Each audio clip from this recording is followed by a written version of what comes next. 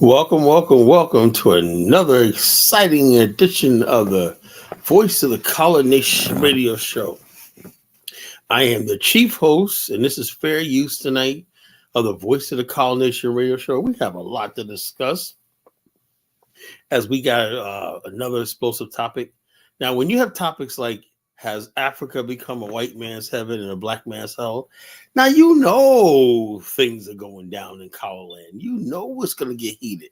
So like, share, subscribe, grab a bowl of ice cream. Well, we'll tell you what tonight.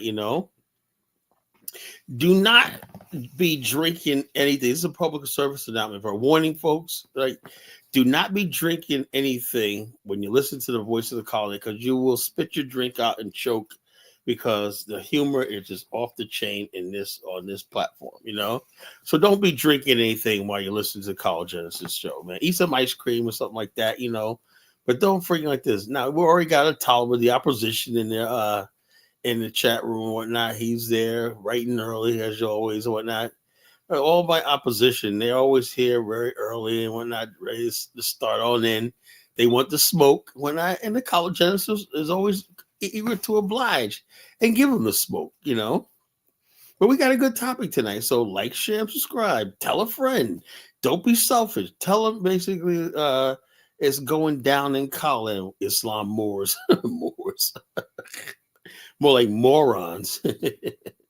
Morons, Moors. Negroes kill me, man. I tell you. But the funniest race of people I'm finding is Negroes or not. It's particularly the American Negro, you know, I just saw what you call it.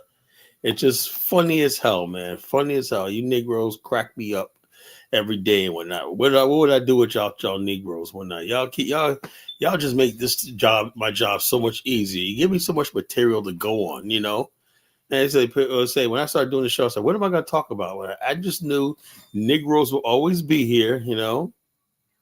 Yeah, you people doing a rap album today? That's good, man. I like to hear it. Why don't you come up here and show us your rap album, and play it so we can play it on the show? I like to play it. You could debut on the College Genesis show. Black Lives MAGA. Nah, we don't do MAGA around here.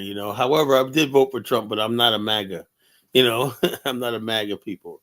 That's another thing. Crazy Negroes, what they're MAGA or they're freaking leftists.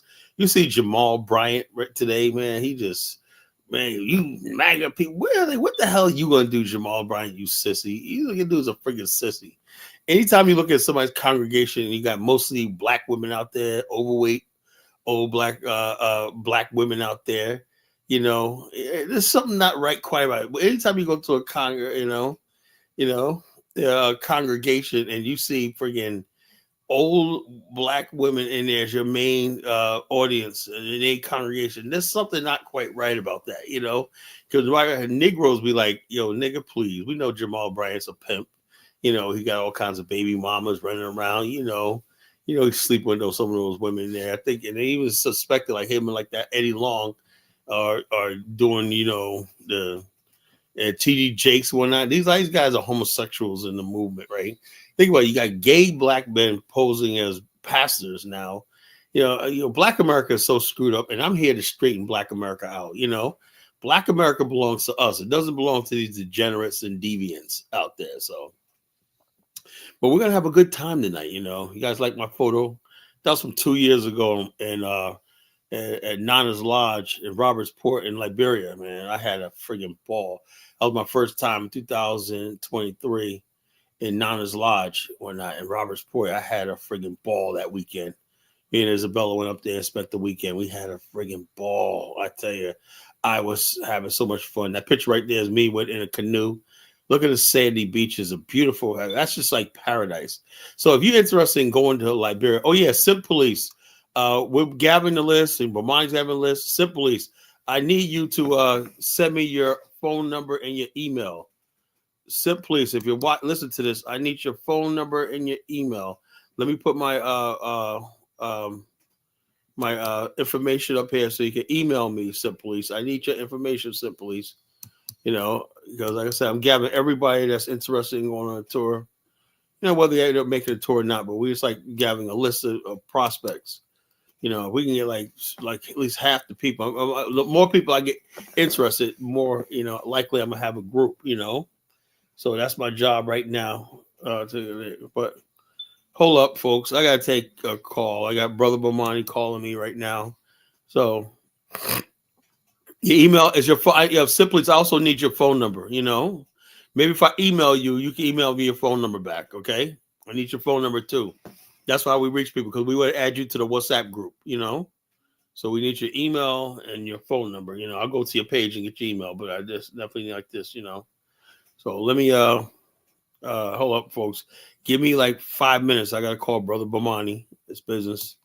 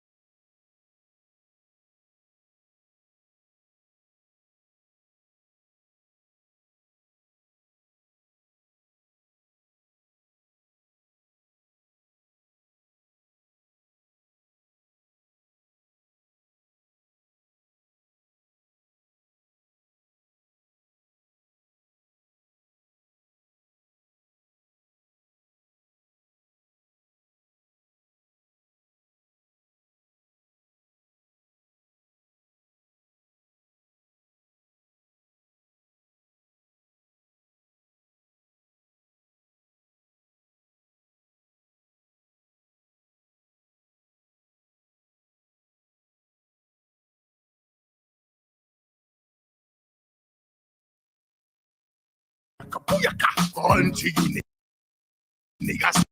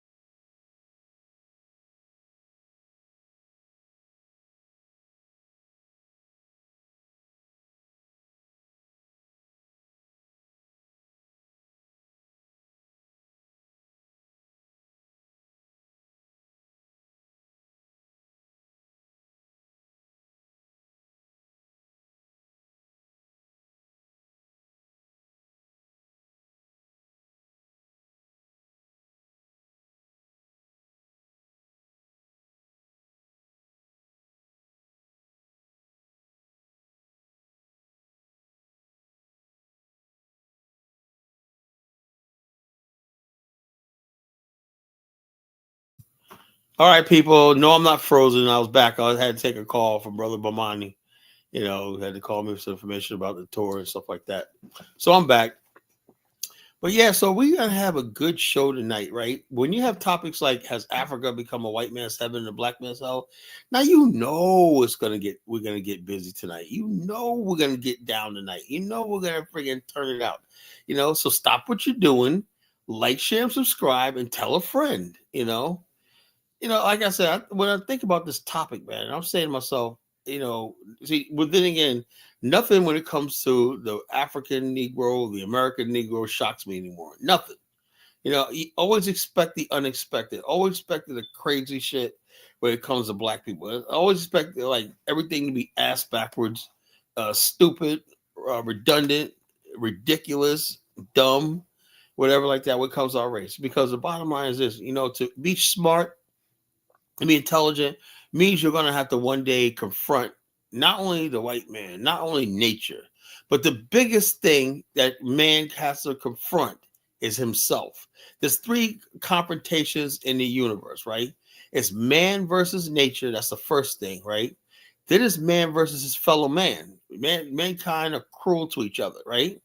The last conflict in man is man versus himself. It's like, and when you given a chance to build a nation, and when you are corrupt, you're so corrupt you can't even function. That means you failed at yourself. Only you could correct yourself. Only you could basically make sure that only you know when you're not working hard. You know when you're not studying hard. You know when you're not building hard. You know when you're not really doing what you're supposed to do. You know when you're cheating, you're lying, you're sinning, and stuff like that. But the whole thing is when you let your lower self take over, your carnal, your baseness, the beast that's in every man. Every man has the low point, the beast that's in him.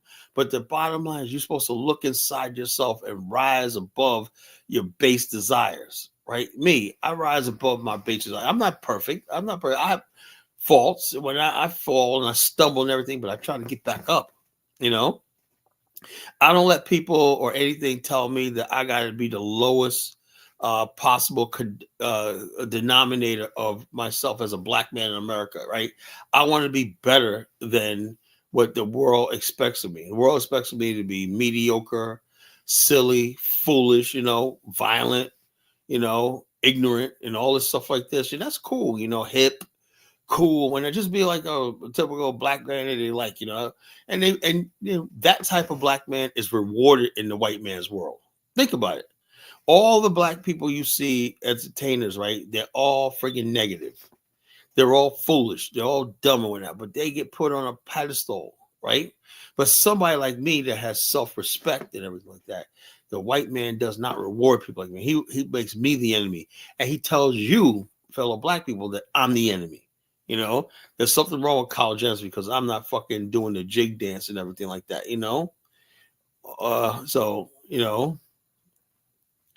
No, there's not all base desires. There's higher points in life.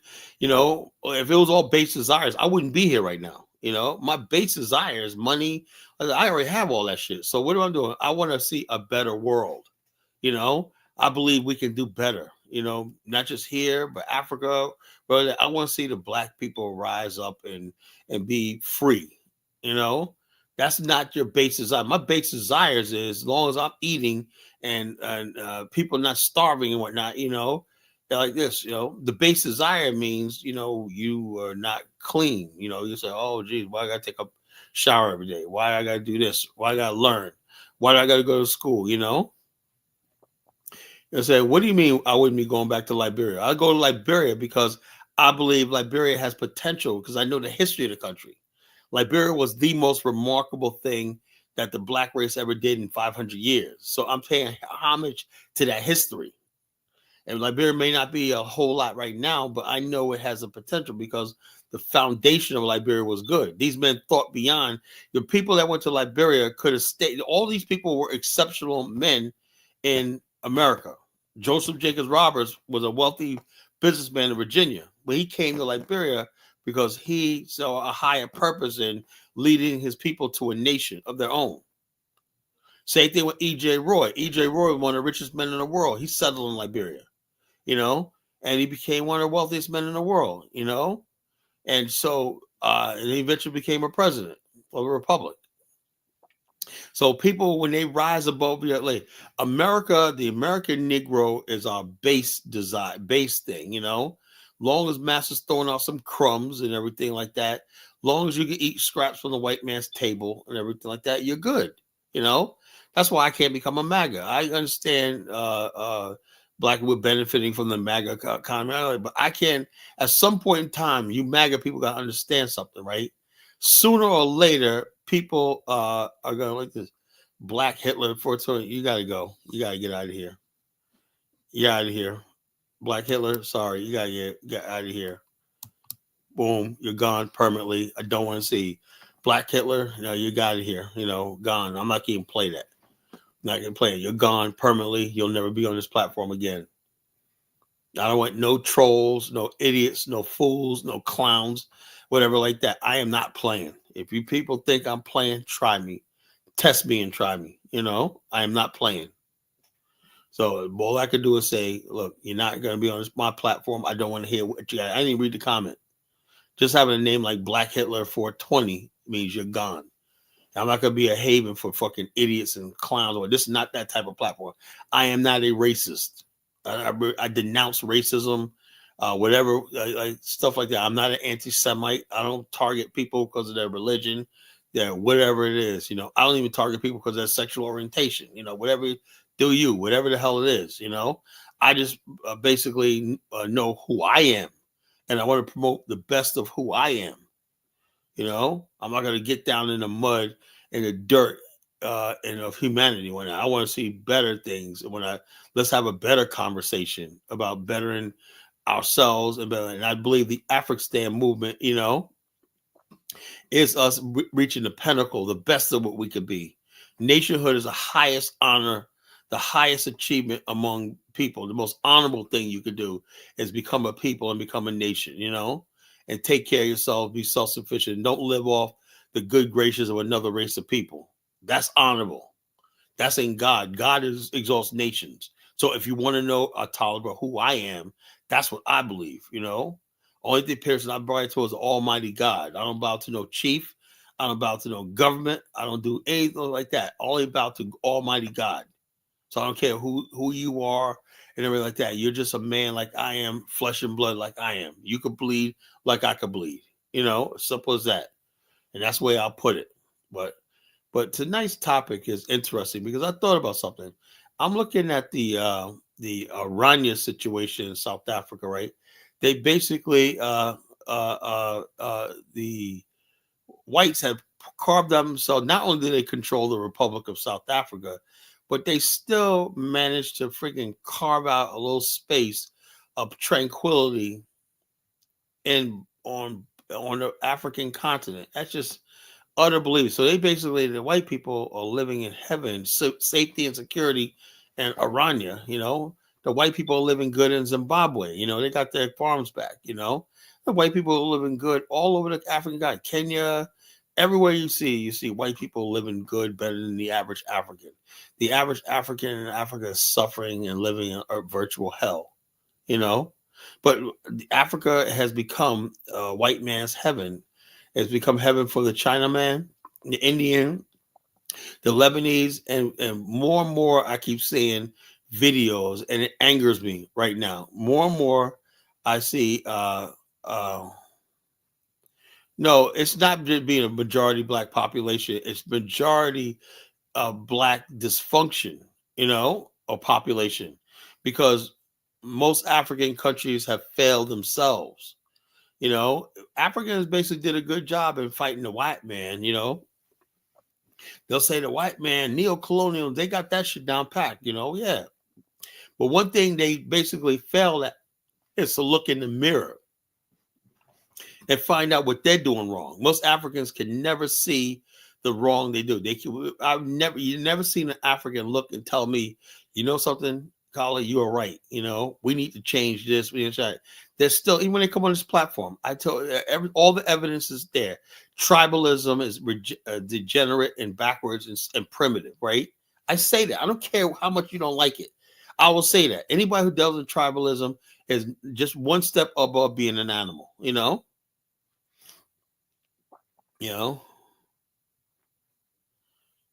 they're not, Tolliver. No, they're not. No, they're not. Africans are suffering, right? You look at it's like I said, if you basically about mediocrity, then it looks good when not. But when you go to the African continent, you talk to people are not happy. You got young men knowing that in 20 years they'll have gray hair and they'll be older men, and all their dreams, everything like that. You got Africans that have dreams too. They have dreams of doing this, dreams of doing that. But the bottom line, the continent has never been a place for the black man. It's never has. It used to be for the white man, and now it's basically a place of the white man has partnered with the African elite, right? So you got the white man, the Indian, the Lebanese, and everything, and all they have to do is the African elite, because African elite has never figured out how to build an African in Africa, where you are the elite You don't have no European partners or settlers, whatever, and you can enfranchise the masses and whatnot and create a middle class. China, look, the bottom line is this: it's not so much as the China. Anybody who's going to run over the continent, it's the Africans themselves. They don't believe they could build a continent without the Chinese. You have people like my brother Lewis talk about, oh, the Chinese and brick nations will come in. What the hell you need brick nations for? You got a whole continent, right? You could build your own monetary system, right? You have gold, you have all these precious metals that you can monetize and create your own currency reserves and everything. You trade among each other, have a trading currency just among each other. You can have a dual currency, one that you trade among Africans and one that you basically trade domestically and with other countries. You could do all kinds of intricate things to pull yourself up. But the bottom line is the African doesn't do that, because they're still on this Francophone, the Anglophone, all these things. They're too scared to break away from the norms and everything like that, So when people tell me that, oh, the African don't work, the only people that basically don't like the idea of an African are the people, the Negropeans that are tethered to the white people. I know the continent is not united, but the whole thing is this: why is Europe united? Why is Asia united? Asia got the Pacific region, the ASEAN nations. These, when they have geopolitical bodies, they have power to set policy and that all countries follow. There is no policies that the African Union can do that African countries are bound to. Nothing. The African Union is a freaking joke. And I'm sick and tired of people basically telling me So it is what it is. Colin, I was watching a documentary about all white community stuff. Yeah, the guy mentioned that they only teach kids HVAC, plumbing, masonry, electricity, which to help them. Yeah, that's what we need to do. We need to have the same thing. The Aranya is probably something that we're trying to build in Ghana with the Black Star Pan-African community. Eventually, the African communities that we're going to build in Liberia and Angola and other countries and everything like that. So it is what it is. So why has Africa become a white man's heaven and a black man's hell? Because a black man loves living in a hellish state. Tribalism, witchcraft, superstition, ignorance, colorism, all these things keep Africans and black people in a constant state of hell, so it is what it is, it is what it is. So we have to fight that. We need a all black men, I'm down for that. When we have the African movement, it's going to be all nothing but black men. It's going to be nothing but black men. I'm dead serious. Farrakhan, when he had his Million Man March and whatnot, men's only meetings and whatnot, he had a momentum. He was going somewhere, but he never did anything with it because Farrakhan's not a real leader. Because a real leader has vision. Farrakhan was acting. He was just putting on a performance and everything. He's the best an entertainer. If I had a million black men that freaking listen to me, what we'd be right now. Man, I would have a plan, a command structure. He could have had the whole entire Black America mobilized, but he didn't do anything with it. But get up there and make speeches and talk this and try to get media coverage and everything to try to get him. He wanted to be anointed by the white community as a leader of so-called Negroes. That's as far as he goes. But that's his time period. That's his generation. We know that nobody in Black America has ever going to have that sort of influence again. Because black people do not want to. That's why I try to tell Princess P. Nobody gives a damn about so-called black leaders. And nobody gives a damn about what anybody has to say because none of these people have the power to deliver anything. They have no power. If you can't, if that all these years of talking and everything, and you still don't have any power and whatnot, we have no power and everything. You can't deliver anything. There's no time. There's no point of listening to you.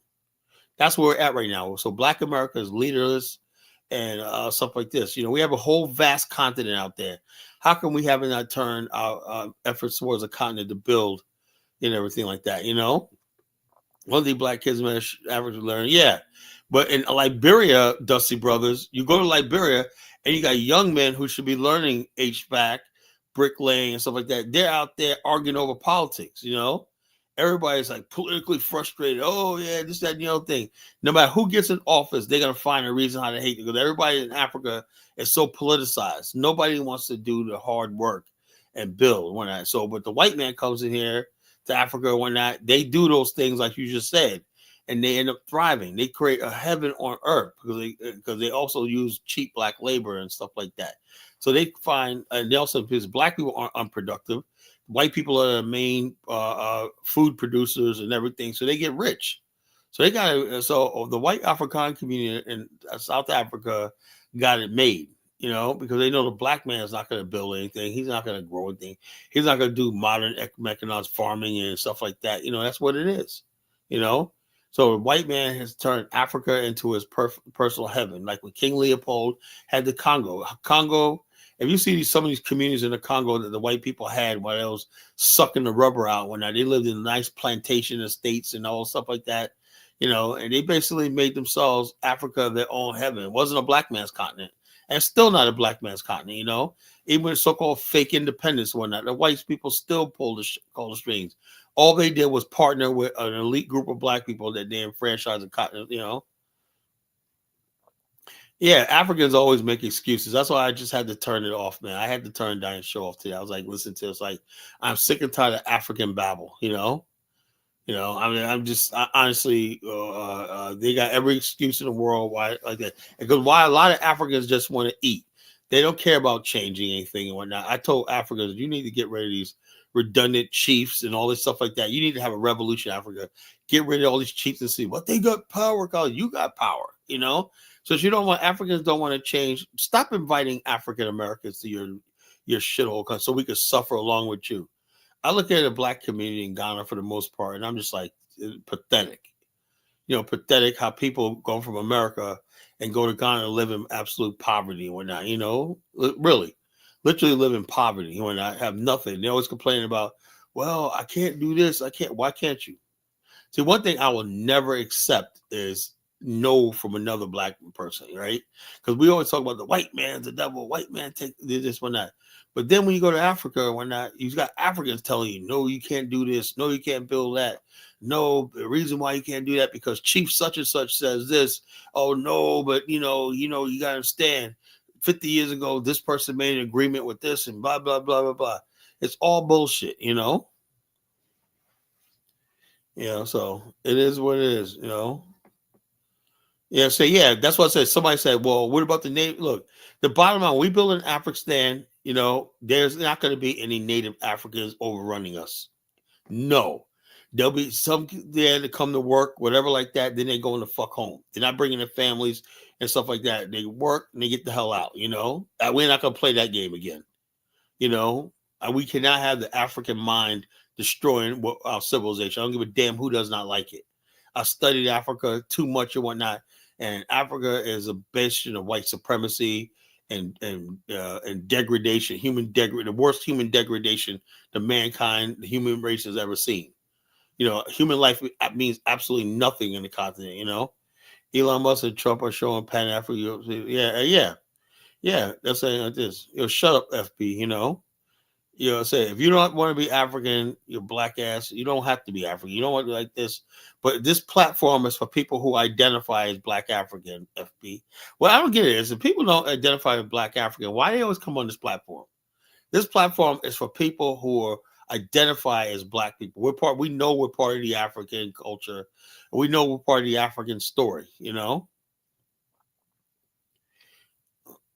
I don't believe so. Lou, that's a lie.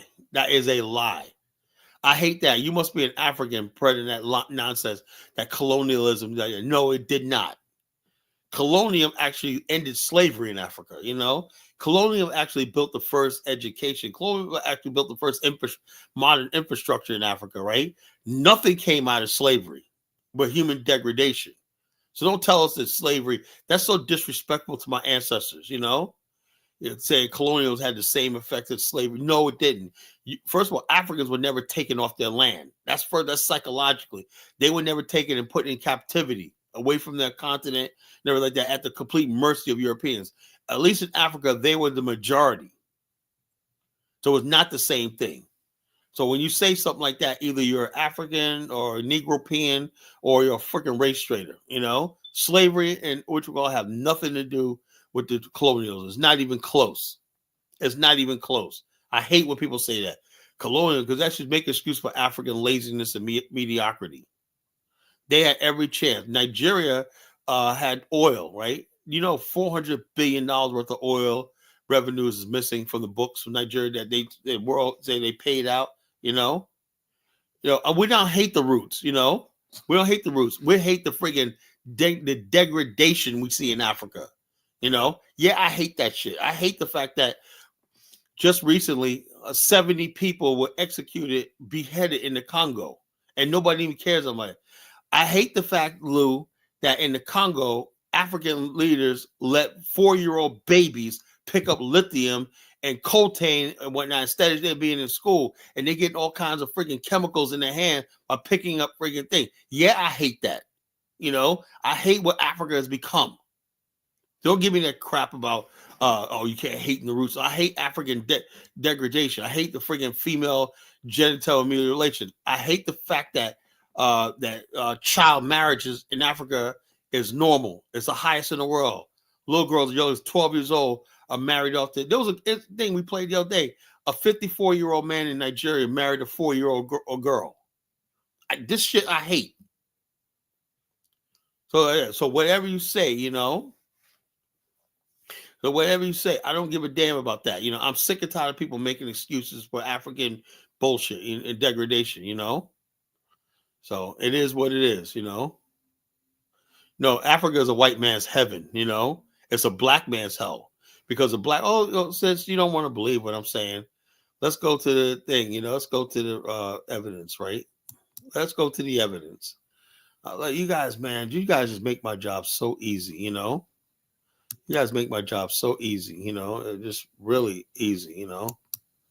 Let's see. Okay. I forget my game. Africa. We're going to play. This is fair use, folks. We're going to play a lot of things. Migrants.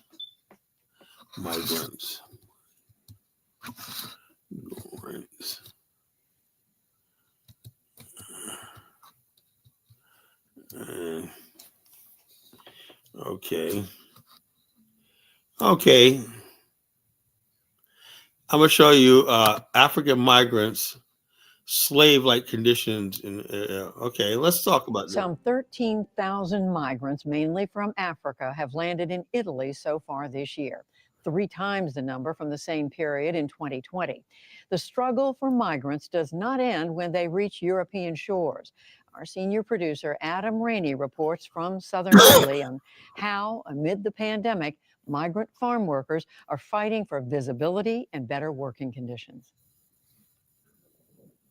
After working 13 years in Italy's fields, this is what Nigerian farm worker Rita Godwin has to show for it. A one-room shack in a rural slum in southern Italy. There's no running water, electricity, or trash removal.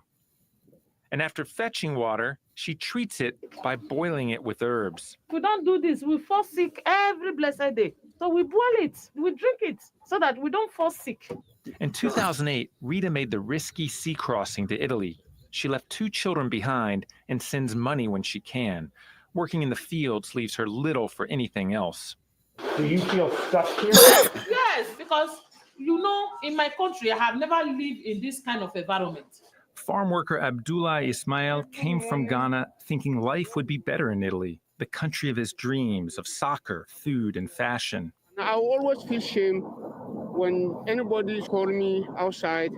I don't like video call because the place I'm living is very shame for me to somebody to see where I'm living. There are more than 80 settlements like this across Italy. Some 2,000 people live in this camp alone, and the people we spoke to here say they feel stuck because they don't have access to legal work documents, which keeps them from getting better paying jobs and makes it very hard for them to afford a place of their own. Another migrant, Sadio from Senegal, takes us on a tour of the shanty town, or ghetto as they call it. Life here is inhumane. This is not a humane life. Look around. The truth is, many people here live in extremely difficult conditions. Sadio told us most migrant farm workers only make around 35 euros a day. And that's before paying a mafia middleman 5 to 10 euros to secure work in the fields. The fight for dignified, legal work free from mafia control came to the fore in the pandemic. Last spring, during Italy's first strict lockdown, farm workers were deemed essential workers. But without work papers, they had no documents to show police patrols enforcing the lockdown. So they weren't allowed to leave the shantytowns to go out to work in the fields, precisely at a time when Italy needed more of them. A charismatic leader, Abubakar Sumaoro, has led protests up and down Italy throughout the pandemic. A former farm worker from Ivory Coast, he called attention to the self-proclaimed invisibles, migrants toiling in the fields, out of sight and out of mind to most Italians. Race, he says, is clearly a factor in their treatment.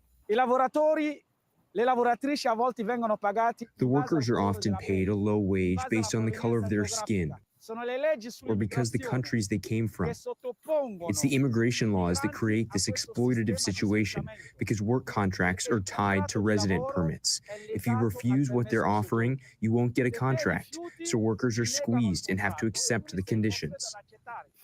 Savvy on social media, Sumaoro led strikes and called for systemic change. He communicates daily with hundreds of thousands of followers. There are no rights. There's no dignity. There are just workers to be exploited, to be enslaved. Migrants had the backing of Pope Francis, and Sumaoro managed to meet then Prime Minister Giuseppe Conte.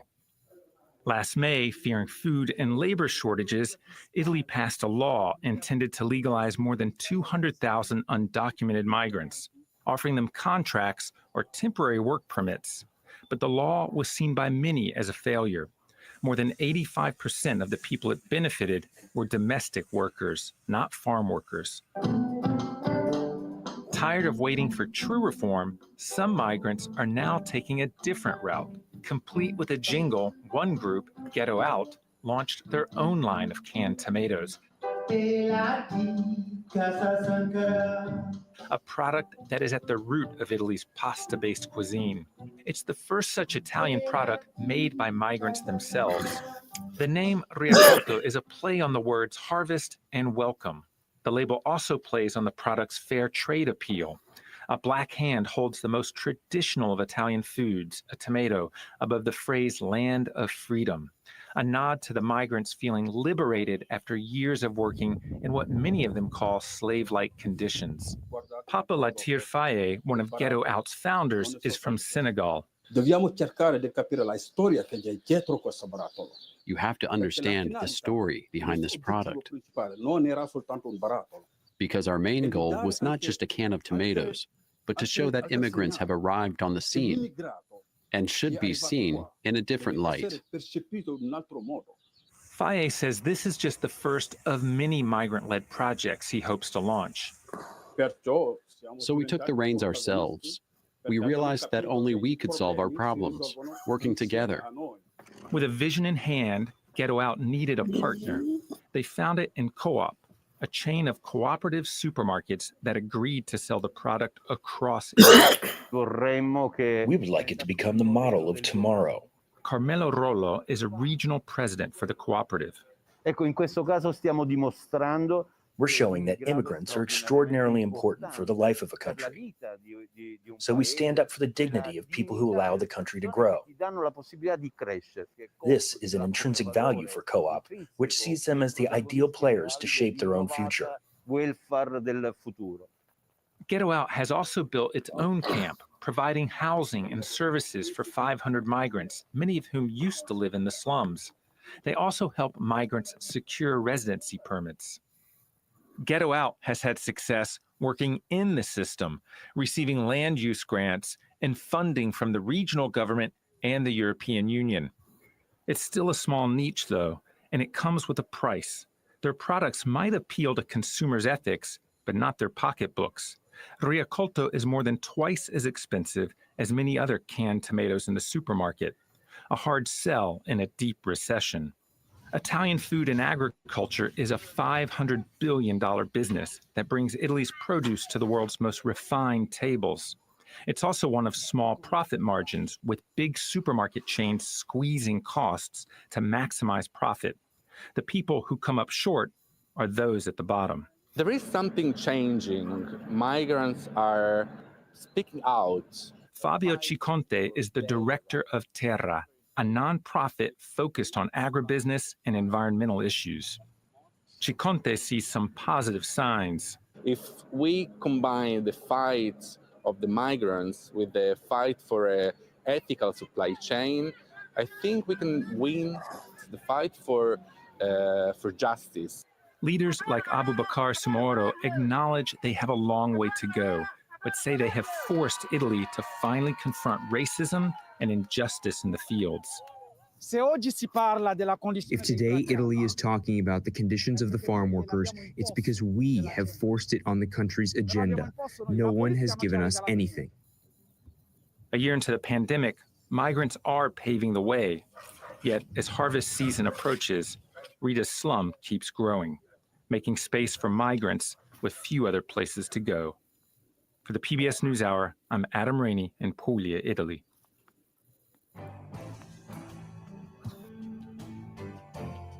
That was a very sad story, you know. That was a very, very sad story, you know, very, very sad. That really depressed me, you know. I don't know why I played it, but, you know, and I got like empathy for these people, these poor people and that. But the problem is people like Cool Breeze in the chat room, all they do is go after Black America all the time. And that's the problem we have right now. You know, the Africans don't give, people like Cool Breeze don't give a shit about Africa. They just embarrassed that he's African and whatnot. And like we see all this stuff. And he basically like, oh man, you know. I'll say so. It's ridiculous, you know. Nigeria should just flew back to Nigeria. Like you can just get up and go back to Nigeria. These people are broke.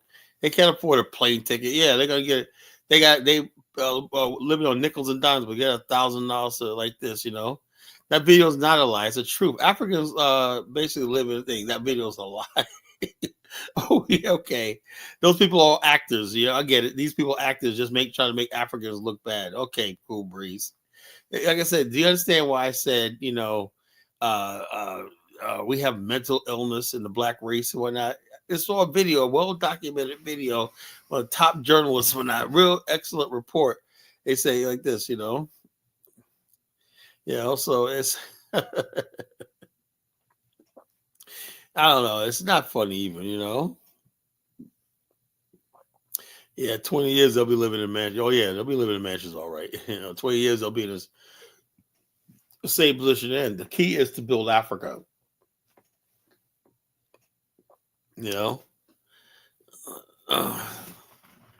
Honeyflower knows is the truth. You know, that's why she's stuck in America, right? She got no confidence in the African man. You know, whatever. It's just sad. You know, because Africa, instead of making the continent a heaven for African women, so they could live like queens and princesses on their continent, we're not carefree, you know, under the protection. You know, you have African men who are allowing white men to come to the continent and have sex with women and stuff like that, you know. Well, let's look at some more of this, you know. More evidence that Africa is becoming a black man's hell, you know. Let me see. Let's go to one of my favorite countries, Kenya, you know.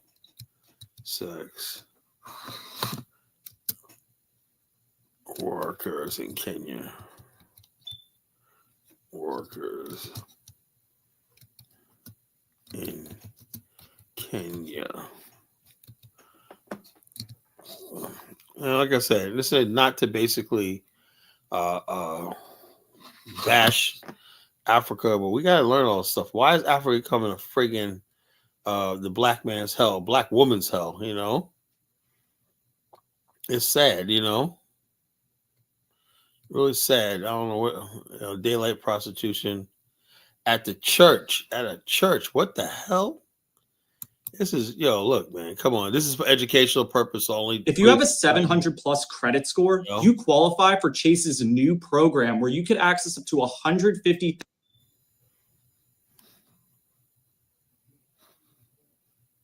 Hello guys, welcome back to my channel. This is Marianne TV, and today in my third episode of Marianne Adventures, I'm going to be hitting two birds with one stone. Well, I'm going to be entertaining you, educating you, and informing you at the same time. Yo, there's no black women in America that are hookers like this. Nobody friggin' is on the street to starve with that. You might have women in a strip club or something like that, making real money.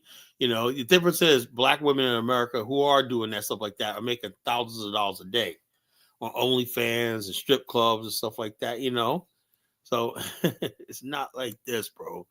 You guys love projecting, man. Jeez, man. You So know, what is prostitution? really, This is engaging like, or focused on agreeing people like or Cool Breeze. offering to engage in sexual conduct with another person in return for a fee. Types of prostitution. So we have the street, brothel, escort, and private prostitution. So today I'm lucky to be in this beautiful county of Kakamega in Kenya, and I'm going to be bringing to you the type of prostitution which is the brothel prostitution, so that we can see how it works. So let's go along. Karibuni Kakamega, hapa tumejaliwa na miwa, watu wote karibu Kakamega fanye biashara. Hapa ndio kwa Opara. Opara Nyamenda. Barasa hapo bado ni Opara. Sawa sawa. Original. Kakamega, karibu to Kakamega. Soko sahizi, we are headed to Vike. Is it Vike or Vike? Let's go and see what is in this place. Okay, so sahizi tunapita kwa soko. Let me just show you guys a view. Anyway, welcome back to my channel. This is Marianne TV. Stay tuned. Make sure you like, comment, share, subscribe if you haven't. I'm coming with amazing content from Kakamega. This is just the beginning. Twende kazi. Then you're gonna ride up very sana. So when you are in Kakamega and you want to go to this place, just say Jua Kali, but you'll be asked which Jua Kali, because there are two. Say the one that is at Vike. In fact, just say you're going to Vike, because trust me, everybody here knows Vike, and immediately you say that, you'll be taken straight there. So you take this route, which is Kanon Awori Street, and you head straight.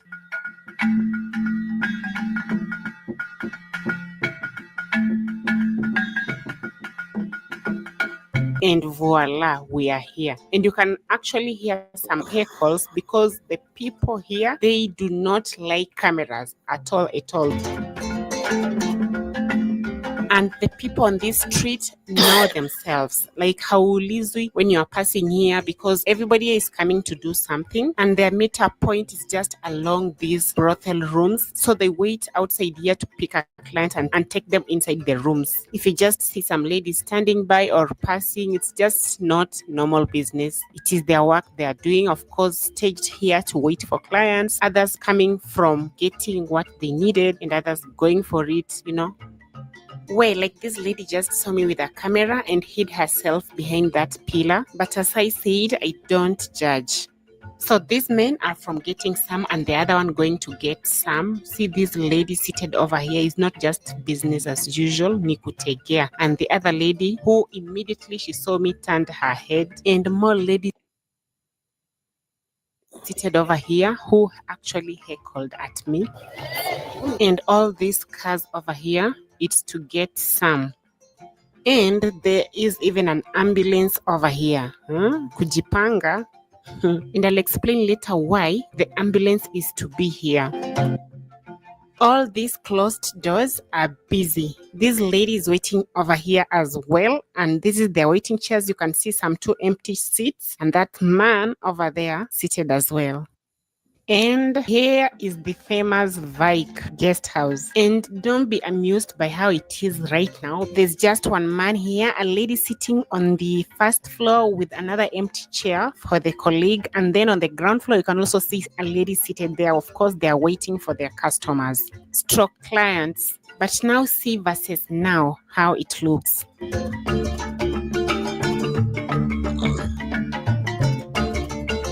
Because later on, this is now what you get. So we got here and decided to turn, and guess what? We also have male prostitutes. So they are the worst. You can't even shoot when they are here. At this point, they were heckling, and immediately I thought it was a bad idea for me to just put my camera out there like that trying to get content for this video, Nobody wants their business out there. But on a flip side, or on the other hand, actually, it is a way of awareness, because through these videos, actually, it's how they even get more clients because of exposure. But on my end, I'm creating awareness because I don't judge. I cannot judge. Okay. So apart from the male version, we also have the boys here who are not left behind. You see the way they are waiting. So let me show you another route commonly used by those who do not want to be seen. The behind door.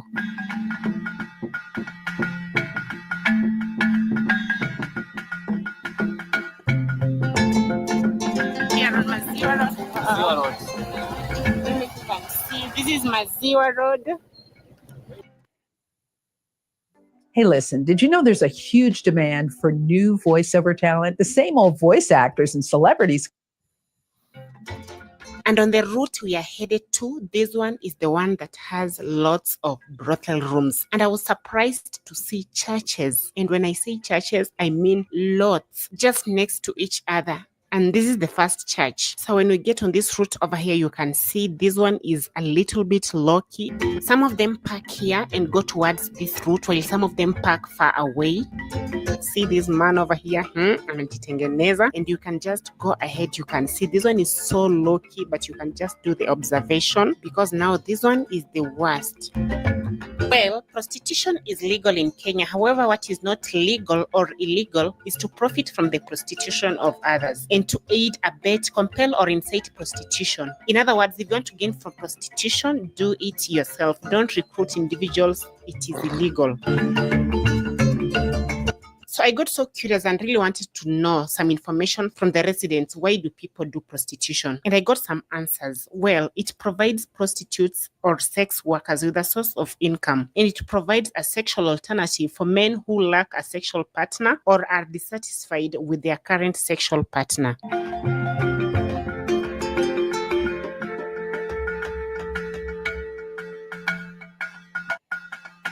Well, just ahead here is a church, and just next to it are more brothel rooms. And it will even surprise you further that just behind it are the rooms from Vike that we saw from the other side. And I'll even show you more churches as we go ahead. So comment down below and let me know, do you think that the churches will regulate the prostitution, or do you think the brothels will drag more people in?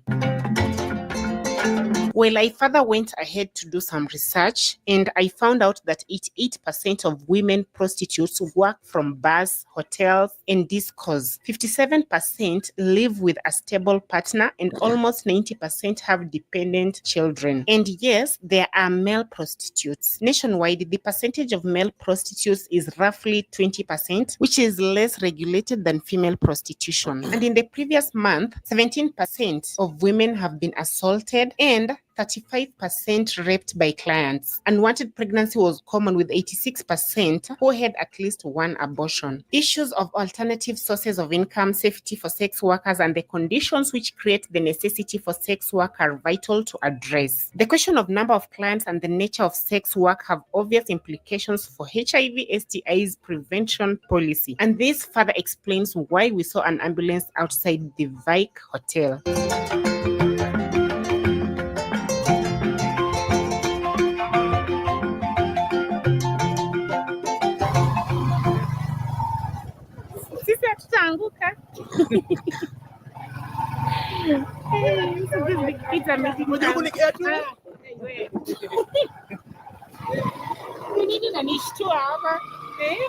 Hey, I almost thought this guy wants to snatch my phone. Oh my God, this place is prohibited. These are not.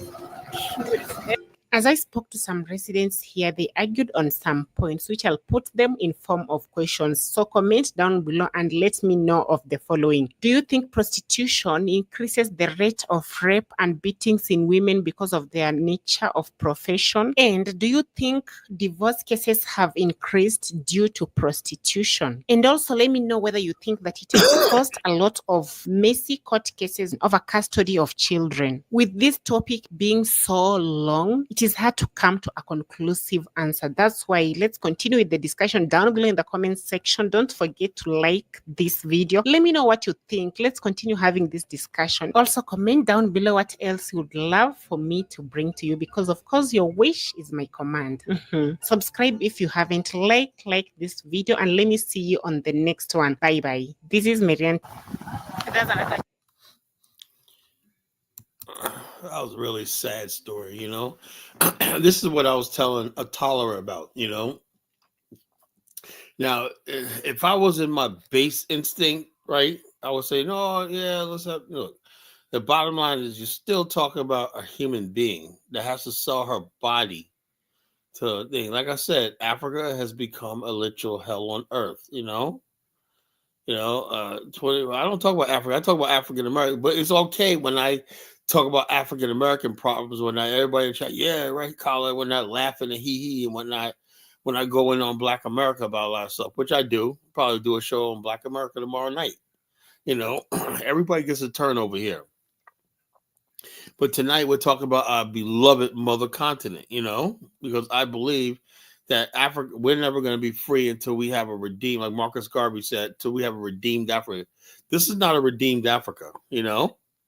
This is literally slavery, a hell on earth, you know. So, in Cool Breeze, I will be in Africa this weekend, you know. So, and there's not a damn thing you can do about it. You know, oh yeah, it's doom and gloom when they talk about Africa, right? But all time principally, you always talk about Black people's problems in America, right? We talk about Africa, it's doom and gloom. No, you need to be. Yeah, I talk about doom and gloom because that's exactly what it is. No, this is ridiculous, man. You know, women are having sex because they have no money and stuff like that. You know, like this. Africa in the West, people have sex because they want to get money, they want to get paid, they want to hustle and whatnot. They don't want to work. This is very people in Africa are selling their bodies for survival. That's the difference, you know. She's giggling because it doesn't understand how disgusting. Yeah, you know, she thinks it's funny, you know. So it is what it is. It's not funny, you know. I don't like saying when I see these people, Cool Breeze, I see my sisters. Some of these African women can pass for some of my relatives, you know.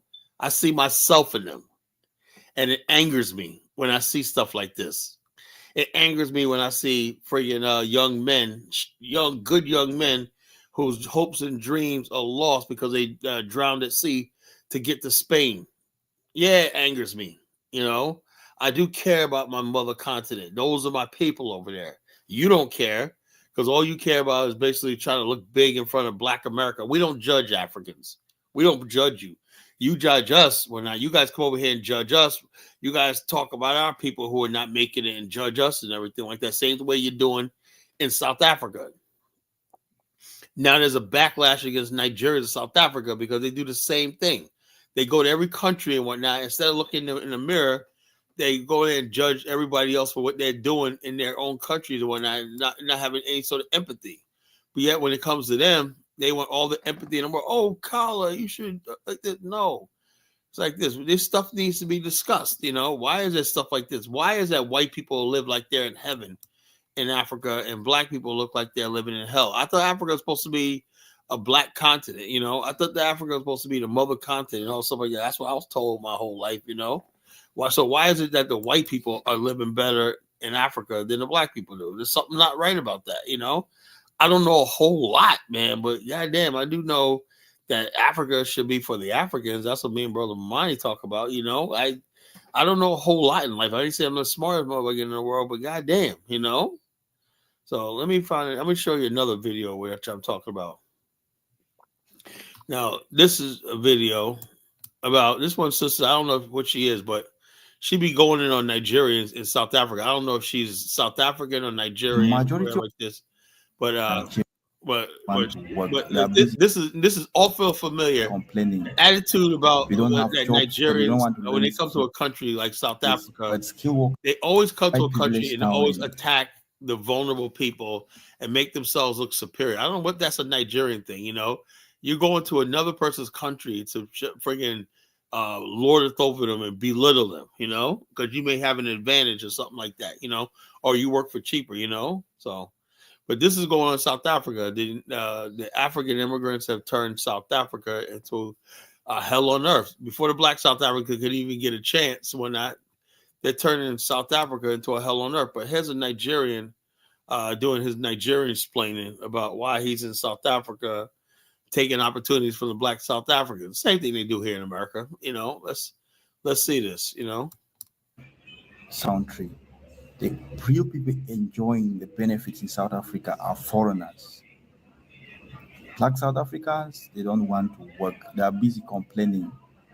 We don't have jobs, but they don't want to learn skills. But skilled workers are coming in from other parts of Africa, most especially Zimbabwe and Nigeria. These are the two countries suffering. South Africans are very lazy people.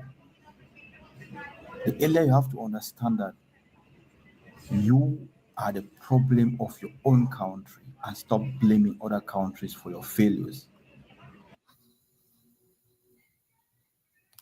Now, for people who basically, we say Nigeria, why is Nigeria so fucked up? Well, the Europeans control the oil. But that's what I said when that dude Cypher a little while ago talk about, colonial. No, that's bullshit. Africans use colonialism as an excuse, How many are there up to 5 million Nigerians in your country? Not up to. Majority of people in your country are the Pakistanis, the Indians. So what are you guys doing about it? What are you guys doing about those people with your own foreign passports? The foreigners, with your passports. You're busy chasing Nigerians. Call them illegal migrants. They're illegal in your country. People have to stand up. South Africans, problem of your country is you yourself. Stop blaming other African countries. That's the point. That is what you have to understand. There was elections that came up last year. It was Julius Malema who was supposed to be president. Didn't vote for him because he was for the interest of all the Africans. He went for somebody that is a puppet, a puppet who's been controlled by the other people. You know what I'm talking about? So that's the point. You guys have to stand up and be the real people here. Stop playing the tricks you're playing and blaming other countries for your failures. Hello, beautiful people. How you guys doing? One thing is everyone wants to do content and everyone wants to bash South Africa. But I don't know why. This one to call Derek. He wants to join he wants to join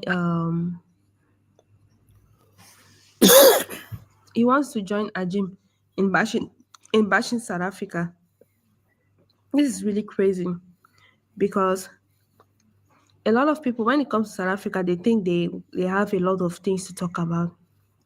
When you talk about South Africans being lazy, I don't understand. South Africa being the cause of their problem, I don't understand.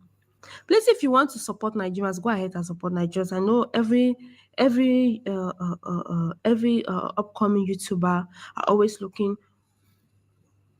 looking for views, especially from Nigerians. Okay, that's why a lot of them wants to be on the side of Nigerians, so Nigerians will support them. It's okay if you want to do your content, if you want to make your content, but don't insult South Africans. Don't insult their youth of being lazy. Okay, don't insult them. These people, if you call them lazy, these people were the ones that fought apartheid. They fought apartheid in their country. So don't call South Africans lazy. You don't expect them to come online when they are working. They should show you that they are working.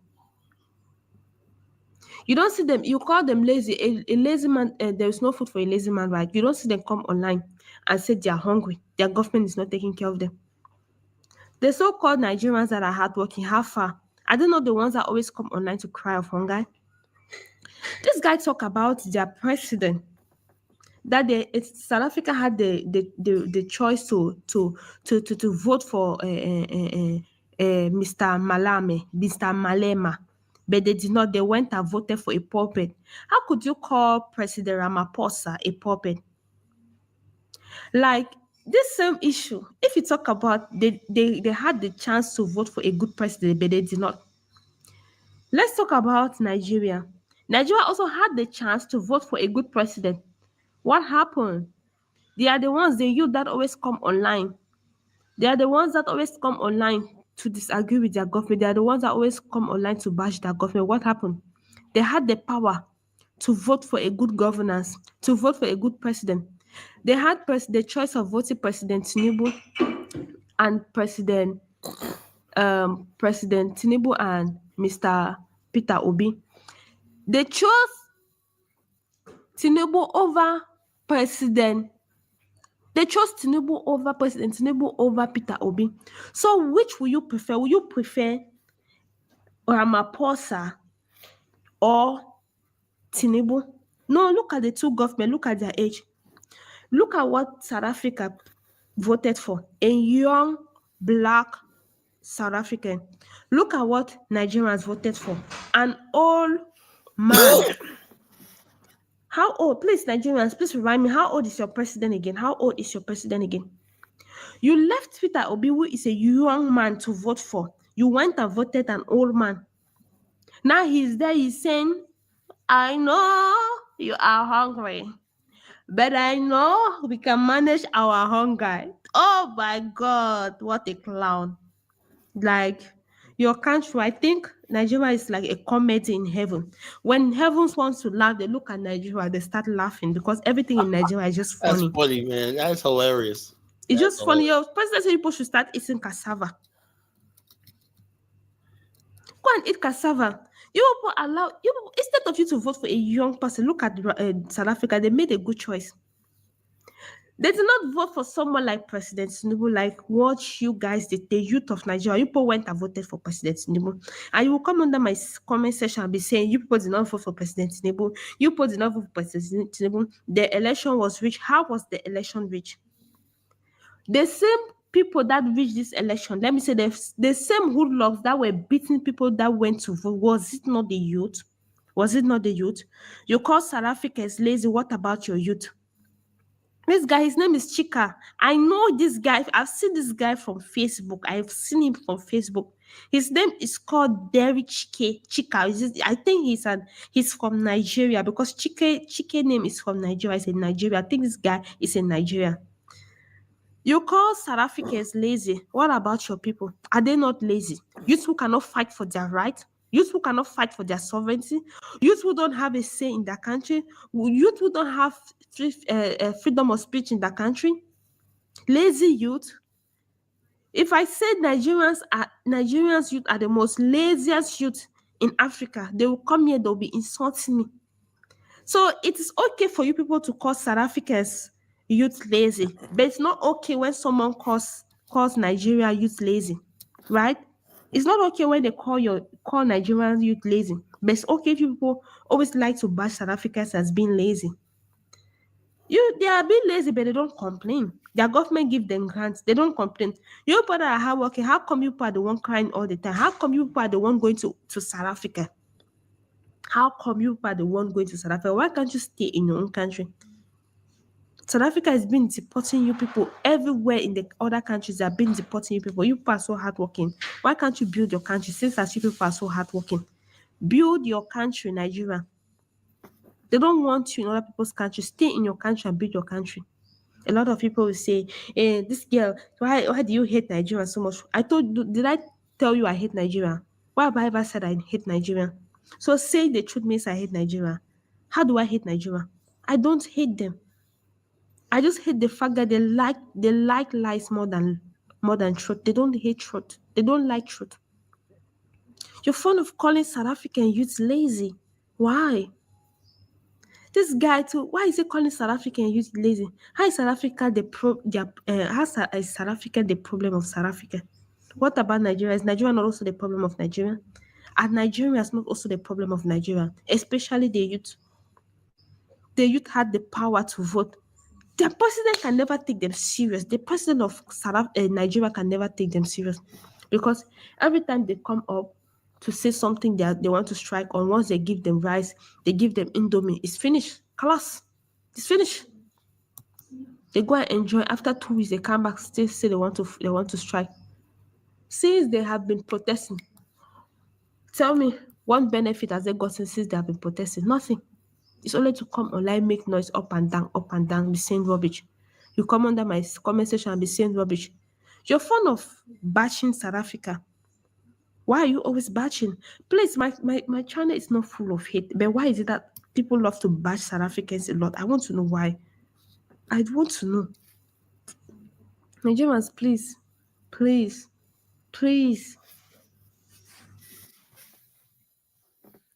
See, all this time I thought it was Black America, that was a problem. I believe that's nonsense too, but there's a serious problem with this country called Nigeria. Serious problem, that we need to discuss. Why is Nigeria like this? Nigerian youth are not friggin' building their country. They don't care about building their country. They always go to somebody else's country. Like they come to America. Oh, yeah, we got this opportunity. Of course, you come to a country and basically it's just ridiculous, Okay, Cool Breeze, I'm not African. So now what, bro? Now what? So what's the big deal? I'm not African. So what's your point? So it is what it is. It's my channel. I can talk about anything I want to talk about, Cool Breeze. This is my channel. I choose to talk about Africa, What can you do there? I can do. Let's see. I got my good friend Kidola on the line. I don't know if he's gonna give me some smoke or what, but let's see what Kidola has to say. Kidola, what's on your mind, brother?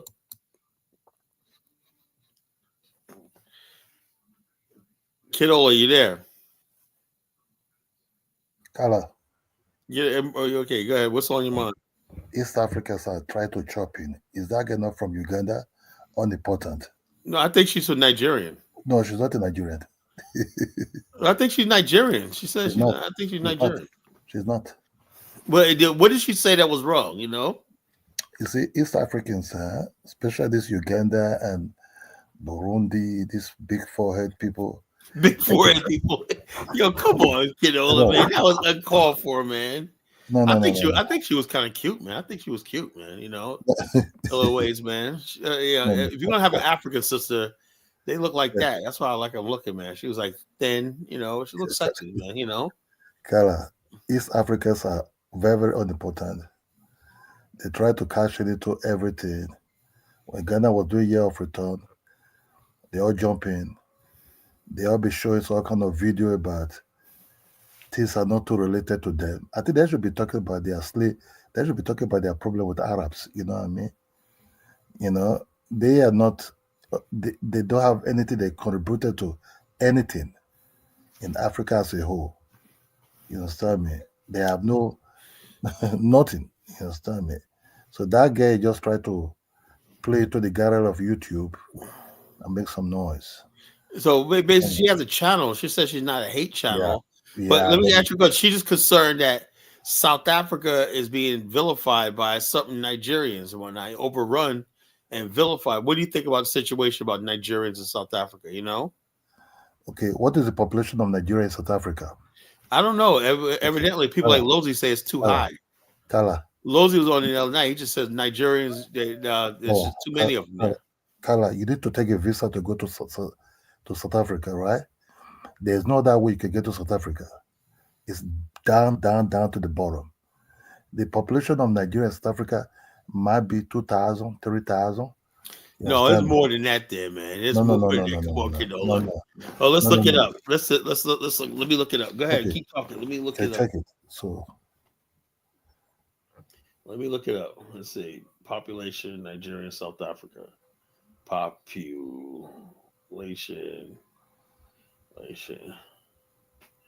Nigerians. Check it.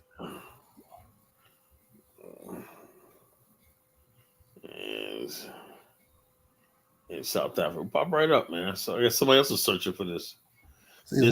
There's estimated 30,000 Nigerians in South Africa. That's a lot of people, bro. No, I don't. It's like a small town, man. That's like a small town in America. No, I don't think they ever go up to 30,000. You understand me? 30,000. That's a lot of people, bro. I don't think they all even up to 30,000. No, that's what the statistics right Okay, here. maybe they're using during the Mandela time. No, Nigeria, that's how much it is right now. It increased. It increased. but Nigeria left there And the because number of people are increasing. Like 2016, 2011 is at 24,000. So it's easy like that. Look, So according to it's let me South look at Africa's- this. Nigeria, South Africa. Okay, another poll. Wow, man. This saying this one thing is saying there's like 500,000.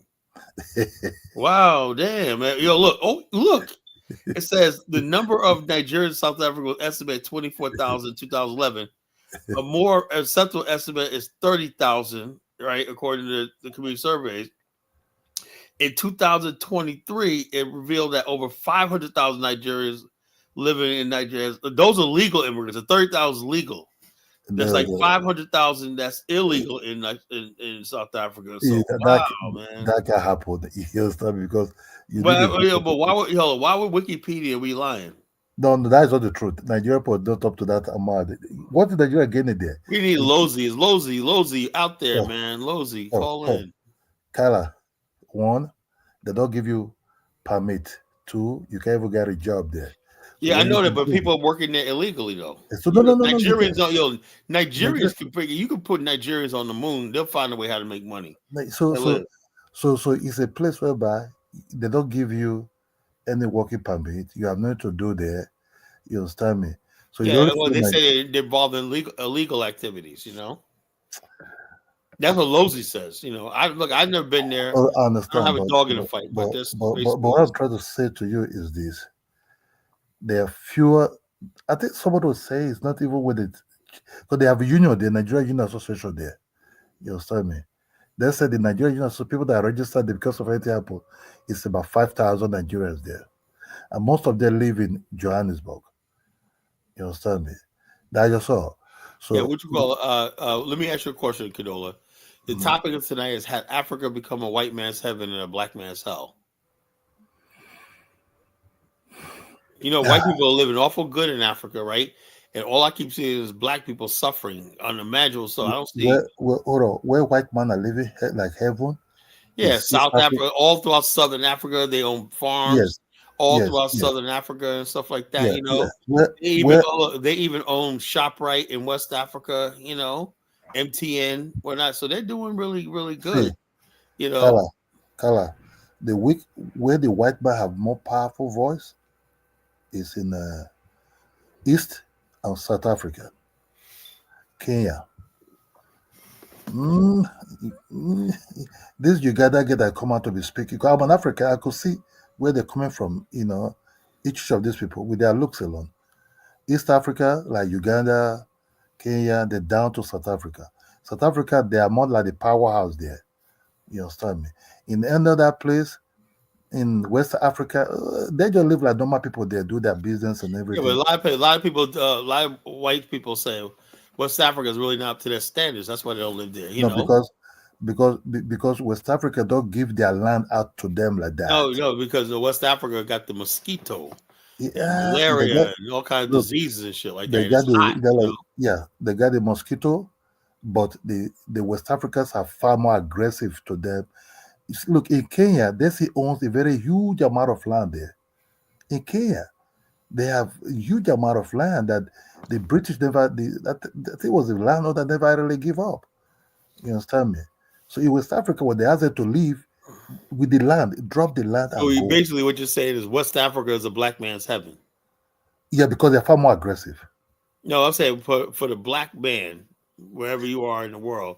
Yes, West Africa is your homeland. Yes, because you can come in and blend. Why is it that black African Americans can't get automatic land? We got to go to some chief. We can't own land in West Africa.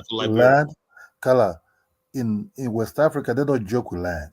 So you don't. Yeah, so let me ask you a question. What gives you the right to the land? How do you know that I'm not in Nigeria from where your village and my land wasn't stolen from where you're at right now? What if I come and evict you from your house claiming that's really my property? I could do that, Yeah, but Carla, I want you. No, I mean, theoretically, I can say, Kinola, man, you're sitting on all this land and whatnot. To be Kala, perfectly what you honest with you, I want some of it, because Kala, my Kala, ancestors, Kala, Kala, my ancestors what are you part Nigerian. Kala, what you should understand is this: be you Nigerian or non Nigerian, in short, if you're not Nigerian, you can never get a land like that in. Well, we don't care. We don't recognize Nigeria as a republic. I'm dead serious. What do we choose not to recognize Nigeria as a republic? Kala, you can go to South Africa, maybe buy a land there. I say, we don't want to go South. I'm not from South Africa. I'm from West Africa. So you said you just told me West Africa is a black man's heaven. Now you denying the black man a right to own land. Come on, Kedola, that ain't right. That ain't right. Man, that's not right. But the white man got Aranya, Negroes on the continent too scared to basically say white people took the land, took the diamond mines, they own the gold mines, they own everything, and the farms, everything in South Africa, and black people in South Africa ain't got the balls in Southern Africa and nowhere in the Congo, wherever like that, to take anything the white man. They said they gave the white man back his land in Zimbabwe. Said, sorry, Mr. White Man, please, thank you. Take your land back. We're just a bunch of Negroes and whatnot, So like I said, I can't really respect anything Africans. That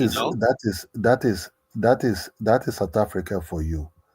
Yeah, it's all of Africa, bro. No. You forget British Petroleum. Back in the 90s, Kedola. You and I are the same age. Remember Ken Saro-Wiwa? Remember Ken Saro-Wiwa?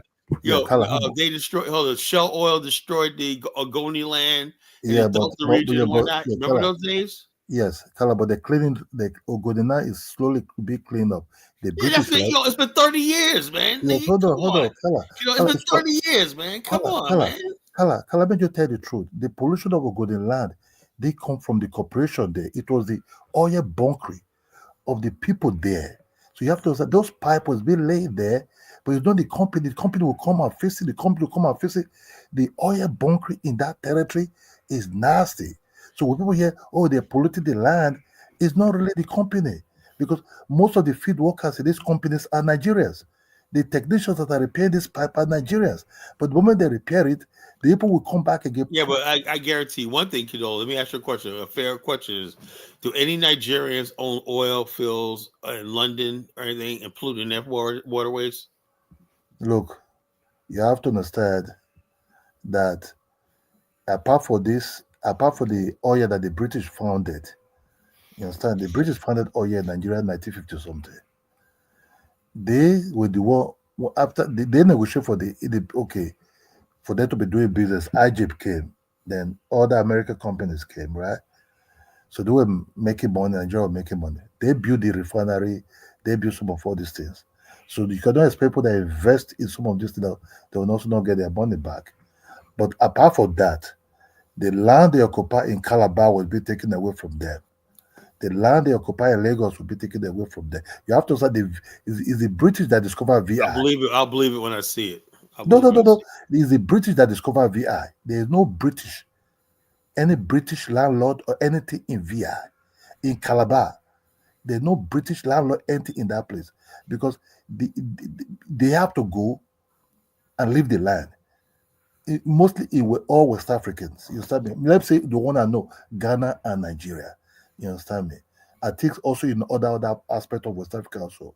You understand me? But in this, where this guy is speaking from now with his big mouth, ask her, well, the Indians not the one ruling them. Okay, see, you talk about Zimbabwe. The Indians welcome the Ugandans welcome the Indians back also by pleading for them to know what happened will never happen, because they could not stand it. You understand me? The Indians will be begged to come back. You understand me? They'll be begged to come back. So I see some of this was East Africa, sometimes when they speak, they don't dress. They dress mostly in Western type of clothes, mostly heavily.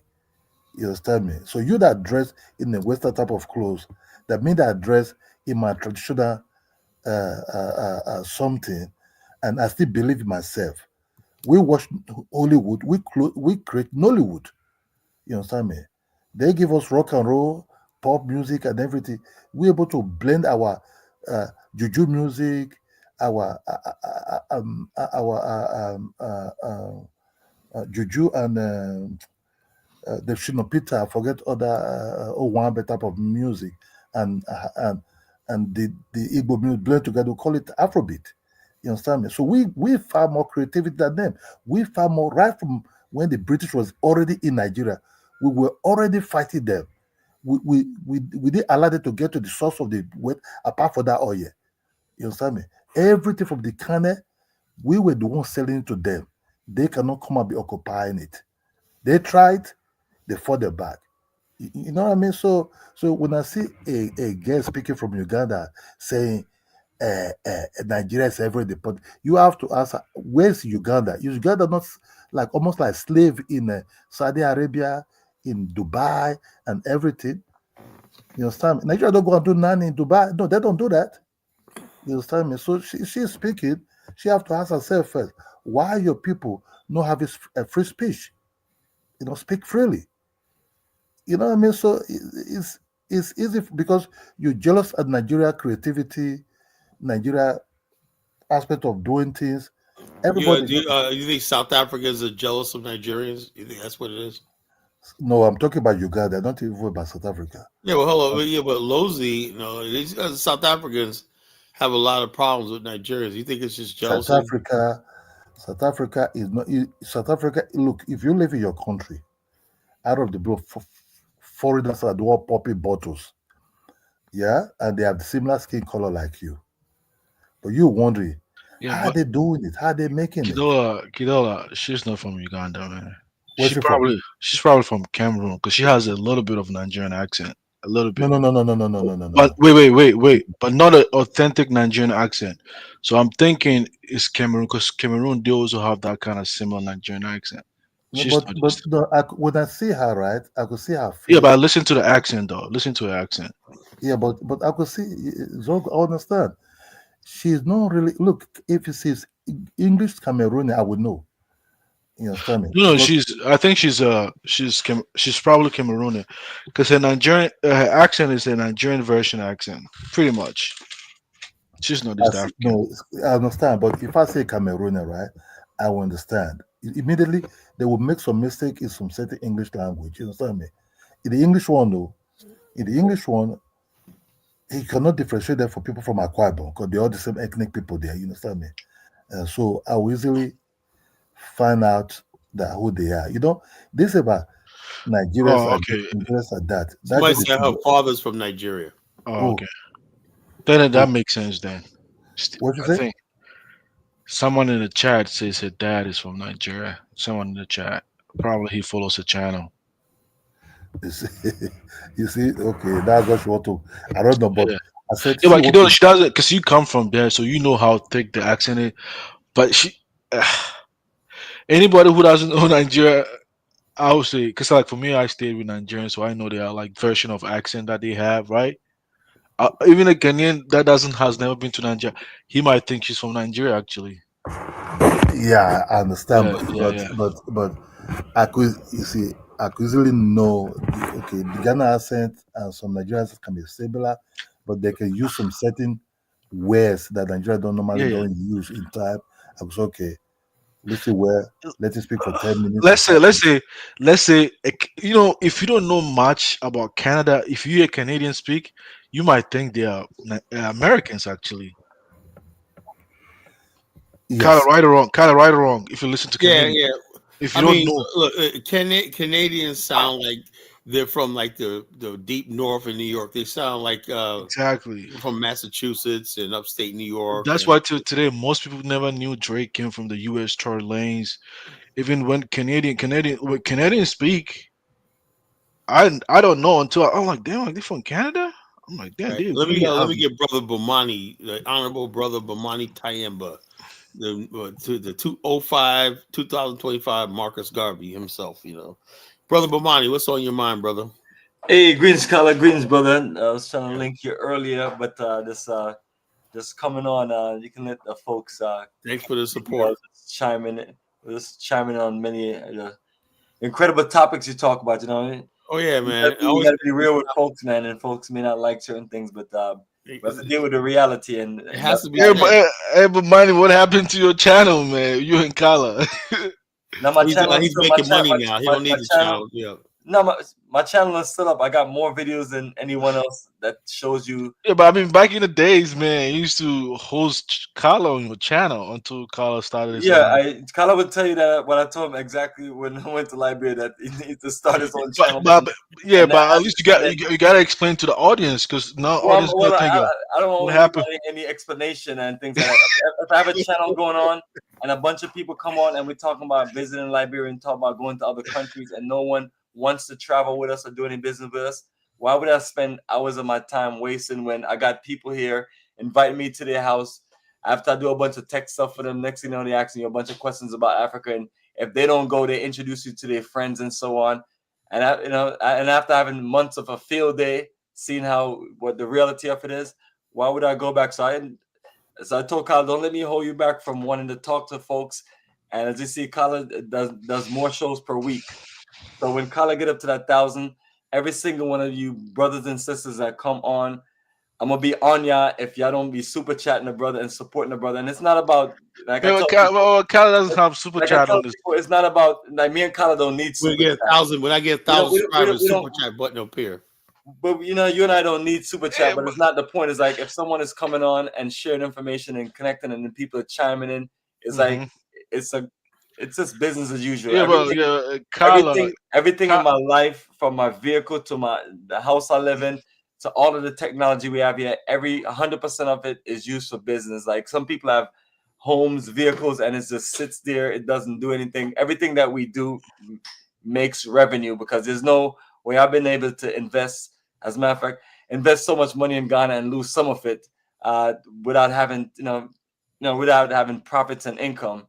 So I tell people, if whenever we're making out, I don't do anything in Georgia other than work and do my business. And when I leave, I'm in Africa, and all the money that the money you're making, you're spending there. It may not all go to Black people, especially like when I was in South Africa like 2 weeks ago, but a good amount of it did get spent with our people. But nevertheless, I did hear Kidola on there, and I was listening to the Nigerian. I don't know if she's Nigerian, but she sounded like a Nigerian sister They said talking she's about South Cameroonian, Africa. she's part Nigerian. yeah, she sounds like that.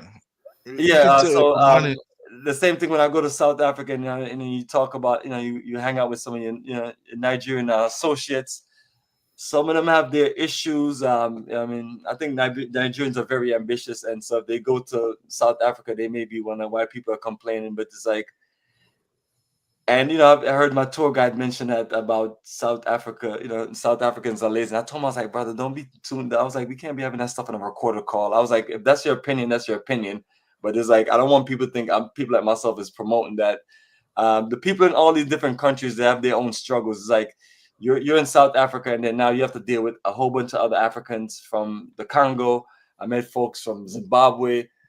All of the southern part of Africa, but the biggest energy there is, as a matter of fact, you can't go nowhere without finding some Nigerians, and Nigerians are some of the coolest people. 500,000 of them there. If I'm in Africa, I'll be honest with you. If you ask me who I hang out with in Africa, it's Nigerians. If I'm in another country outside of West Africa, and you go there, that's who usually the coolest. Yeah, but I think generally people tend to, because it's just like when immigrants come to America, because Americans they're living their own. This is their country. They can choose to work hard, or they choose just to not to do anything because that's their homeland, right? Right. But if you're an immigrant, let me finish. But if you're an immigrant, you come with a mentality to make money. So of course you're always going to be on the grind. It's like that in all countries, any host countries that you go, and you have an immigrant mentality. Sometimes you might be able. Mode. Yeah, you'll be able to surpass like the ones living in those countries, and I'm sure. Hold on, Zongo. Let me stop right there. I think we had this conversation before. Go ahead, brother. I think Indian Americans, right? Indian Americans, people have no idea, have a huge poverty problem. Most people think Indians got it made. They got businesses and whatnot. But what they don't is, because I got actually Indian friends. Bamani knows this. My former landlord, my old office was Indian. And he told me his story, how they struggled and whatnot. He's good now. But, when they come here and they get a business, they have to have what they call a lottery, where they put money in. People borrow from it. They got to pay that money back. When you see that little woman working at 7-Eleven with her husband, and also Indian men have women that stand by them, you know, forever. They don't have to worry about dating, the money they don't have to spend on women and stuff like that. They have a wife, a young wife that's going to hold them down, right? That woman is going to stick by them. You know something? When you see an Indian in that 7-Eleven, where don't get jealous of them. You know why? Because if they only had it for like 5 years, you could rest assured they're sleeping in that 7-Eleven. All that holding. I mean, I'm dead serious. I said like this: there's no way black people like. Let me give me a second. There was this one, my friend Eddie, right, and his brother, right. His aunt owned married some white dude, and they owned an Exxon gas station. But they ran into the ground, man. Nigga never had gas. I said, no, man, what the fuck? Y'all never had gas, right? So finally, man, I go in there. They were gone. I see Indians back there, right? Gas full, and then they bought them out. They know how to run business, especially black people for some reason, right? Because they put all their money back into business. They live under their means and whatnot. You know, black people are going to do that. They're going to get a business, and they're going to be like, yo, man, going in the cash register, you're not spending stuff on saving, getting account escrow for maintenance when something happens, or buying business protection insurance. All those things, if something goes wrong, you could call your insurance and say, I need a claim to put in to build a hot water heater. You know, I need a claim to fix one of the gas pumps. All that stuff the Indians got down to a science, and they got their own people that help them along the way. So therefore, immigrants, they're in a perfect position, you know, when they come to America, right? Exactly. Black people or people who are native to the country are naturally spoiled. You know, they're like this. There are certain works they will not do. There are certain works they will not do. No, they'll do the work, but they're not going to do it for what the immigrants are going to do. That's the difference. Oh, the work is going to get done. Trust me, I'm living in the South. Black people and white people are doing some of the dirtiest jobs with it, but they're getting paid. They got health care. Most immigrants will work without a health care plan. Yeah, but Kyle, I'm saying there are certain works they kind of feel it's like demeaning to do. You get what I'm saying? Look, let me tell you something, bro. You still got black people out here who pick strawberries. Come here to the South. You got black people who pick potatoes. So You're gonna pick tomatoes on the farmland. You're gonna do that on the plant. Stop it, man. Still here. You got black people out there because nobody's saying. Wait, Kyle. Nobody's saying they cannot do it. But no, there are people who are doing it. Kyle, wait. I'm saying, Kyle, wait. Yo, Zongo, hold on. Let me stop you right there. See, there's a lot of propaganda going around talking about immigrants are only going to do things. No, American workers are doing this stuff. But the whole thing is, I talked to this one guy that owns a farm called Greenbrier Farms, white guy, right? You know, redneck guy. And it was around 2016 when Trump, he says, oh, I like Trump, but man, I don't know, he's going to hurt my business, right? He goes, now I got American workers. You know he's talking about black people, right? But the thing is, though, then when they get hit by child support, then they get mad when their paycheck is like zeroed out, and they got to. He goes, the immigrants. I go down to the Mexican border. I get immigrants when I pay them money. I pay them the same amount. So let me ask you this question. I don't have to pay health care. I don't have to pay workman's comp. If you ever ran a business like I have, right? Your biggest expense is workman's comp. You know, if you have 2 or more employees, you have to have workman's comp, and that is like your highest overhead. That's before rent, everything. Workman's comp, you got to maintain that and a payroll, like that. So when you have immigrants, right? Because a lot of times you use it from a staffing service. If you use a staffing service, right, which is a business I suggest anybody get into because it's a lot lucrative, right? You don't have to pay workman's comp or payroll tax. You know, you just basically get the labor and pay per hour, whatever, like that.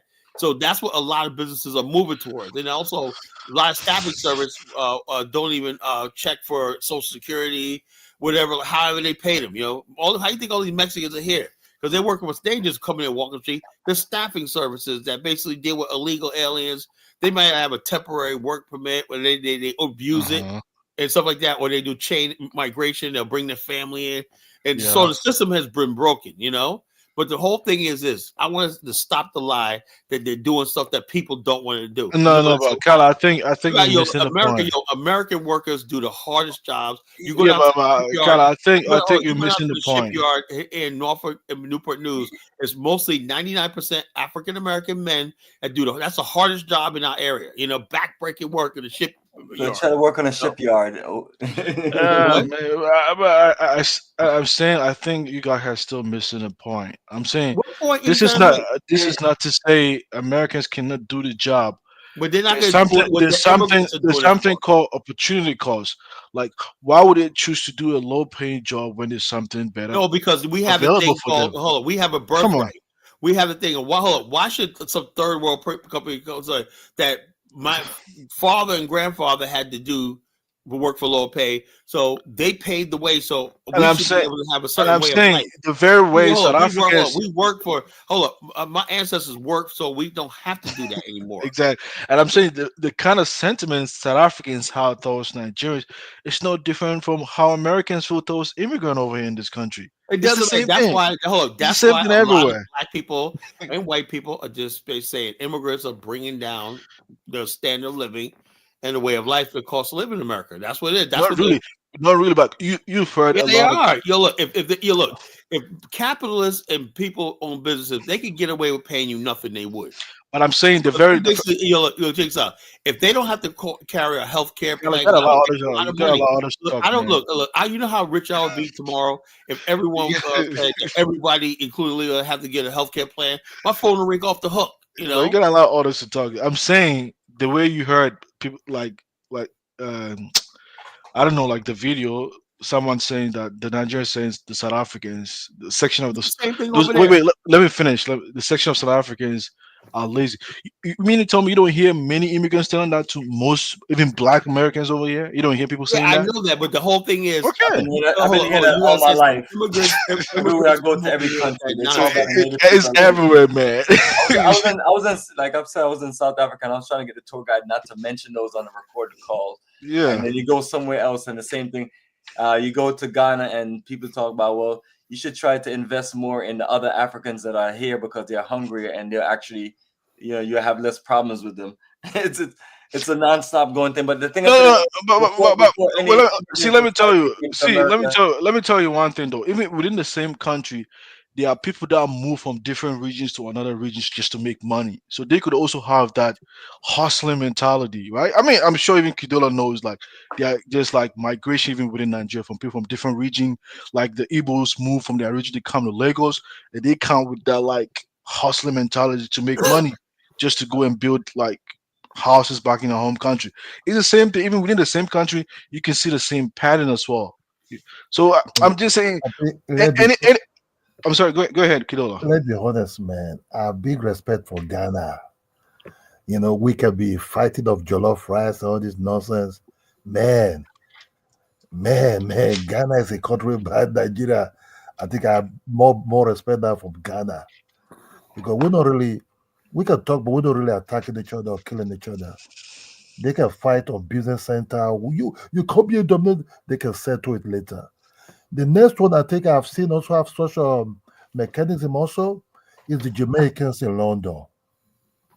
The Jamaicans in London are far more organized than everybody ever think about. Yeah, they clash with Africa. Kidola, let me tell you one thing about Ghana too. A lot of people make this conception, right? See, a lot of time in Ghana, when some average Ghanaian, the average Ghanaian, say Nigerian, he always doesn't talk about the people from the north. You understand? Because like even in Zongo, do you know like they are like Yoruba people? They have lived there for long. My brother, they have assimilated into the country. Yeah. When I'm trying to talk about people that can maybe fight but settle with mouth, let me tell you what's in London, right? What I'm not discovering in London is that you see, the white man can be very nice, right? But they can place you where you belong to. But what happened? Even when the Jamaicans and the African clash, especially the Nigerians, but later they now come together again and carve some certain aspects of subsidiaries for themselves. Yeah. You understand me? Like if you check, because the British can be very nice, think human rights and all these things.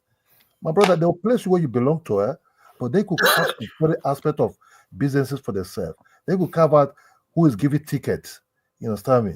In some of this London, they could carve out other business for themselves that, okay, we cannot be playing this game anymore. Let's do this. Sometimes some of these social activities you see now, Afrobeat you see now, don't just be popularized a lot by the Africans in London, also by the Jamaicans also. You understand me? That's where the artists really get. That was I have respect for Ghanaians and the Jamaicans in London, because when you have the courtesy, you can settle your differences and learn from each other. You understand me? Yeah, That's but what I you, like. but you still think that most most Ghanaians don't like No. Nigerians. If I say something like that, I'm only just joking. What I'm saying, what I say, if you look Well, at it's Ghana not and really a Nigeria, joke because I have enough people in Ghana that tells us those things. But Nigerians, But I'm saying, but wait, see, but people Nigerians are the see. coolest people to party with. But I'm saying people just have a misconception. You know, like even in Nigeria, for instance, right? There are people in certain areas in Nigeria that don't like other groups in Nigeria too. So let's not confuse. Ghana is not like one monolithic country, not the same tribe or something like that. Every region have their own groups. So if you go and stay in Accra, you meet one group that you can't just generalize as all Ghanaians are like that though. That's very unfair. Even in Nigeria, there are certain groups that don't like among themselves. Kidola can attest that. That's a my good point, man, brother. That's Yes. a good point. but man, if you come to Lagos, yeah, let me just tell you the truth. If you come to Lagos, I've never known this thing before. I didn't know there are a lot of Jamaicans that live in Nigeria like that. I never know. Some of Yeah. them were even like head of civil service in Nigeria, but they married anyway. The women that married to some of these Yoruba big men, you know, these rich men there. When I was watching that documentary, there's a guy who's doing YouTube to find Jamaicans that live in these countries. That's not saying a woman coming out who speaks perfect Yoruba, but she says she's Jamaican. Whoa. And I know that woman because I live in Lagos. I know where that woman was heading. Bomani's more Black American, African American than he's. No, See, let me tell you, Kidola, let me tell, yeah, go do move this. on, move on. See, Kidola, go do this research. See, even when in Ghana, you see, I'm using my name Zongo, right? If you go to Zongo community, if you go to the Zongo community, the chiefs over there in Zongo, they have Yoruba chief, they have Hausa chief, they have Kano chief. So how can you say like those people? They have every group, even people from Niger, they have their chiefs over there in Zango. Zango is an immigrant community in Ghana. Ask anybody in Ghana, they're gonna tell you that. Zongo, you have to understand Ghana and Nigeria, right? They've long been intertwined with each other for a very long time. Marriages and all kind of association. Yeah, you definitely have to One of the appreciate most, Nigeria. they're one of the most closest ally in that territory. I don't know. Yeah. So you can't really. When I think look, when I talk about Ghana, sort of laugh, but sort of I've also know that in a way, even when we fight each other on nasty things, rice or food, in the way we kind of like that's what I say. Ghana and Nigeria, they're like two siblings who hold each other by the neck and said, "You're stupid, also you're stupid, also you're stupid." Okay, Moko go it. You understand me? You know what I'm saying? So that's just the way the intermarriages, intertwined, inter-business, other things are very heavy. That's if you take Africa away. Sorry, my brother, I've never been to Jamaica, but when I see Shabaraki, my brother, I love that guy. In Africa, Isobel is very popular. So the Jamaicans are far more. That's why I say in London they might have their differences at that time, but if you go there, then they're together. Heavily intermarried. Jamaican men marry African women. You know, it's a little bit it's confusing. You understand me? So all these things will settle later one day. But if you have to tell me outside Africa continent, who do I feel might be similar food, similar way of life? The Jamaicans. But also, I don't think South Africans really. They're the Asians. I don't think South Africans. But you didn't ever answer my question. Now I'm about to play a video of Wody Meyer and Heaven on African soil called Aranya. You know, and basically there's white people, black people on the continent not saying letting this happen, whatever like that. They said white people made a staking claim saying we have a culture we want to preserve and everything like that. But when we start talking about an African or Black Star Pan-African being, everybody's in an uproar. And yes, absolutely. Africa is supposed to be our ancestral homeland. And Kidola, you still to this day tell me, you got to stay called the land. And basically, I'm saying, look, I don't recognize. Look, if you guys don't recognize us, we don't recognize you. Kidola, where are your people in Nigeria though? You're from Benin, right? Yeah, from Edo State. Edo people are the. And then we did a dossier on y'all need development really bad. Edo State should basically. Are they the Benin people or what? Yeah, the Benin. I'm from the ethnically Benin tribe. Oh, okay, okay. If the Edo State, I looked at it. If you guys became a municipality, right? Yeah.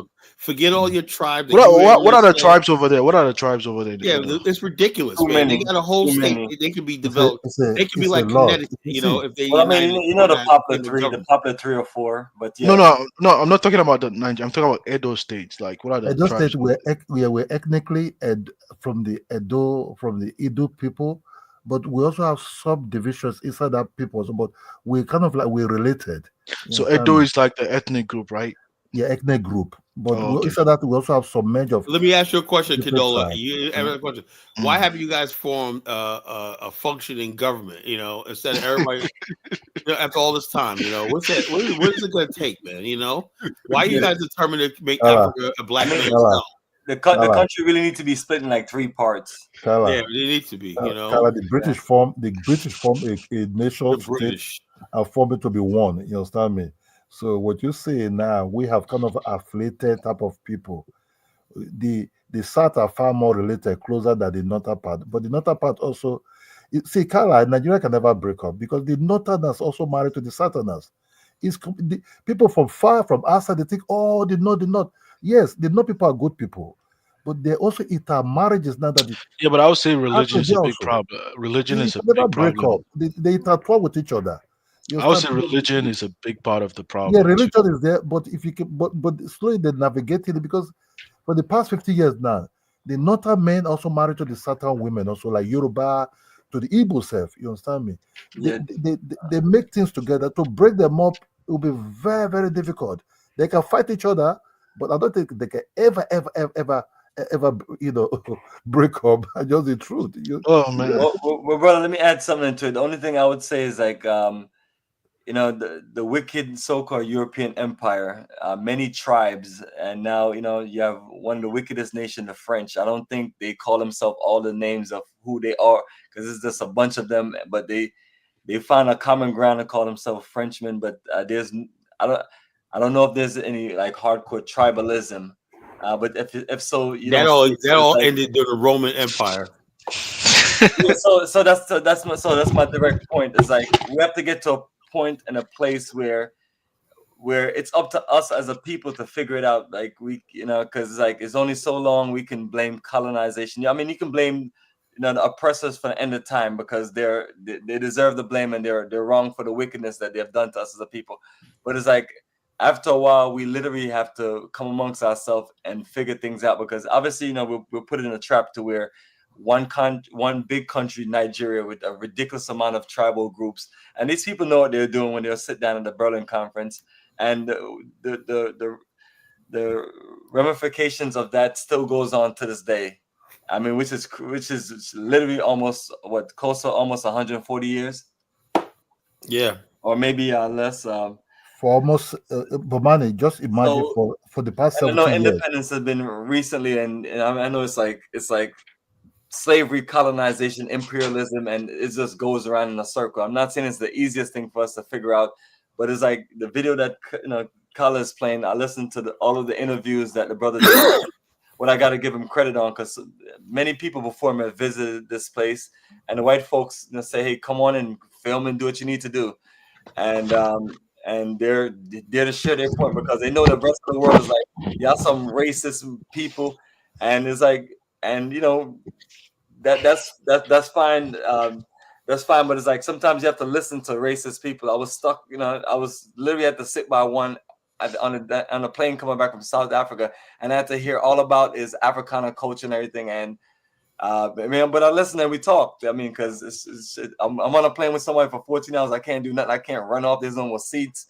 And you sit down and have dialogue. But sometimes you have to just hear where they're coming from and hear their point, which is, for me personally, not really a point but I get it. It's like if you're a white man in Africa, because every time they see my African t-shirt, they'll call me over and have a conversation with me because they obviously know that I'm from somewhere else. And we just end up talking, and what I get from them, is that they're like, "Well, I was born in Africa, and my generation for the last few hundred years was born in Africa." And I was like, I know sometimes people feel like we need to go back to Europe and so on, but it's like Europe is like they're saying like Europe is not my home. I don't have any family members or anybody there. And that's why Donald Trump was offering them, some of them, to come to America, and some of them like, why would we leave the greatest paradise that we have, that our ancestors conquered land? Yeah. Well, white man's heaven. Africa's a white man's exactly. heaven. And that's Carlos' point. A white man's heaven, because you see how they're living, and it's like me and Carlos talking about the video. I'm like, yeah, man, every single thing that they have on that entire community, and they talk about the number of 3,000. I was like, those are the things that we always talk about. And we talk about these in study groups. We talk about them when we get to Africa, and you know, I'm progressing towards this, but they have a unique philosophy of what they do. First of all, they find other they find other racist people, or what the guys say, which I'll just use this terminology. We're living based on our cultural preference, or I forgot the terminology that they use. Yeah, preserve their culture and customs. Yeah, you know? is there that what they want to do is preserve their culture. So when people hear me, first I'll talk about the Black Star Pan-African community, and even before that, the other projects I work on where people just like giving you hell because there's like you go in there to separate yourself. I was like, well, I'm bringing Brazilians, Trinidadians, Jamaicans, Canadians, Mexicans, other Black people from many other places, and we're building what is Pan-Africanism. And if I have to sit around and deal with tribalism with all these groups, I want to be amongst the group of what we have, which is just a diverse culture of Black people from all the different parts of the Americas and other parts in the world, where we believe in a philosophy that we were stolen and taken away from our continent, and we want to be a part of that future. And some of us may have to just connect together to get ourselves settled. And then now, like these folks, they're settled and they built what they built, and now they can still do business and negotiate and work with the government. Only difference is, you know, other set of people, Asians and other white people, they probably won't let in, which is up to them to do. Who's in the backyard? Is that you? That's Punk. That's a Lil John, man. I ain't got time for the night. I might I might give him a 2-minute thing after the video. But that's all me and Carlos talking about doing.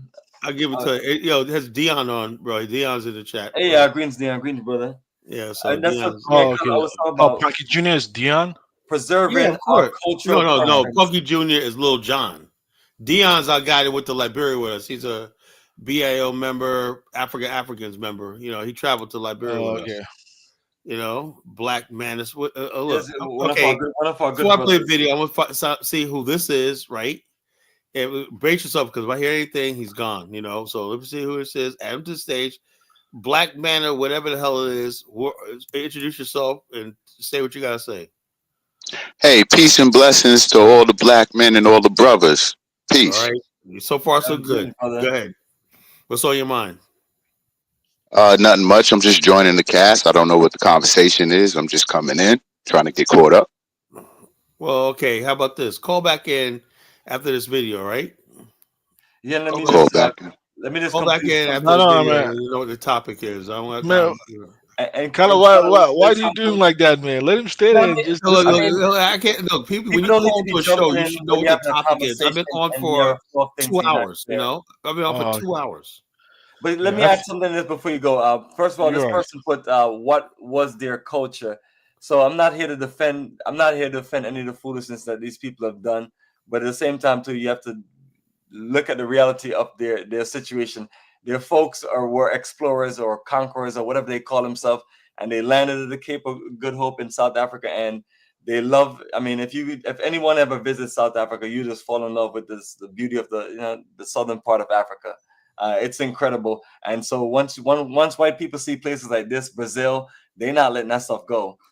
So once they got there, they build their future, and they fought off the wicked British, and they stood their ground.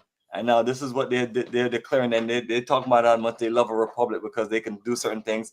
The countries that we're going to are republics, and I'm telling people that we're not doing what they're doing. What we're doing is preserving our Black culture, dealing with Pan-Africanism.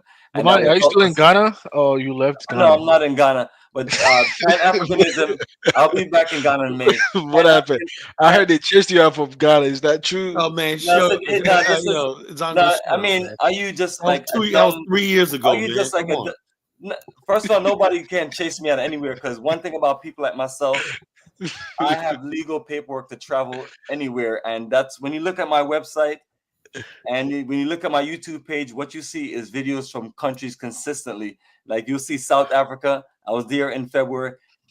Egypt, Oh, I was that's there in great, man. November. And then Ghana, for my 24th journey to Ghana, where I've taken 24 straight groups.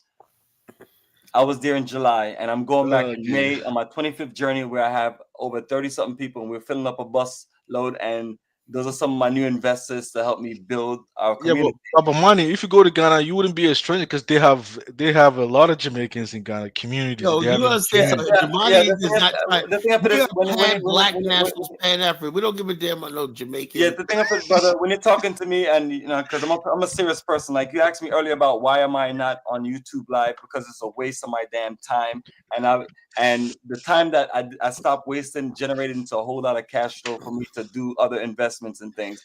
Because I have to deal with ignorant people like yourself. Oh my God! Instead of listening to what I'm explaining, Come on, man. I'm trying to give an introduction to the video. Instead of listening to what I'm saying, and while I'm in the middle of explaining a situation where I'm trying to even answer someone's question, talking about what is their culture, and their culture is what it is: mix of Dutch, mix of British, white people who feel that they who they are. And I'm saying to people, just one simple thing. This is the same thing that we're coming to do on our African continent. And if anybody have a problem with us doing it, then you should have a problem with what they're doing, because they are literally just on a whole level of different exclusive. At least us, like someone like yourself, you can be a part of our community. You're Ghanaian, you're from Nigeria, you're from you're from Jamaica, Trinidad. That's more diverse than any other group of anything going on in Africa. That's the only way that I would ever live on the African continent, because just like my Jamaican friend that lived right there in a neighborhood outside of Accra, he's the only person there from America, the only person from the diaspora, and they run circles around him by doing some wicked stuff to him because he speaks with a British accent, and they think he just got money like that. So they just play games as far as contractors, people who usually come to anybody's house here and do a job, get paid, and get it done right.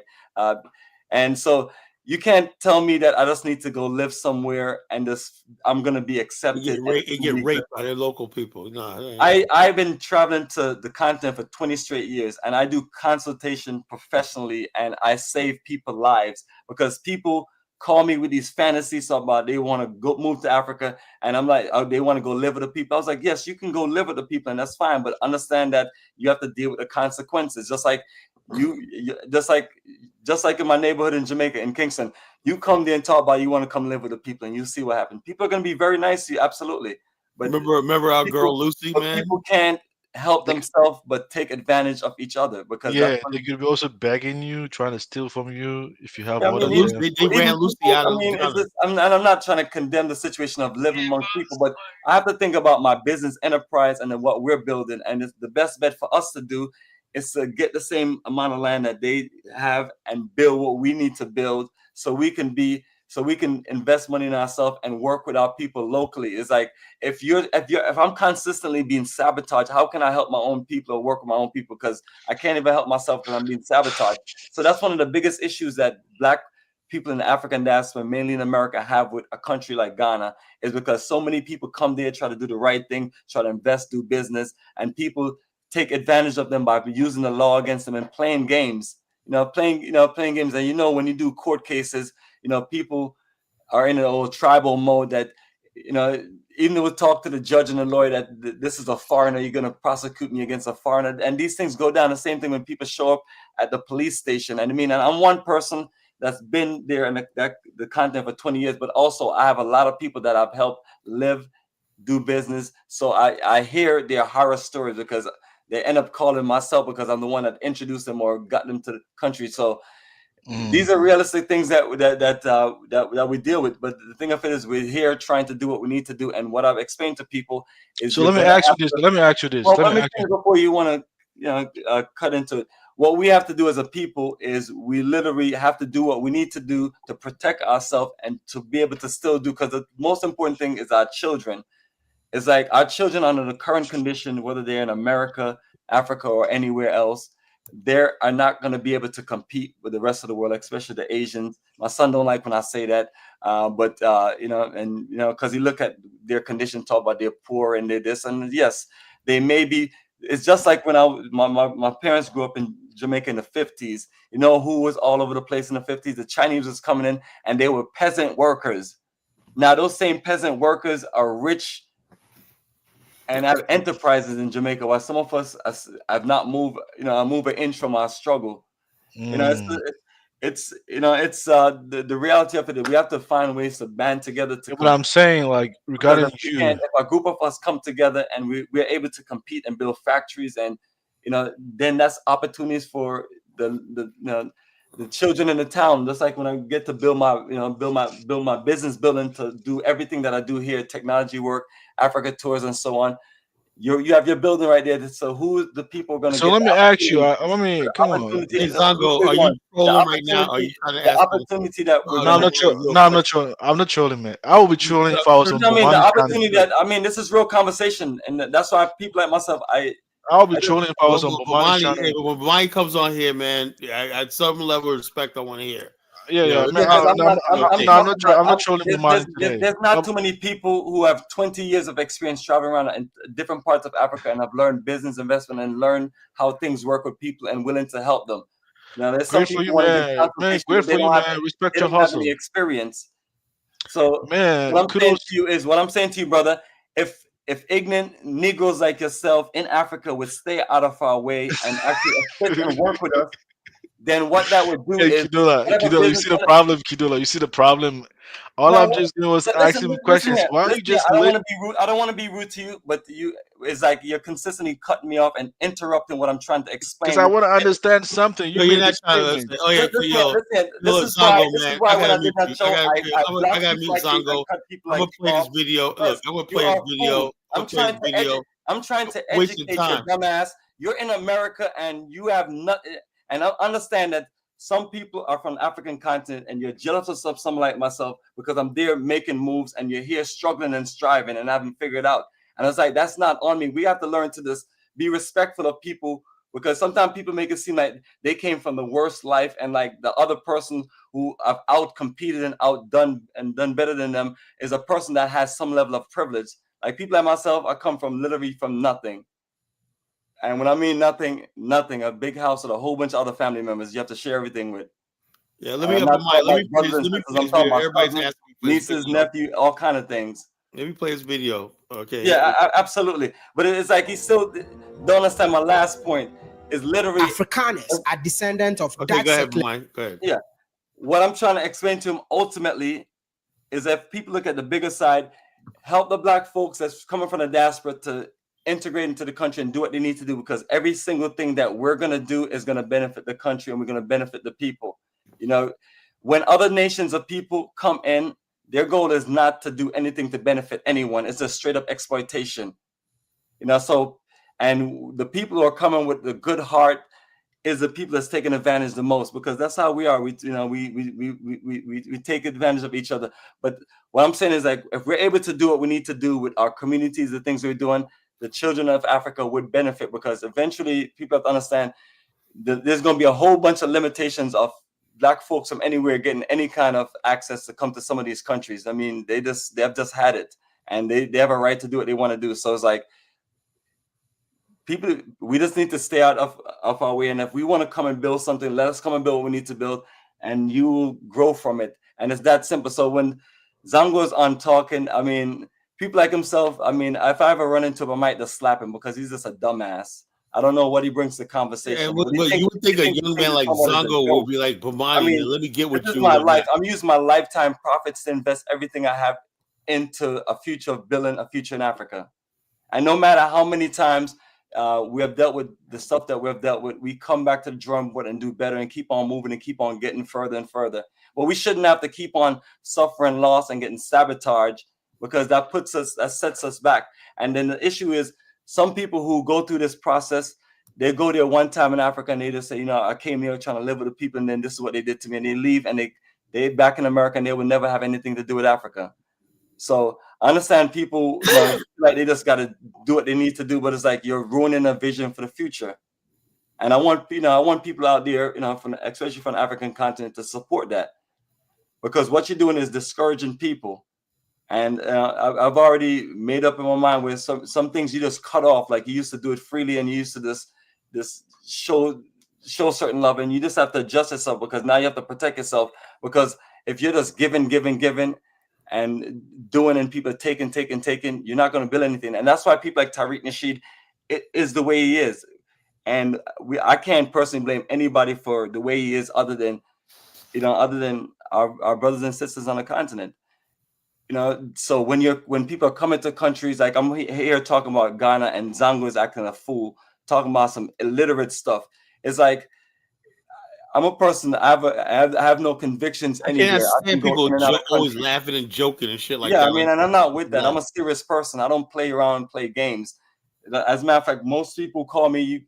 Like, no one could just call me and just have a bunch of talk with me. Everything here is business. Because in order for us to make our move in Africa, everything we do got to be about business and got to be profits and things like that. So, like I tell people, where do people like myself invest our money? With other Black people. But anyway, go ahead, brother. Play the video. Let's learn. Let's learn. You know what I'm saying? Let's learn. This is Aranya, the white community in white African community in South Africa. Let's learn. Let's open our minds. Who arrived at the Cape of Good Hope on a boat in the year 1652. Would you say that Orania is a controversial town in South Africa? Orania is definitely. I don't have to doubt it. I know that Orania is controversial. Orania. What is happening? Can somebody answer? Section 235 of the South African Constitution acknowledges the right of cultural groups to self-determination. But what about the Afrikaner enclave of Orania, which also uses race to determine who can be allowed to live in that community? The main reason why it's controversial is misperception. I think so. It's my personal opinion.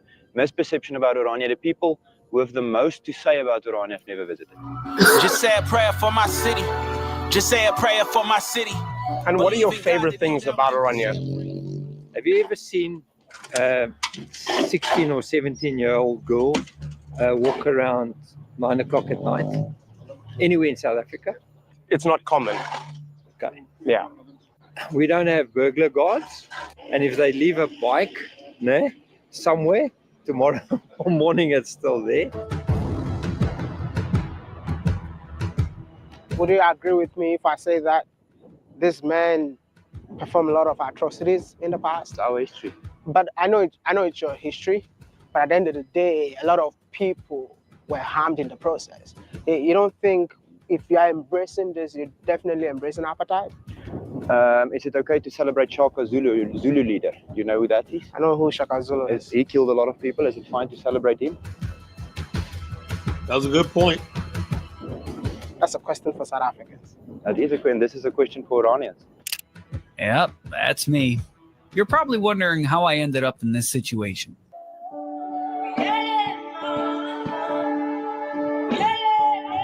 I don't even know how to feel right now. Should I tell you guys that I'm super scared? Because I'm about to do one of the craziest videos that I've never dreamt of. This particular video will definitely go down as one of my most sensitive vlogs ever. I mean, I'm currently Let me stop you there. Hey, Bomani, didn't a couple years ago he said he was done with YouTube and he's getting off YouTube? Remember that? There's no way. It's impossible. I mean, he's a megastar on YouTube. No, but he said, I'm done with YouTube. The amount of money and energy you got coming towards you. I mean, it's best for you to keep on doing that versus, I mean, the other thing you can do is build business, but business is tricky. So in other words, I can't listen to anything Negro say anymore, Well, no, he had to just go back to what works because he'd probably try to do certain business. And, when like I tell people, go ahead and try to start business and you'll see the level of Shark Tank and the level of just how like 90% people don't ever make it past a year. Right. Yep. Driving to a town that so many South Africans don't want to hear about. I mean, if I talk about South Africans, I'm talking about Black South Africans, indigenous South Africans, people that were here before the settlers came in here. I believe that most of you have heard of the town. In my whole lifetime, I never thought I would come across a town within the land of black people where blacks are not allowed to live in there. This is what I'm saying about the African mind. Like, Bomani, do you have any desire or care that you can't live in Orania? Absolutely not. They just motivate me. Why is every time Africans are like, why can't we all just get along? When Africans' self-esteem is so low. I mean, they just said at the beginning of the video, the country itself give you the right to do to build something for your self-determination. And the guy talked about that's why he loves the republic. So that's why I remember all the countries that we want to do things in West Africa is a republic. So it should have are there communities in the U.S. that black people can't live in? Look, that's South Africa, bro. Yeah, sundown towns in like Texas and shit. Yeah, sure. There's towns we don't want to live in, you know. Black people only live in. Black people only live in like around 11 states in America. You know, there's whole states that you have no black people. Vermont, Montana, whatever like that. The only people in Montana are black immigrants. You know, we ain't in North Dakota, South Dakota. We in these places, no, because we don't want to live there. We don't want to live around white people like that.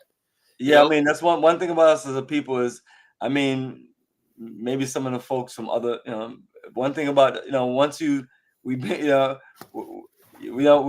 learned our history about about these people, and we have dealt with we try to stay away from as far as possible. Yeah, like even even before I got in America, I mean, all the history you learn about the British, there's no turning back on the level of hatred you have for these people, and you're not trying to integrate with them, and you will live around them and deal with them, and work their jobs and things like that. I mean, because when people are ready to judge the racist president, they call him. I was like, all y'all bosses and everybody that y'all work for and get all y'all money, all white racist people.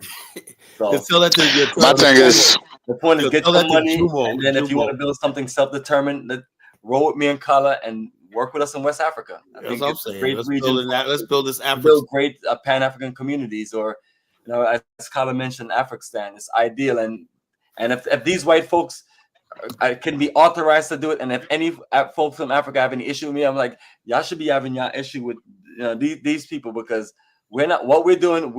They're not contributing to doing any uplifting or development or investment for anybody black. All it is about themselves, which is literally fine. So what I'm telling people is what we're doing is we're doing our best true connection to connect with the continent. I don't know what else to tell people. We didn't name our business Africa for the Africans and put the majority of our financial resources, time, energy, and everything into Africa for 2 decades to just want to come to a country and conquer people or do any of the foolishness that people say. Like, some of us truly have. I mean, this is about our race and our future. It's like, if we talk about white people dying out, if we don't do what we need to do as a people, I mean, it's over for us, and it won't be us being wiped out. It's just us being the economic slaves for the rest of generations for everybody else, because you get rid of the white people, now you have the Chinese and you have other people around. So I don't think we're in a better position for anything. So it's like, this is our only means of a future. Yep. So like I tell folks, stay that way and don't turn us. We're not here to fight anybody in Africa. We're here to build what we need to build. By the way, check this out. Did you hear Trevor Noah, what he just recently said? It was a conversation about racism. Yeah, he talked about maybe integration wasn't the best thing. Maybe people should stick with their own kind and stuff like that. Maybe integration. That's what I can't believe Trevor Noah said that shit. He said maybe it was a mistake trying to force black and white people together. He's a product of he's a product of an illegal connection of in South Africa at that time. It was just completely outlawed. But I guess his parents hooked up. Yeah, but now he's probably saying, something. He's part of that situation. But for people like himself, man, it's wild, because South Africa is just a complete different. It's not like anything else we have seen in Africa or anything else we've seen just anywhere in the world. This is, I mean, people like this. Look, my whole thing is, if I was a person that's a Xhosa or a Zulu, why the hell would I have a problem with somebody living in a Northern Cape and they got their own community? They ain't bothering me, That's the greatest thing about it. They're not bothering you. They ain't bothering you. Let's let them be. You know, It's kind of like us saying that. You know what I'm saying? Like the clan was, you know, like the clan talk mad stuff, but they were doing wicked stuff. It's like if they were just talking or just they live amongst themselves and practice what they practice, and they weren't arming us. They were trying to harm us. We tried to stay away from them, and they came into our area. They came hundreds of miles to burn down Wilmington. They came and burned down Rosewood. They came and burned down Tulsa, Durham, North Carolina, stuff like that. They came to us. We didn't go to them. That's a difference between America, Elvis, and South Africa. You know, the whites in South Africa are not trying to go to Zululand and take over KwaZulu and stuff like that. You know, because they see something thriving. You know, they're And staying for the most to part, themselves. they're just That's trying to live their privileged life that their ancestors killed for. That's why they live in Johannesburg. I'm telling you, fam, you should see some of the neighborhoods where they live in elite academies full of white children. It is wild, and it's nowhere like that in African continent. That's why I love. I love Ghana with you know, even with all the foolishness that goes on, because you have a black country in a black region where we don't have to worry about these people. We just got to figure things out amongst ourselves. I mean, because you know, the Lebanese ain't bothering nobody, and they're just doing their thing. And I'm telling people this is our best bet. So for people who don't like it, you know, once again, we're coming with nothing but love. And West Africa is our region. My entire DNA, 99% of it, just all countries along West Africa. And that's out of all the parts of Africa I've been to, that's where I feel at home at. And I enjoy Southern Africa. I enjoy East Africa, and North Africa is okay, you know, and got some good history. But you know, always take you back to where you're ready to go back to, you know, countries like Ghana, and try to come back with a fresh strategy, like and figure things out. And the best thing I'll figure out, brother, honestly, is building Pan-Africanism. We build our communities and we leverage ourselves, and then we can build better relationships with people, because now you have an identity and you have a stake in the country. Yeah. And then you have each other to back up to where you don't have to depend on a bunch of people who may not have your best interests. Now, you know, ain't nothing wrong with that. Let me finish. And then things that you can do to help other people from the diaspora come. You know, like when we start building up that town, more and more people will come, because it's a depleted town. Okay, when that's done, that's going to be the prototype of building hundreds of them for the Afghanistan. And you're literally building, you know, and the key thing is Pan-Africanism. Pan-Africanism is the only one thing that really connects all of us. I mean, and it's one of the things that will just balance tribalism out. And this is just, you know, my philosophy on that situation, just studying it and living in that world where tribalism has become a problem, because when you have people doing business with you and they literally just let things slide amongst each other, or get up or work with each other to turn against you as the person that's, you know, trying to make your moves, then that becomes a serious problem, because now the issue is whatever wrong is going on, it's acceptable because y'all working together as a tribe, and this person that want to come into the country and do some good is a foreigner. And these are things that, you know what I mean, all of us, the people can work out. In this case, we're coming to African continent, so we want people to open up. And you know, I don't have any history of a bunch of black people going to Africa and just being rootless and wild, and just, you know, even people I know that should have been knocked out a long time ago. I have people that they won't even beat their ass. Excuse my language.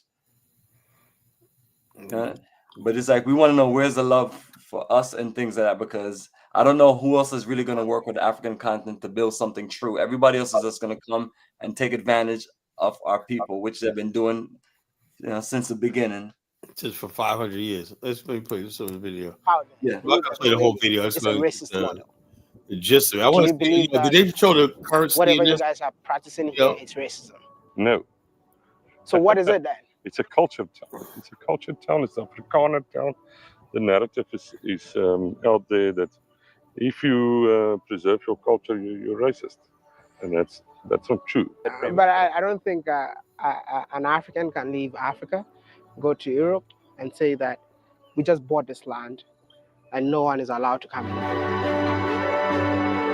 In this town, it's whites only.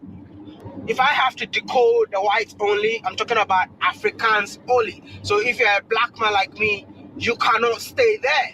we say Orania. Yo, I tell you what, man. This is why we have to be clear. Wole Meyer is not our type of Pan Africanist. You know. I don't know if he's really a Pan Africanist. Well, they say he's a Pan Africanist. Well, O'Shea Jackson called him a Pan Africanist. You know. People they're killing this thing of Pan Africanism. I mean, it's like it's been watered down and destroyed. You know what I'm saying? You know. I mean, if you're a Pan Africanist, you have to be looking to build something for the rest of us. You have to be a black nationalist and a Pan Africanist. You know, you can't just be a Pan Africanist, lovey-dovey shit. You know. In other words, Wole Meyer probably considers white people Africans too, and let's be Pan African. You know, no. When I'm a Pan, I say I'm a black nationalist, and I believe in Pan Africanism as a.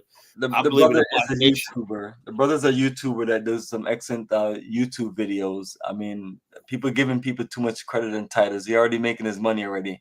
I mean, but people want to give him titles of certain things. They always looking to give somebody some kind of title because they don't want to put the work and they want somebody to lead them. But people are asking to be recognized and appreciated, but in the same breath, they're trying to take away credit for somebody who's doing something good. That's peculiar. We talking about us with Wole Meyer? I'm saying, I have no problem with Wole Meyer. I love Wole Meyer, but I'm saying is this though. This can't be the face of what we're talking about. That's what the problem is. Is he the only one? Is he the only one who does goes around Africa and does these platform? And but he's not the only one, right? No, he's not the only one, but he's the only one that I know of that has a large following like that in the millions and stuff like that. So basically, now he does a good job of showcasing Africa. Brother's doing a great job, but when we talk about Pan-Africanism, that's not what we're talking about. We're not talking about that stuff, He has a love for Africa and a love for Black people, which is a good start. Yeah, he really passionate about Africa. I love that. I love that about the young man. But what I'm saying is this Iranian thing is bothering me because I'm like this. Does he understand the history of the Dutch and stuff like that? There's only two options you could do.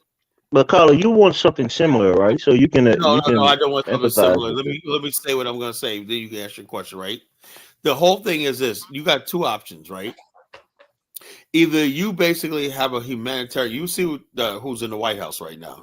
Elon Musk, Donald Trump, whatever. Either you go there and take the white people by gunforce, but uproot them off their land, and the image of Africans, Black people taking over Irania after they built is a pattern in Africa. When people build, other people come and try to take it over, right? Then you take those white people and ship them off to Europe or Australia or something like that and say this. Then South Africa will be condemned by the world, or not, it will just collapse. We'll be condemned on the world. The United States will come after it. It'll probably even be military action, whatever like that. Something like that happens.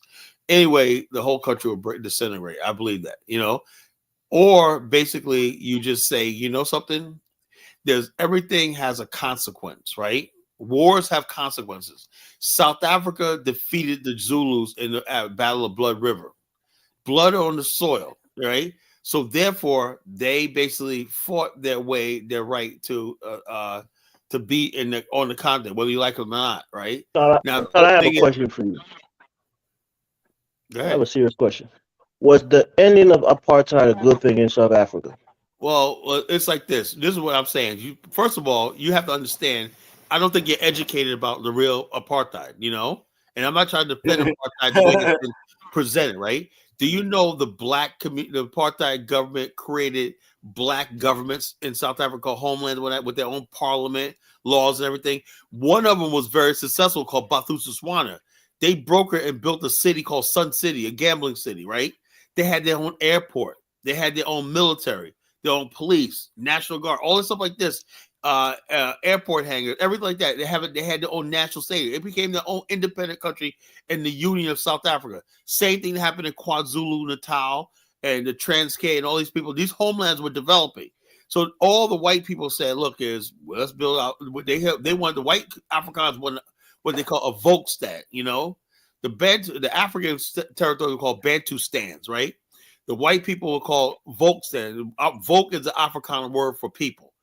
A people stand, So therefore, like Elvis just left, of course he's a freaking coward. You're gonna sit here like I'm lighting the fire, I So didn't leave.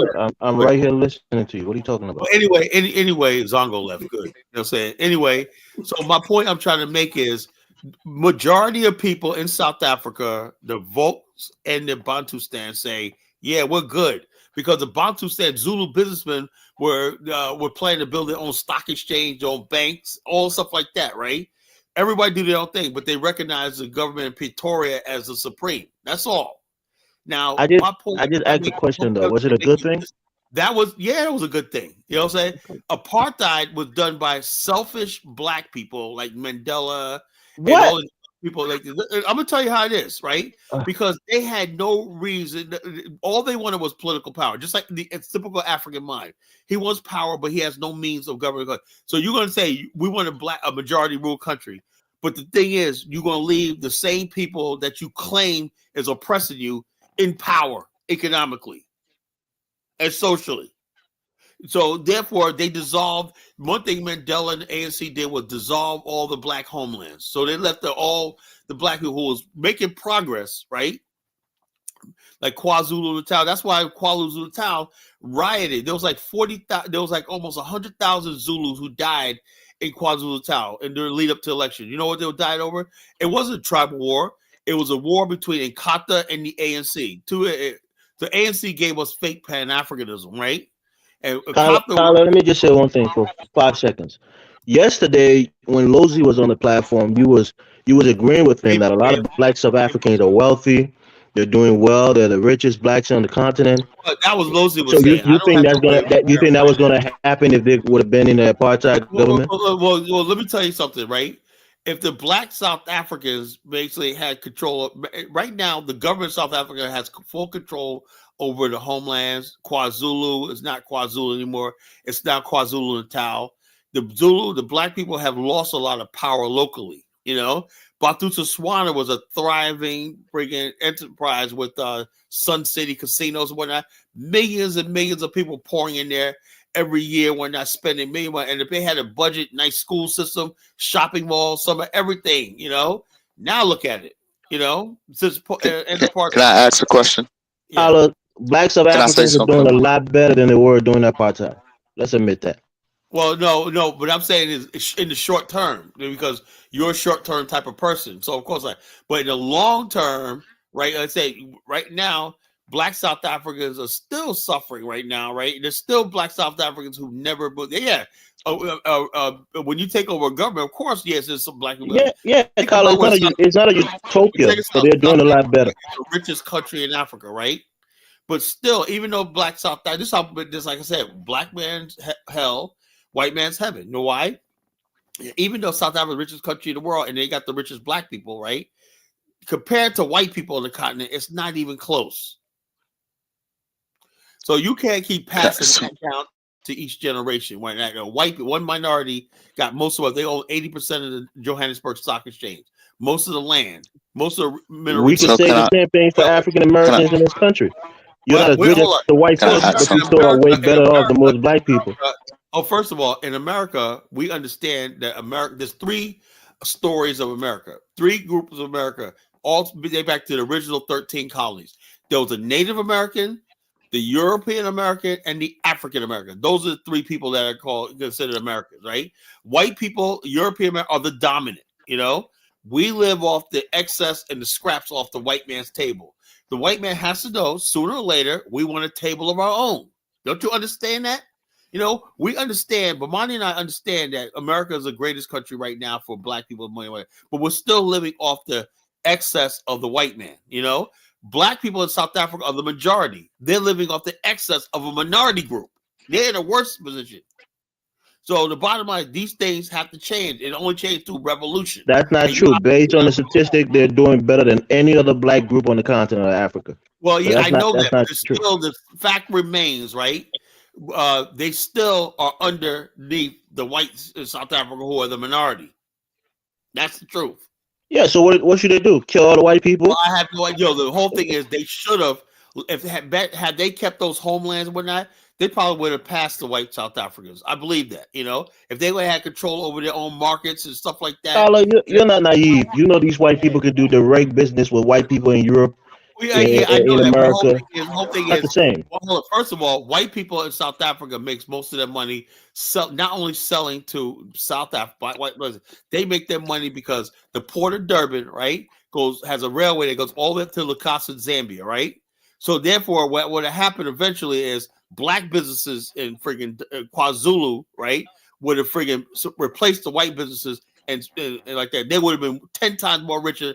Right now, the white people kept Tyler, all. you ever heard about the diamond trade in South Africa that made De Beers and Timberland very wealthy, selling to Belgium? The black people would have eventually taken over the diamond trade, all that stuff like that, because the bottom line that was because you had no reason. Yeah, they had 100 years start trading with Europe and the Europeans. Yeah, but hold up. But the whole thing is the mining of the diamond. Look at Botswana in Botswana. They did it. Botswana put the first African country to build a first world society. You know, Gaborone, Botswana, the only first world really society in Black Africa. You know, they created a company called Debswana, right? Which it was a partnership between De Beers and the Botswanan government called Debswana. You know, so the bottom line is this: the same thing would have happened all over South Africa. You know, had they kept those homelands. Quan's nuts. What's going on? I hope you ain't Lil John. I bet you ain't you're Lil John. Go ahead. Hey, what's going on, man? Shout out to everybody. Good evening. Good evening. Who's this? It's Kwame. Kwame. Okay. Are you Lil John? Who? You're Lil John, aren't you? No, man. Are you Punky? I'm Kwame. What? My name's Kwame. You're that saying. Go ahead. Say what you gotta say. Go ahead. What's on your mind? Well, I'm just checking this out, man. This is interesting here. Yeah, I know it's interesting, man. I'm the college Genesis. What's on your mind? Ain't this your dream right here? Afristan? Yo, yeah, out of here. That's fucking Lil John. He thought he was slick. You're out of here, bro. I'll let you on, but be honest with me, man. You know, get out of here, man. You know, each troll or something else, man. So the bottom line is this: what we call it, colonization law is white people will never have an Afristan in Africa. They could build our humanity, right? Because despite everything you say about me and whatnot, I'm still a human and I got empathy. You know, I can't just say, you know, you did whatever, even though they were basically wrong in what they did, they still basically, and I was like this, belong in Southern Africa, South Africa. That's the L we have to live with. That's a loss we have to live with. So my thing is, you talked about a railroad that goes up to somewhere and they get goods and things. The port of Durban is probably one of the largest ports in Africa, right? White people control that 100%. And the railways that go and the highway system that goes from Durban all the way up to Lusaka, Zambia, for the last 70, 80 years was controlled by white Afrikaners. You know, that's why they're so rich. They supply the whole. Okay, so that's an issue right there. But aside from that, because my major point was, can we duplicate whatever they are doing? That civilization right there. I've been working with the Angolan government, some officials for years, right? They already built a railway from Benguela in Angola to the interior to compete with South African railways. You know, Angola's is trying to be the port of entry to the sub-region. You know, they're working on trying to be the port of entry. You know, I was talking to Angola and said, yeah, you guys gonna. He said, that's the point, brother. Angolas are on point. They say, yeah, so long as South Africa has those railways and everything like that, and the highway system and that, they could technically control the whole region. They do. You know? Drop the link, Carla. Jonathan wants to come up. You know, they control the whole region, you know? They'll say Lil John goes, that's a lie. See, I hate when these people, they come on here with their freaking trolling. Don't know a damn thing about anything. Probably never read a book and like talk about I'm lying. Man, get out of here with that. The whites in South Africa have all the power. They control like that. So the bottom line, the apartheid did not solve those basic things. The breakup of South Africa and whatnot and created a makeshift union in maybe the Commonwealth or something like that, you know, would have saved Black South Africa. The Black South Africa would have built their own infrastructure connected with other parts of Africa. That's what you would have. You would have Black African infrastructure in Southern Africa, but you don't. You still got a white, black face on white white South African infrastructure. That's the problem. See, I've been studying this for decades. I know what I'm talking about. So what do you want it to do, Kyle? Break down the infrastructure and I have rebuild no it? idea. Look, I'm like this. Anybody knows South Africa, like Bamani tell you, is a nice place to visit and stuff like that. It's a pleasant place to live one night. You just have to take that as a loss. The black race have to take an L for about South Africa. That's just what it is. Let's focus on countries that we could build. West Africa. Somebody said it in the comments. We know for a damn fact that even right now, if black people try to disinherit the whites of the land and their wealth in their country, the West and other Western powers will come and We have to support them. take that as a loss. Look, I'm willing to say Yeah, so that's what it is. South Africa is just a lost cause. We just go there and vacation, enjoy the food, enjoy the infrastructure, enjoy the pleasantry. I look at Blacks Without Borders. Black people out there thriving. Black Americans are thriving in South Africa. You know, yeah, that's all you can do. But if South Africa ever going to be an African, no. Those of us who believe in the African want a black African state. Yes, that's no compromise. You know, that's West Africa right there. You know, any place where we can have 99.9% black people, you know, that live there. Only one place on the planet. That's West Africa. Yeah. So that's what I'm saying. I don't know why people be freaking out about North Africa, East Africa, Southern Africa. It's like, yo, there's nothing you can do about those regions. It's what it is. You're not. History tells you, man. We lost those regions. You know what I mean? You know? So I'm not saying that it's just forever, but it's like, wouldn't it be ideal for us to concentrate on a region? I mean, Burkina Faso doing some great works. Ghana has been one of the energy to connect the African diaspora to. If Liberia's got that shit together, they could be. Liberia got that history with America, and then you have countries that were great in tourism at one point, like Senegal and the Gambia. You have something to work with. That's why I spend majority of the time on my African travels in West Africa, trying to get people to understand this is what we have to work with. I know it's probably one of the second poorest region in the world, but it's what it is. It's still paradise we can build from. Yeah, we can make a stand. We can make a stand in West Africa. As long as people don't sabotage what we're trying to do, because that's what black folks do. We tend to get in our own way. Look at this clown. It's about West Africa owned by the crown. Man, nigga, bro, shut up. You know. One thing about West Africa, I mean, I've seen the Lebanese come in. They do their business. They run their business. They're not trying to compete. I mean, and when people talk about all these Chinese and Indians, I don't ever see them. That's how low key they are. And you know what I mean? And exactly, it's if you want a black paradise, this is where it's at. It's one of the few. I'll be there Saturday, man. I can't wait. And then other blackest region is Central Africa, and it's like it's above our pay grade. Yeah. So the bottom line is, it is what it is. Southern Africa, you just have to take that as a no. You just have to take that as a no. Yeah, because what happens when a race of people fall asleep? It's consequence. History has consequences. Yeah, that's why people who conquered nations and conquered land, they're in the best position, because then now they it's like they'll conquer a location and then they'll create their own laws, and basically say that this is their land to sell. So, and no African is ever going to do so because they're too terrified of white people. So there's no So there's no tribal. They've been killing Afrikaners. I mean, the guy that was sitting next to me on the flight was telling me, and he still can't understand it. But I'm like, yo, don't you think people have resentment?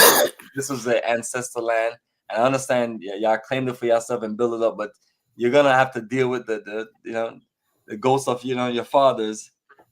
Yeah, you have to deal with the sins of your fathers. So it's one of those things where.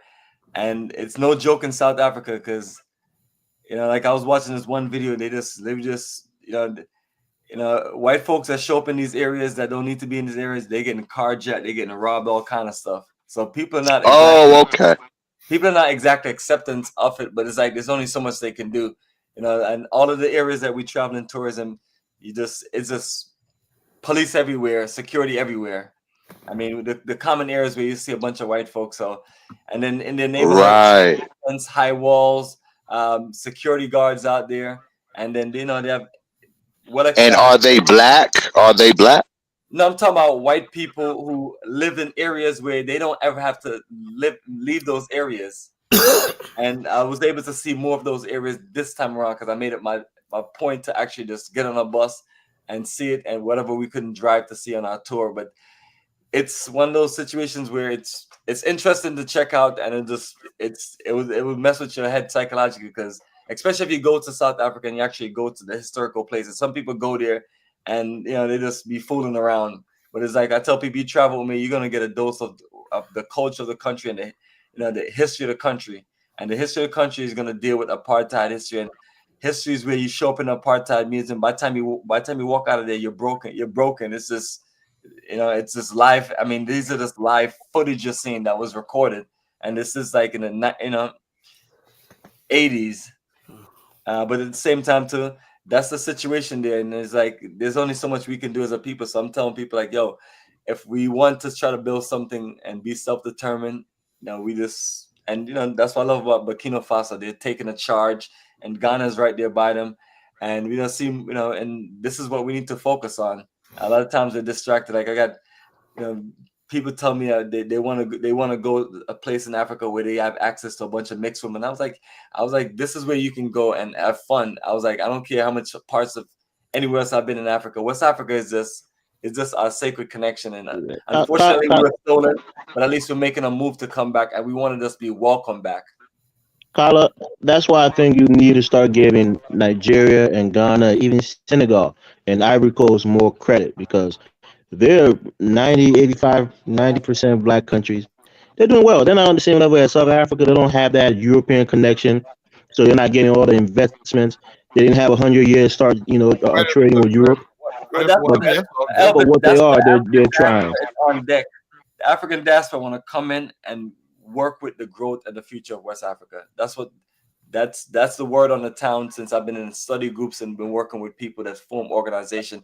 Some of them are scared to make a move because they feel like the government has not put anything in place to welcome them to where they feel safe and have laws on the books that's going to protect them.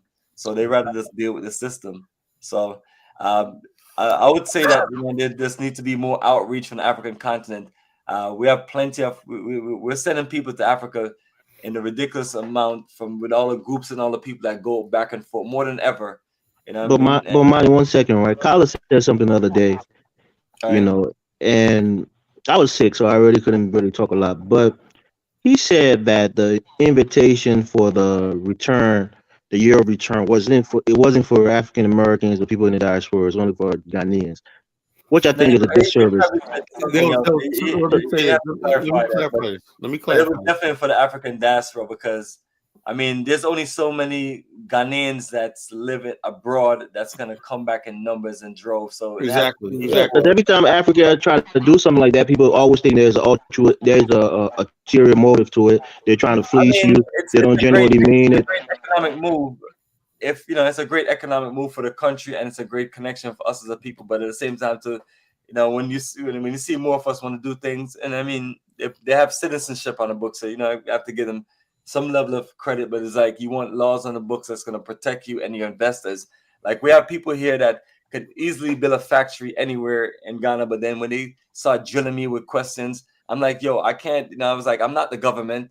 But it's like they want to know that they're going to be protected with their investments and some of the things that they're as whatever people may feel about America, they feel like they have built their business for generations and it's been successful, and they don't want to go to Africa. Next thing you know, a dictator is in place, or the things that they come up with and tell me all the time, and it's the less confusion for people, the more people will be open. So it's like we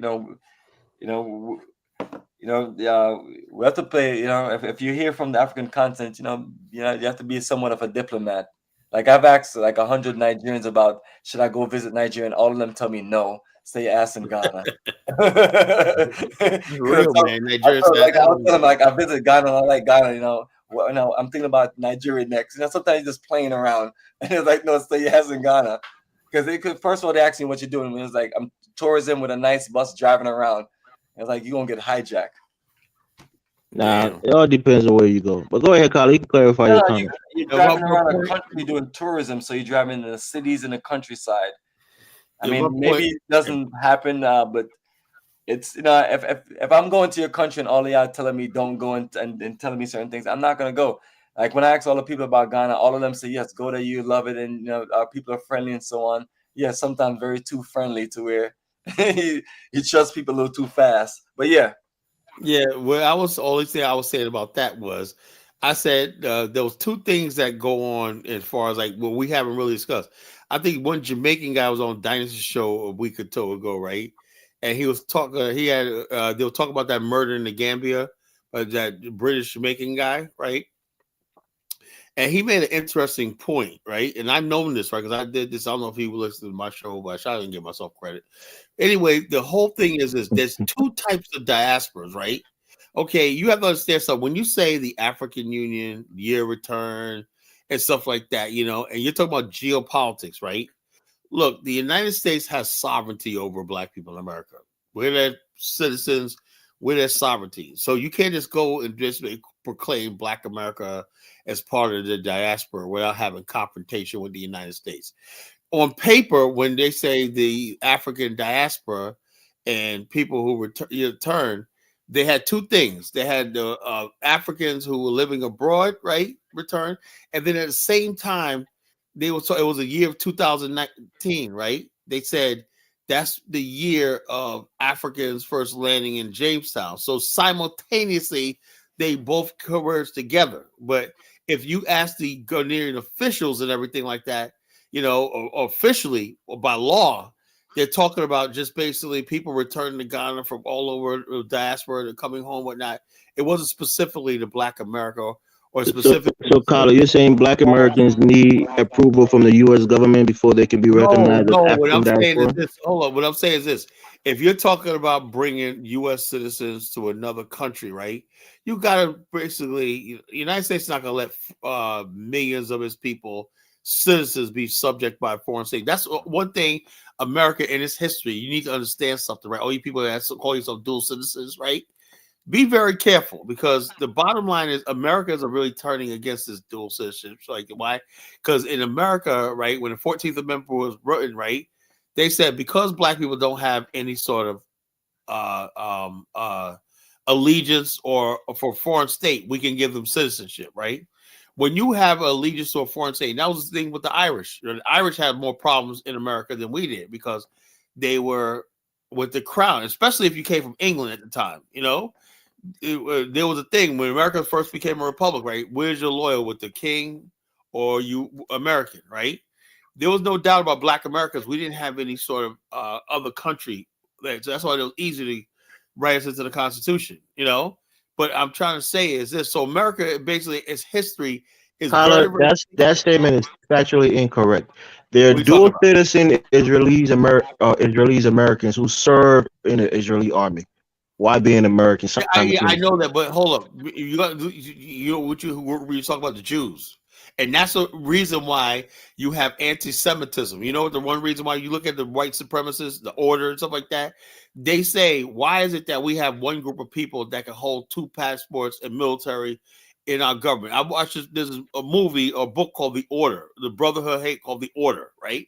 They said their problem with Jews in America is that they were aligned with a foreign state and the American government allows it. So they created this theory that Jews were in control of the United States government and stuff like that.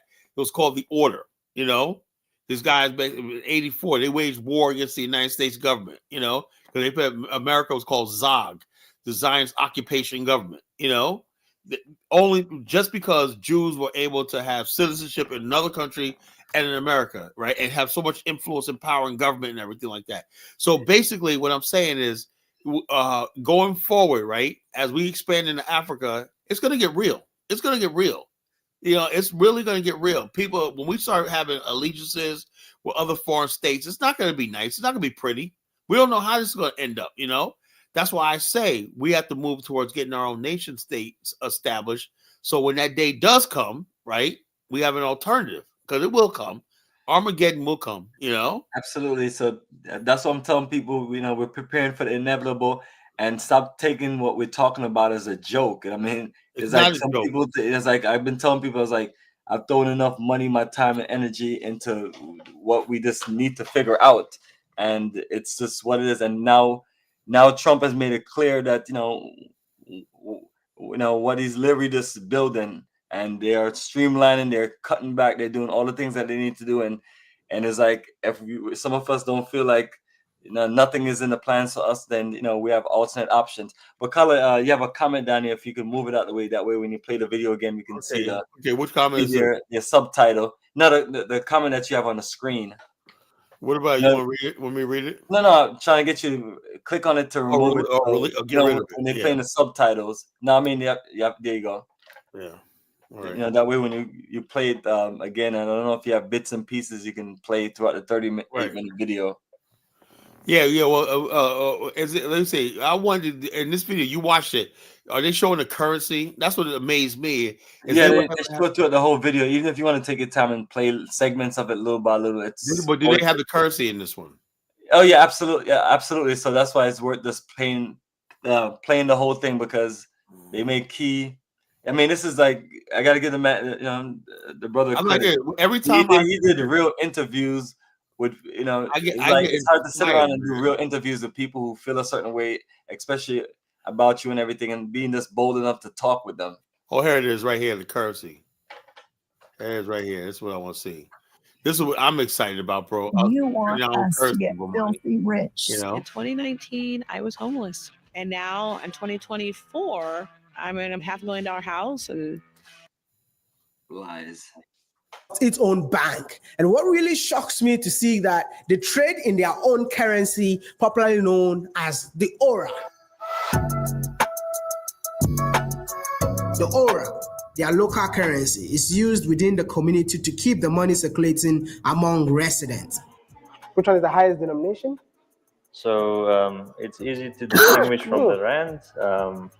The 200 is the highest in value. Okay. And it goes all the way to 10 Aura. So you get the 200, 100, 50, 20, and 10, just like the rand currency. So exchange rate? Exchange rate is 1 to 1. So 1 rand is equal to 1 Aura. It's just to make administration quite easy. But the benefit of the Aura brings a few benefits to Orania. So the people of Orania trade with Aura? That's correct.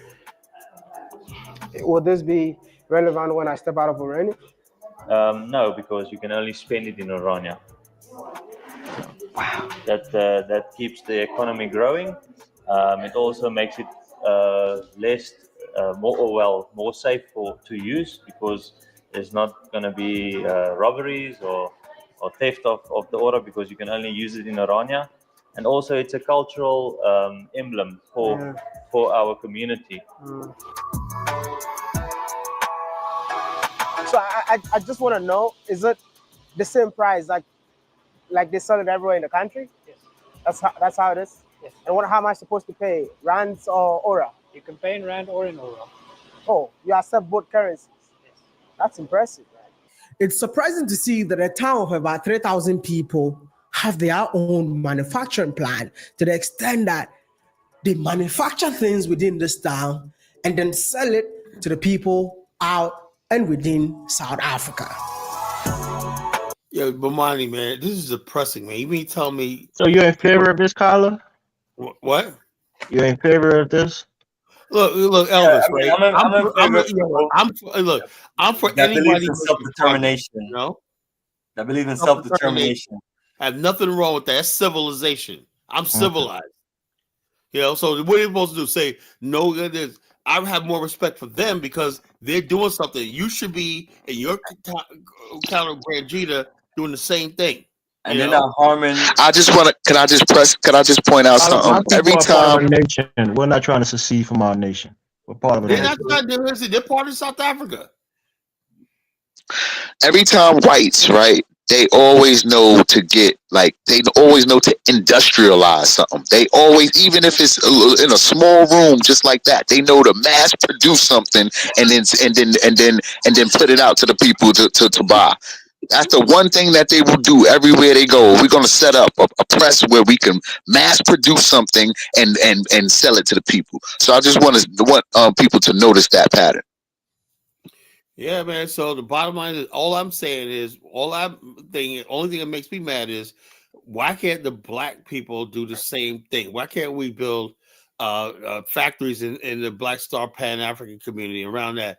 Why can't we duplicate our own towns and whatnot and build self-sufficient communities from black people from the United States, Jamaica, and everything in our own communities and whatnot, where we're taking care of each other and stuff like that, and build our own currency? Then we can be free and happy, because we have our own futures. These people have a future. So, Carla, you want that? You want like Bomani community to have their own currency, have their own laws and things like that while living in Ghana? Exactly. Yes.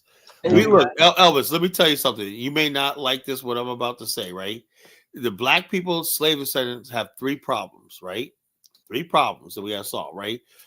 First thing, most dangerous thing is the white man, and everybody else is non-black, Second thing is you Native Africans on the continent that hold power, hold everything, and you align with the white supremacy power structure with tribalism and shit, The last one is ourselves. We need our own way of disciplining ourselves and having laws and structure and stuff like that in ourselves, because those three things, ourselves, other Africans, and the white people, those are the three things we have to protect ourselves from. Any community that we build in Africa has to deal with those things. We need our own court system. We need our own police. We need protection from laws in place to guarantee what's ours. And we work that with a host country and the neighbors. And then we need protection from the white man, as simple as that, so. Carla, I want to get your opinion on something, all right? Because we're having this conversation in the chat. It's a bit silly, but let me get your thought on it. So Little John, your best friend, he said that he's biracial. And he's biracial because his mother is African American. Got mental problems, man. And his father is a Khan from Ghana. And so he's a Negro or not, The bottom line is he so the bottom line, he's an idiot, He's an idiot, That's what he ain't if he was that true, he's bicultural. He's not biracial. Oh, there you go. Black, there ain't no biracial. But he's not even by anything because I guess he doesn't know his father's culture. He didn't grow up with his father. His pops passed away. Rest in peace to him. Self-hating Negro in America. That's all he is, That's why you should let him up. Let him come up, man. Some people want to give a different, different perspective. Honestly, man, I'm at the point now. I'll let you up. You're not as bad. Why would you let me up? What's wrong with me? No. I'm saying, look, you don't get on my nerve. I'll let you up. But these other people and whatnot, when you get on here and start saying stupid shit and whatnot, and giggling and laughing, look, I'm not a freaking joking person, a joking person. I'm a serious person. And this is this is a dangerous, serious topic, And so the bottom line, the powers that be do not like what we're talking about, black national stuff. It's the most dangerous thing you could be in America as a black nationalist, You could be a thug, a murderer, a killer, whatever you want to do. But as soon as you become a black nationalist, you on their radar.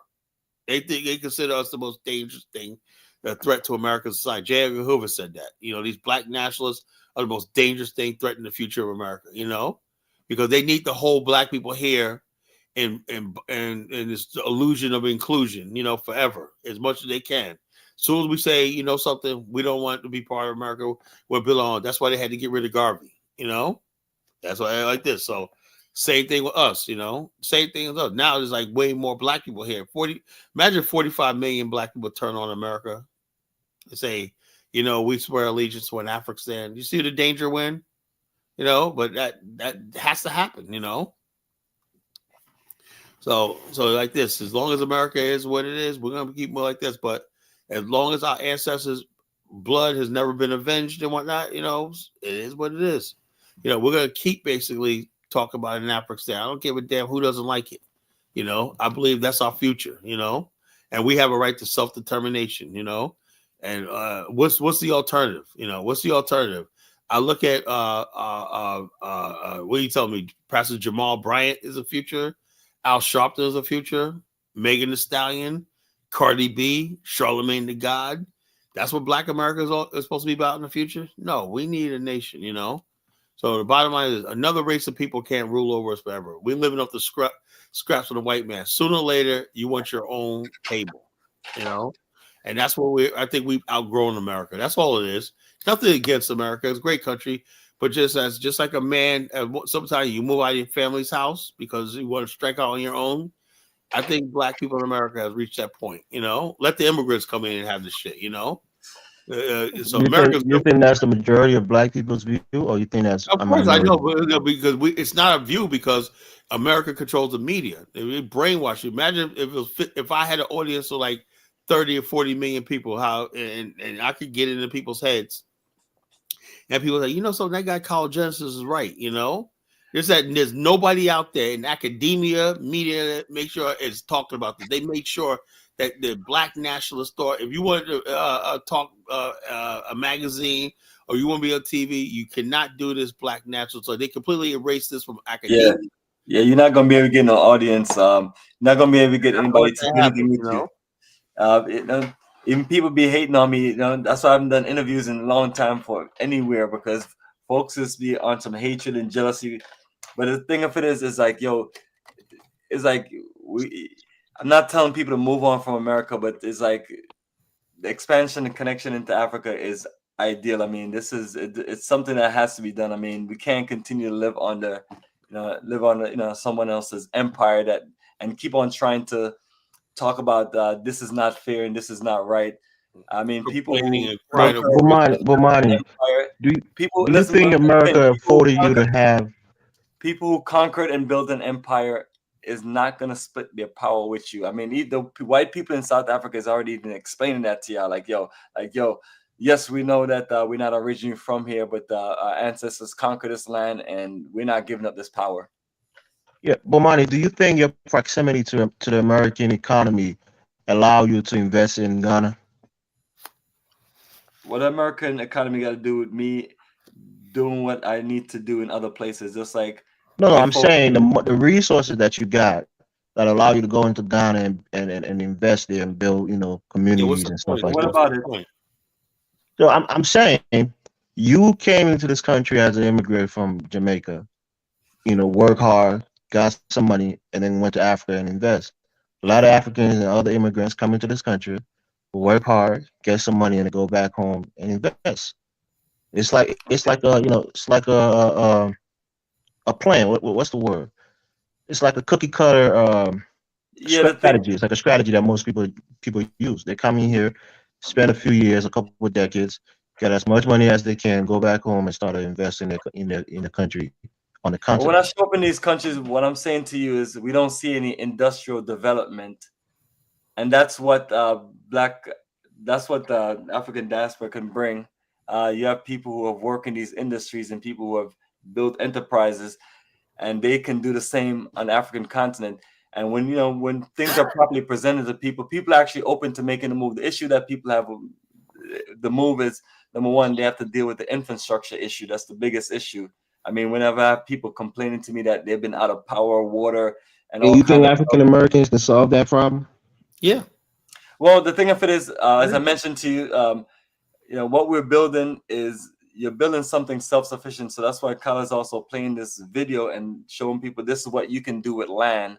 You and a group of people who have a certain connection, put your energy and money together. And that's what we started doing at our Black Star community. But when you start doing things, you have your own brothers and sisters in Africa sabotaging you, and you have your own brothers and sisters from the African diaspora that's a part of your own group sabotage you. And then you have haters out there on YouTube sabotaging you. And instead of people just being cheering for you and happy for you, it's like they have something negative to say. And it's like, and that's why I'm glad Kyle is playing this video, because when we talk about us building a town and a community, number one, again, they're showing you that they're doing what they need to do for themselves, and they ain't contributing nothing to any black shanty towns or nothing. They ain't trying to create no jobs for anybody but themselves. So when we're coming and we're showing people what we're showing, you think that people will say, you know what, I like what you guys are doing. I want to support what you guys are doing. I want to get you guys connected to some of my friends from that's in America that's always asking me about Liberia, and I want to recommend them to travel with you guys. It's like, we have to work together and figure things out, and it has to be a little more help from our brothers and sisters on the African continent. Well, Bomani, you don't think that we appreciate people going back home and investing? it's not about appreciate. It's not even about appreciation. I'm sure, like you show up somewhere and you do something good for people, they definitely appreciate. We as a people appreciate things, but it has to go beyond appreciation. I'm not saying that people are in control of the government to make them do certain things, but it's, at the same time too, is like the people who believe that what we're doing is right help protect us from the wicked people that's in that specific country, that look at us as a foreigner and look at us as easy pickings, and not look at the vision that we can transform something and maybe our children have better opportunities. Because the mindset of someone in Africa leaving and getting a visa to come to America, good luck in the next few years. There's a video out right now. We have to focus on how we can work. We can't just spend all visas from Africa. So is the United Now States. the reality of it is, since we have access to Africa, we can, we can show up. And then when we're showing up and saying, hey, this is the money that we hustled for the last 10, 20 years. And then, to see people, and some people make bad decisions, absolutely, because some people underestimate people because they think, oh, well, the people are poor. They, what they're going to do. Well, they can take advantage of you just like any slick person. But those are the things that, we're trying to figure out. And I've already explained to people that give consultation to that. I'm not here to say anything negative about the people in the country, but I only can share with you experience of people just like you who are trying to do what you're doing. And this is the end result if you do it this way. But if you work together with us and we look out for each other, we're good to go. And it's a barrier that has to be broken, and it's broken with us understanding these are things that have happened in the past, and it's hundreds of ridiculous stories of whether even Ghanaians. So what are you saying? That more diaspora Africans are not helping you? Is that what you're saying? No, what I'm saying is like some people, will tell you, oh, go live here, and it's like you can't tell individuals just go live amongst a bunch of people who have a whole bunch of different tribal beliefs, and you don't know what's going on.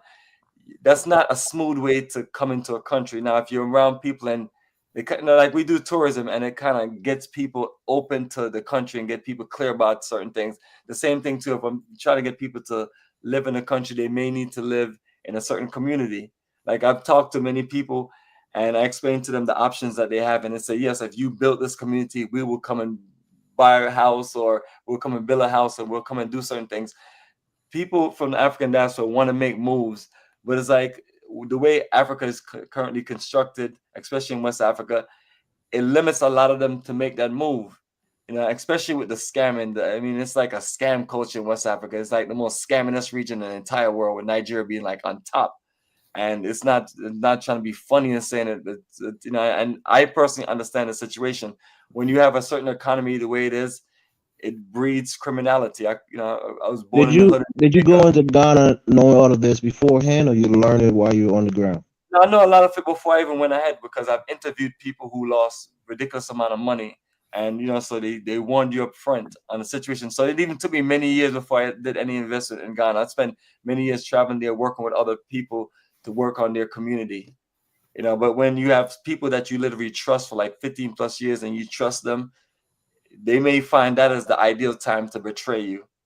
And the next, you're sabotaged, which, like I tell people, everything I speak out of my mouth about what goes on is based on 100% experience. And not saying that if a certain percentage of people did this, that all of the people in the country, you condemn them. You're not saying that. Is that if you're doing business in the continent, you can't look at people as your friends and all kind of stuff. You have to be on top of your business. You can't feel like just because you know somebody for 20 years, you can trust them. Unfortunately, I get your point, right? I just want to buttress it. What if I told you that my mother, who were born in my home country of Liberia, worked as a teacher, came to this country, worked and saved up, bought a land for $12,000, right? It was like in 2006, 2008. Pretty cheap then. Had to buy that land twice because she was duped out of her land. That's a native woman, a native Liberian, right? What if I told you my uncle? Yeah, you can tell me a bunch of stories. I'm telling you this because we too, we Africans, we get scammed. So it's not just you. I will always explain to you about the Ghanaians that I know here that have the same horror stories. But it doesn't. My family member scammed me. He trying to build a home. He charged me twice the amount of money. My uncle, my, Yeah, I my mother's understand half that brother. things goes on, but So it happened. just because it goes on don't mean that we have to repeat the cycle. At some point, we have to wisen up. So what I'm telling people is, based on experience, these are the things that go down. Don't take anything I'm saying personal. Understand these are the things that go down, and it's a high percentage of these things going to go down. So it's like if we leverage ourselves and help each other and work with each other and say, hey, this is a bad decision you're making. This, you don't pay this money to the chief, you go to the lands commission, or there's this bunch of simple things that sometimes people don't know because they're getting the wrong advice. So I say here on the platform, the kind of thing I hate my country. We have to learn from all of our friends that are leaving from here and going there as an experience, and then what the native people from that specific country. And and if you're here in America, you have to talk to the same people from the country that you're going to, and that's how you build your energy. But it's like we understand these things go on, and it's like it's a targeted situation. But it's like our goal is to prevent it, and our goal is to leverage ourselves. So we don't want to keep on going, and these things happen to us. That just make no sense. You know who the number one victim of Nigerian scams are? Nigerians. There you go. So the point, that's just what it is. So when I tell people on certain things about the pitfalls of our countries, is that supposed to make somebody feel comfortable? The things you're telling them. No, I'm trying to tell you, when we're being honest about our own countries, you guys think that we hate our countries, we don't want to go back and develop it. You guys are trying to help, and we're trying to discourage you from doing it. We get it. I got it on this platform too. We know our countries more than you do. Discouraging if people turn against you, next thing you know, court cases that you should win, you're not going to win because it's tribalism. And instead of police arresting a person that's a criminal, he let the person go because you're a foreigner and they're part of the same tribe. These are the foolishness that goes on. And I'm saying to people that, in order for us to progress, we have to do better and fix these things by being, and that's a government issue. That's what Kyle plays that video. People coming in. If you're a Ghanaian person that's done well for yourself in America, and then you come into Ghana and you want to set up business and you want to do certain things, it's the same philosophy. You want your own brothers and sisters to stay out your way, don't sabotage you, because you're sharing your profits of what you made from somewhere else, where you could have just spent it on white women and yachts and and why gotta be white women? Why can't it be black women? And most of us, when we waste money, that's what we do. We waste money with the other set of people. It's not like we keep the money in the neighborhood. We go blow it somewhere else, especially when we just feel like we just got rich. We just end up switching. Yeah, but yeah, man, these are issues and problems. I want to tell people that I'm not here to condemn any situation. I've dedicated myself for 2 decades on the continent, and I could have gotten a lot further if we was working together as a people and looking out for each other as a people on the continent. But do you read these investments report from like the World Bank or the UN when they talk about the investment index of these African countries? One of the biggest thing there is rule of law. A failure to uphold contract, contractual laws, to uphold contracts and those things.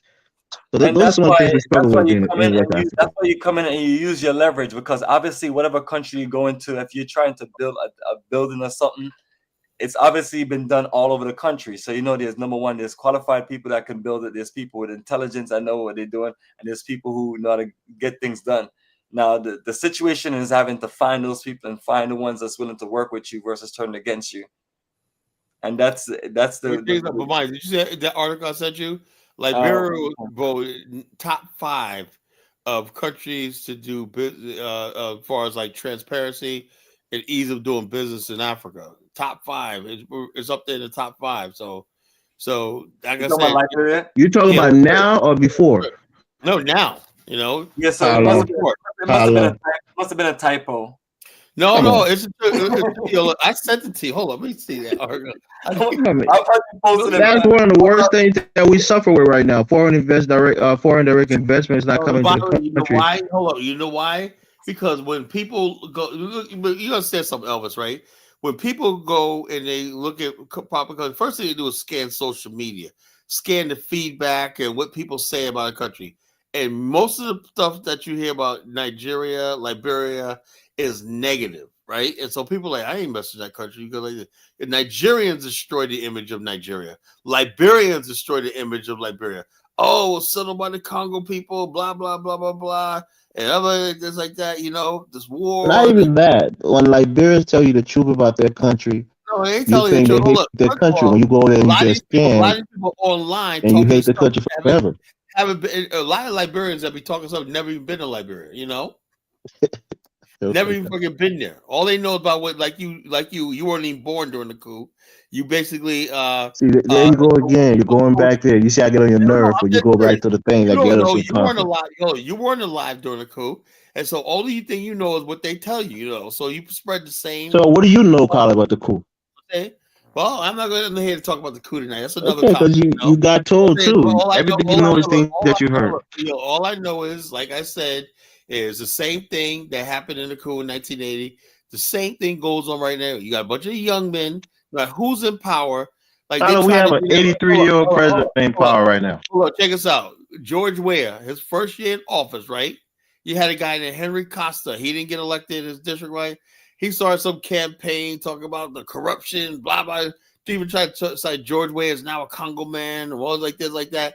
They tried to march on the Capitol. George Weah said, y'all motherfuckers ain't put me on no damn pole.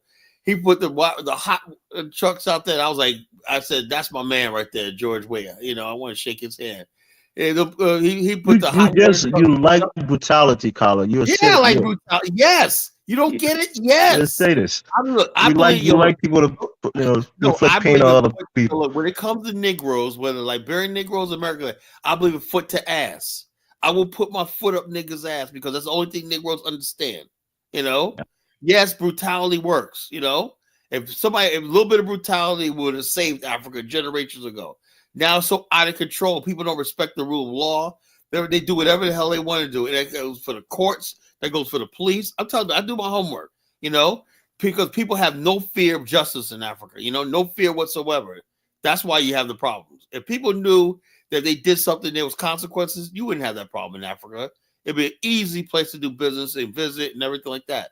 But because if you have sitting around all day and all night talking about, I don't have to bathe the country because my ancestors weren't brought here. We're not, you know, Liberia is a country founded by slave descendants and blah, blah, blah, blah, blah. You're subconsciously discrediting the country and you're undermining the rule of law, you're undermining the customs and like that. But the bottom line is sooner or later, you know, when they get finally say, you know something, you went too far, then you can't be like, you know something, this country was founded by the Congo man and the American Liberian, like they ain't want to hear that. You fucked up, you know? Same thing happened all over the freaking world, right? Yeah, when sooner or later, you know, you got to answer the universal truth called justice, you know? So no matter how much you basically talk about the American Liberians and whatnot, Liberia is still a republic, and there still is a law. No matter how it got there, just like the United States. There's black people in America talking about, oh, man, like this idiot mayor of Chicago, I ain't going to do nothing because this land was stolen. Yeah, it may have been stolen from the Indians, whatever like that. But the bottom line is this guy Homer is coming for his ass, you know? Because he's trying to defy a federal law, you know? So that's one thing the black man do not freaking understand, you know? Nobody cares about your righteous indignation and what you think is right and whatnot, you know? When they got power, somebody got power or they got the law on their side, they're going to use it and crush you, you know? Rudy's probably comment said, Colin, man, look, I'm just telling you what it is. You live in the United States, right? That man in that White House, Donald Trump, like I try to tell Liberians, that man in the White House basically got a mandate, and he's probably the most powerful man in the universe right now. You know, Donald Trump, you know? So it is what it is. You got to live with it. It is what it is, you know? I'm not going to tell you, oh, yeah, well, Colin, look, I'm just telling you reality. Reality, you guys keep trying to, but you're going to F around and find out. You know, this guy in the White House is not playing. He is not playing, you know? So I tell you, now the black man got to show what he's all about, you know, because this guy laid down the gauntlet, you know, he is not playing with you, you know, and black people know that too. They know there's somebody finally in power that don't fear us, don't care about what he tries to reach out to you, where you got to give him that. But the bottom line, he is not going to bend to you, you know, like Obama or Clinton and Biden and all these other people like that. He's not going to do that. He's like, look, I know what's best for you. I'm the best president for black people. I did this or that. Now shut up. Get in the corner and shut up. You know, that's Donald Trump. You know, that's what he is. You know, so you got what can you do about it? You know, he got elected. There was an election on November 5th. You have to live with that. Just like when I go to Liberia, now who's in office? When George Weah was president of Liberia, I respected the fact that that office of the presidency, I respected it.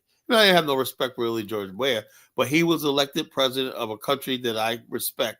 You know, I respect the Republic of Liberia, and basically I respect the fact that that's who the people chose to represent them.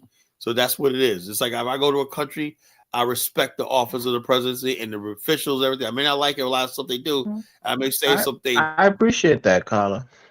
That warms my heart. You know, just look, my whole thing is it's about respect, you know. See, your ancestors didn't give our ancestors the same respect. Oh my gosh. That's true. You didn't give them the same respect. You really, you know, if you had done that and said, look, you know, okay, our time will come. You know, the main thing is we got to basically it's all about being civilized. You know, if somebody when somebody's in power, you know, Kenya Prime Rib, who the hell is this? This is probably, I bet you anything this is Lil Jon. No, I think that's what is his name? Kaiser. I think that's Kaiser. Oh, okay, Kaiser. Okay, Kaisorian. What's up, Kaisorian? Hey, what's up, Colin? Oh, that's Bemba, whatever his name is. This ain't Kaisorian. Wow, this is Indama. Indama. Who the hell's Indama? Carla, you talked to this dude for like 20 shows, and you don't know who Indama is? The dude with the cows from, I think, Guinea or Sierra Leone or wherever? Repress my memory, man. I get so many people come on here. What? Indama. Yeah, I'm getting older, man. My mind just went blank. Indama. Refresh my memory. Where you from, brother? No, I've discussed things with you a number of times before. Indama. Oh, yeah. Man, Carla, you gotta go to the doctor before you go to Liberia, bro. Oh, Indama. When you say Indama, don't do a checkup. Indama. Yeah, that's why he spells his name weird. Okay. I thought you meant Indama. That means I-N, something like that. Okay, Indama. Okay. Yeah. All right, Indama. What's on your mind, man? So what's the topic? Like, okay, the topic is very simple, man. You're not gonna like the topic, I know. It's like it goes with everything you believe. I said Africa has become a white man's heaven and a black man's hell. But I agree with that. So you agree that Nigeria is a real shithole, right? Yeah, I think who has the right idea is Rwanda. Like, if you look at Rwanda and how they're dealing with Congo, I think they have the right idea, and I think Nigerians need to pay attention to that, because if they don't, they could potentially be faced with a similar situation. Yeah, well, my point I'm trying to make tonight is, how do we make Africa a black man's heaven? It's like Africa is basically when they're tribal and they're covet. What I say, the worst thing about Africans is their covetousness. You know what that means? That you covet things. You're greedy, you're jealous, you're selfish. You're pretentious and stuff like all the vices that destroy the human soul. Greed, lust, everything. It's like, dude, man. In the Bible, and those who come from Christian faith, we fought against that. Our current, like I said, the things that mankind has to deal with, right? Man has to deal with nature, other man, and himself. When you allow greed and stuff like that you're never going to get any place. Greed, lust, and selfishness, and wickedness, and all stuff like that. When you have all that, you're not a good person, and whatever like that. So I'm not saying that's all African bros. That's just black people in general. We just basically are selfish people and stuff like that. We don't think long term. We don't think about the bigger picture. It's just what I could get out of the situation. That's why, people don't invite me, Bomani and I on any of the platforms, because it's like, if they don't see any benefit, I ain't giving this nigga no platform. I thought we were supposed to be building a movement. Yeah, all they're gonna say is like he's just gonna make money. You know what I'm saying? It's like it's literally selfish stuff. But Yeah, what you're saying, Carl, that's what we've been talking about. Yeah. That you know, that people have to learn to stay out of people's way so they can do what they need to do. Because other than that, you're gonna turn around and then there's gonna be no Bomani or people like Kala out here to do anything. You know, like Zango trying to give me a hard time about being on YouTube Live. I was like, I don't owe it to anybody to be on YouTube Live. And then he kept saying about Jamaicans, you know. Bomani's like, Jamal's a black nationalist, Pan-Africanist. You know, his thing came from Brooklyn and reading Amos Wilson and stuff like that. You know, so what the hell is he bringing up Jamaicans in Ghana for? You know, Yeah, there's a bunch of Jamaicans in Ghana, and you know they live in different areas and they're good. Some of them are Rasta, some of them are just regular Jamaicans, and he never really made his point. But I'm like, yeah, that's fine. But it's like what I'm explaining to people: the importance of building towns and communities and putting your energy into building something to where you create an environment to where someone else on African diaspora is say, you know, I feel comfortable living in this area because I'm around this person, that person, that person. People they have some kind of common energy with. Yeah, we have to have something in common with people to build. And then little by little, you know, they'll learn more, you know, and may even start speaking one of the language in Ghana. But it's like it's explaining to people that you're trying to get people. You have to make it like it's like I can't go around and ask a bunch of people to come to Ghana with me if I just don't have a program or anything. People come because they have a nice program and things are organized. And then after that, then you know you're looking for people who may be open to other things. And you figure it out together. So since you have people that's rolling with you, that you have that similar energy, why not put your money together and invest and build certain things? Just like there may be another group of people that does not exactly this believe in what we're talking about as far as Africanism, but they believe that Black people should work together and do something positive, and they can make their move and build what they need to build. And maybe they want to build a town or a community where it's all people that can live there or whatever, which is their prerogative. What we're doing is a little more unique and it's a little more focused, because at the end of the day, we can't keep on just creating something to where all of these white folks and other folks can be a part of it. It's like, when can we actually do things for ourselves? That's the beauty of what people like about traveling with me, that we know when you travel with me, it's us as a people.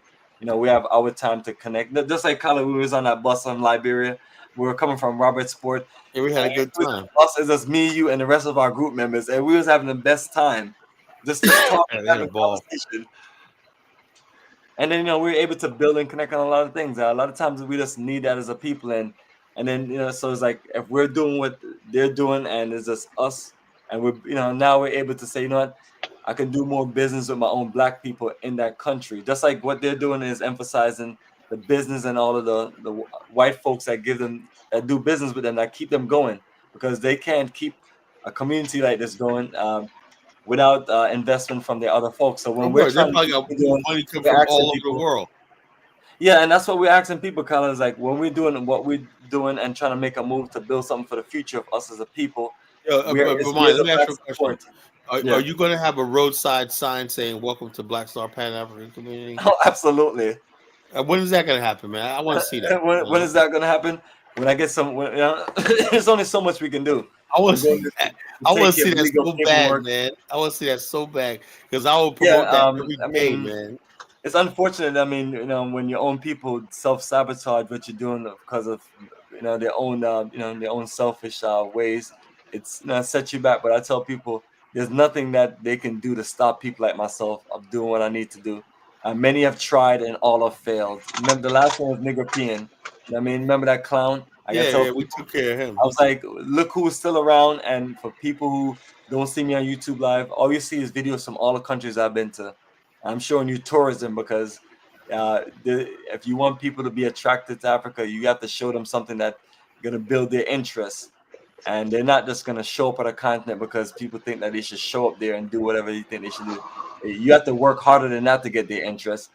Like, Ghana made a move with citizenship, so now you have all kind of Negroes like, yeah, I'm going to go to Africa to get me a passport.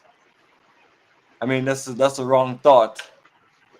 How about let's go build something so the rest of us can have a safe haven and have something where we can work with our own people. And the ones that you see in America. So Bomani, have you been sabotaged in Ghana by Ghanaians? I've been sabotaged by Ghanaians, Jamaicans, Afro Americans. You know, I mean, so that's a it's conclusion. Is it just your conclusion, or is it no, something it's that not a somebody conclusion, have to brother. judge and Brother, decide? those who knows it feels it. You know what I mean? I'm someone that, like, I tell people, like, I didn't even have to even make a move to an African continent. I could have stayed, number one, I could have stayed my ass in the Navy. Number two, I could have stayed my ass at the airlines. Number three, I could have stayed my ass doing contracting and working in international countries, doing well for myself. I'm a person that put my work in to build my credentials to be able to do certain things. But when the opportunity came to, to learn about Africa, to join study groups or join groups to learn about Africa, and having the opportunity to literally go, you're working for airlines and you're getting paid well. So, even if you have to buy a ticket, you're still good. You take advantage of that opportunity. When when you start going to Africa and you start taking videos and just checking out places, you just see it as a good opportunity to where we as a people can connect to a continent, connect to countries, and kind of see where the relationship goes, where if we can do business, because we're still basing things off the vision of our great ancestor Marcus Garvey, who laid that foundation down and encourage us to get involved in Africa, to build a world of Africa for the Africans, just like the Asian countries, that's their world.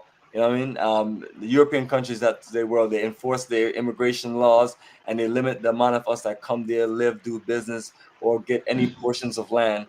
So, it was taking us back to our roots. So from there, you're building, and here we are now where we can get land and build a town, and then now people are with you, and then now people are not with you, and then then people putting propaganda out there. All right, let me ask you, Bernardi, is um, uh, like how viable are these black diaspora communities in Ghana? Like, is Ghana actively building these communities for the diaspora? Like, how big are they, or how extensive are they? Just some communities can be anywhere from like, I got one brother named Craig Norman from California. His community is about 10 acres. They have a few homes there. Very nice. Oh yeah, right. That's a nice one. That's a real And nice then he has things organized to where he has everything included, the infrastructure, the registration. So they got that project. Then you have the people in Asable, and then you have a few that's coming up, but they don't have the support that they need. Because last I heard, the folks in Asable have to deal with this local folks stealing and shaking them down to where they have to start arming themselves to protect themselves. So it's no easy walk, you know what I mean? It's no easy walk to deal with this. Okay, now where are these communities located? Are they throughout the country? Are they in a certain regions? Or It's throughout the country, but it's not a community like you think. Like what we're watching right here on the screen is a community. What most of us have, we have land and we have partial energy of a community. So, everyone has been doing what they can do in stages. Like, you go from having no members to 50 members. You go from having no house to a few houses. And you just kind of just work it. And so the better you can put your energy together and the better you can work together, you can move forward. But then if you have certain people in your group that's on some other stuff, you have to clean house and get rid of them and keep a focus group. That's why I wanted people to stop telling me that they're Pan-Africanism, but they're Pan-Africanists because they talk all this Pan-African stuff, and then when it's time to deliver, there's no deliverance. It's just every Negro for himself kind of mindset. And I'm a person that, I'm always there trying to help other people for us to do this thing in Africa and do it right. And you know what I mean? And there's only so many years, you're going to keep on doing what you're doing. So it's like, if people keep getting in the way, as a matter of fact, I already warned people already, anyone gets in my way, they're getting steamrolled. I don't care where you're from, because I already explained that the different groups of people, and they represent Black people, they represent, it's just not one set of people, because you're traveling to Africa, you have to always think about the people that you're with from the African diaspora and the people that you're going to deal with. And that's the pressure with people like myself. You're trying to make a connection with people, and you're trying to work it as best as possible. And then in between, not everyone is going to always like you, and some people are going to have issues with you. And I'm a man's man. I'm not one of those kind of guys. So and I'm a military type of person. I believe in order and structure. Yeah. And we need that. And I'm a person that don't play games. People know they work for me. I fire their ass quick. I don't play games. It's like you're not gonna sit around and you get a few warnings just because Trust me, I went on tour with him, man. He's like, we clean house. We got rid of everybody. He had me put me to work. I was like, God damn, man, in the military. I was like, damn.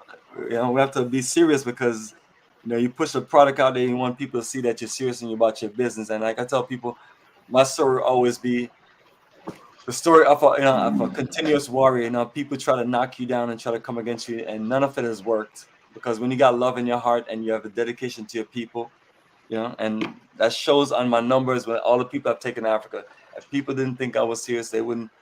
90% of people never met me. So Bomani, what's the difference between doing business in Black America and in Africa? Business in Black America is beautiful. I love it. You don't really deal with none of the foolishness that you deal with in Africa. It's a more organized society. And I kind of am in a different situation with the Black people I deal with here. I don't live in the hood anywhere, and the people that are calling you to do things with you, and they're people who are usually very successful people, because technology work is not cheap. So those who can pay for it will call you. Like I show up at a gentleman's house, and they're doing a whole bunch of remodeling, trying to value their house at $1 million, building new rooms and new garages, and only thing they actually do is to set up a bunch of smart technology and give us a list of all the things that we need to order. But nevertheless, I enjoy, and that success of business that you enjoy here is what gets you those profits to do business in Africa. So when it's lost, or when things go left, it's not easy, man. And all of us who knows it feels it. So we have to do what these two dynamic duos in the White House are doing. These people ain't playing games. They're slashing budget and cutting budget. So I told people I'm following suits. We already been following suit before they even show up, that we can't keep on working hard for what we have and then it goes to a loss. So we're learning how to mitigate loss and learning how to work with people who we trust, which is ourselves. And I'm not saying that you're not working with local people now, because that's everything that we do. Our people in the country is involved. You're not moving without a bunch of people in the country. So you just have to be strategic, and that's what we tell people, that we're trying to be strategic because. Okay, now, Bomani, is Ghana giving the diaspora like citizenship? Is there a way to get a Ghanaian passport? Yeah, first you need to get a visa and come to the country. If you're not willing to, and then some people, they need to get a passport first, then they need to get a visa. So anybody who doesn't have a passport or not willing to get a visa, it's not really makes sense having a conversation about it. They're offering, that's what they're offering. It's hey, Bomani, check this out. John did something his thing where he says where you could basically process passports for people. I don't know if you ever want to do that, and you make like a certain amount of money per passport by filing for people, It's like a business opportunity. I said, I don't want to do that, man. But I said, Bomani says that's what he does. I have my customers. I don't really need to be dealing with certain people. Yeah. All right. Now, Bomani, there's another one. Do they once you get okay? Hold on, Bomani. Once you get the passport, the citizenship, can you start a business there and actually own it, or do they still like? I heard this thing, if you have a business, you have to be a partner with a Ghanaian or something like that. How do you bypass that? Yeah, you can make many of those things happen. We have a business conference in the country. I mean, you want to know a lot about a country. Are you interested in going to the country, or you just want to ask questions? No, I'm just asking a specific question. I heard if you have a business in Ghana, you have to have a Ghanaian partner to have the business. Is that true? Yes or no? Yes, it's true, and it can also be no. It just depends on how you do things. But if you get the passport, though, yeah, that shouldn't be an issue then, right? Because that's for like foreigners, right? It's possibly not going to be an issue. again, you still have to work with people in the country. So that's the makeup of the country. You're trying to build partnership with the people in the country. So it's an incentive to find some good partners to work with. And Yeah. yes, but the ideal thing is a lot of times folks need to show up to countries. It's just a lot of misconceptions there. That's why I do a program where we have business and investment conference, and the same thing with me and Kala got this journey going to Liberia. So at the business and investment conference, it's access to a whole lot of information and people who actually doing things in a country that you can work with. So that's how we can make it practical. But yeah, all these countries have their rules of business, and they do encourage you to have a local partner. But does everybody have partners? And some do, some don't. It's tricky, but that's the law and the encouragement, especially if the Ghana Investment Promotion is doing a presentation for you. They're gonna explain these things and incentives and so on. And it's a way for the people in the country to have something. You can't have people coming in the country doing things and then the people are not involved. So but yeah, a lot of those things are possible. It's one of the countries you can go to and just get a feel for, and then you go back and forth. Next you're living there doing your thing. But you just have to just be street smart, just like anywhere else. Don't let your guards down because you're somewhere else, which people tend to do. Have that same spirit that if you wouldn't trust certain people here, there also, because you're more than likely going to be right. Because you're not going to just go anywhere and meet this a high percentage of people who just want to work with you and everything, especially when they see that you're vulnerable and they could take advantage of you. But if you show up with a unit of us, it's a whole different story. Strength in numbers. It is. Yeah, that's what we need. When me and my folks roll, like I got to, it's like every night when we out in Ghana, it's just a whole bunch of us. No problems anytime. Yep. That's how you gotta roll. Building communities, strong communities, everything. I just want to see us build factories, and whatnot. And it's so easy too because, I would like to know what the hell do we make anymore? We used to have. I don't know. I honestly don't know, but factories are perfect because factories is just basically a building with machines and people working and producing. Exactly, and making a huge profit because the labor is so cheap. God dang, that's so. And that's what I'm saying to people. Like we can literally if we're able to get what we need to get done and make the community looking good and the town looking good. No, you have a better chance now at reaching out to Black corporations that are here and bringing them to the continent and give them a proper presentation and having things in order to where they can get this land and then they can build a factory, and then all of the children and people in the town, now you have a source of income because now you have a source of income to where now you can build yourself a quality of life, and then now you're building a town where more and more people have a quality of life. So now the standards start going up. You have a shack, now you have a nice house.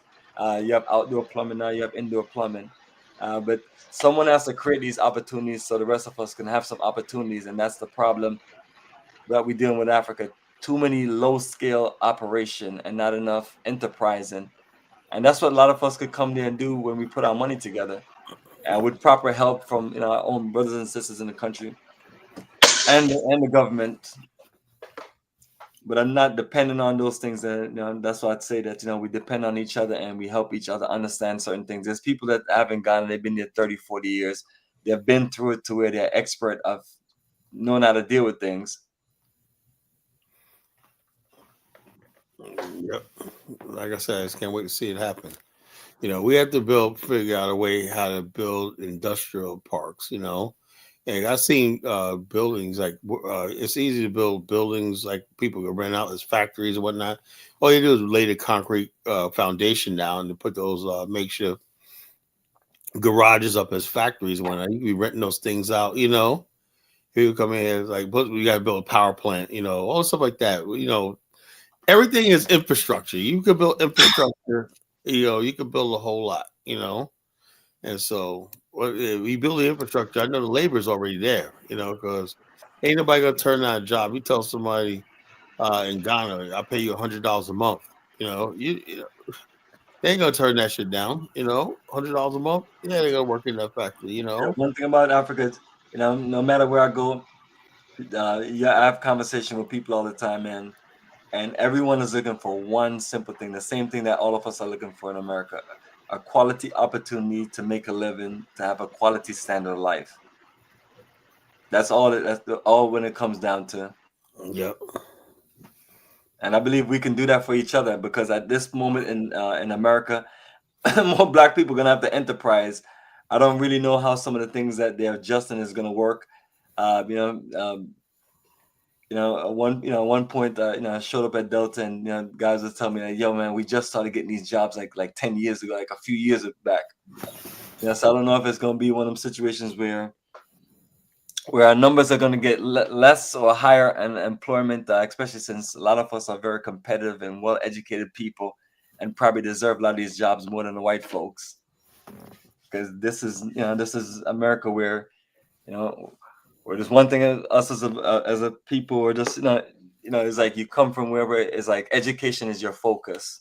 So all of us got a tons of skills in education, to where, but if a group of white guys get together and create a corporation, I mean, can I really fight with them about why they didn't hire me and stuff like that?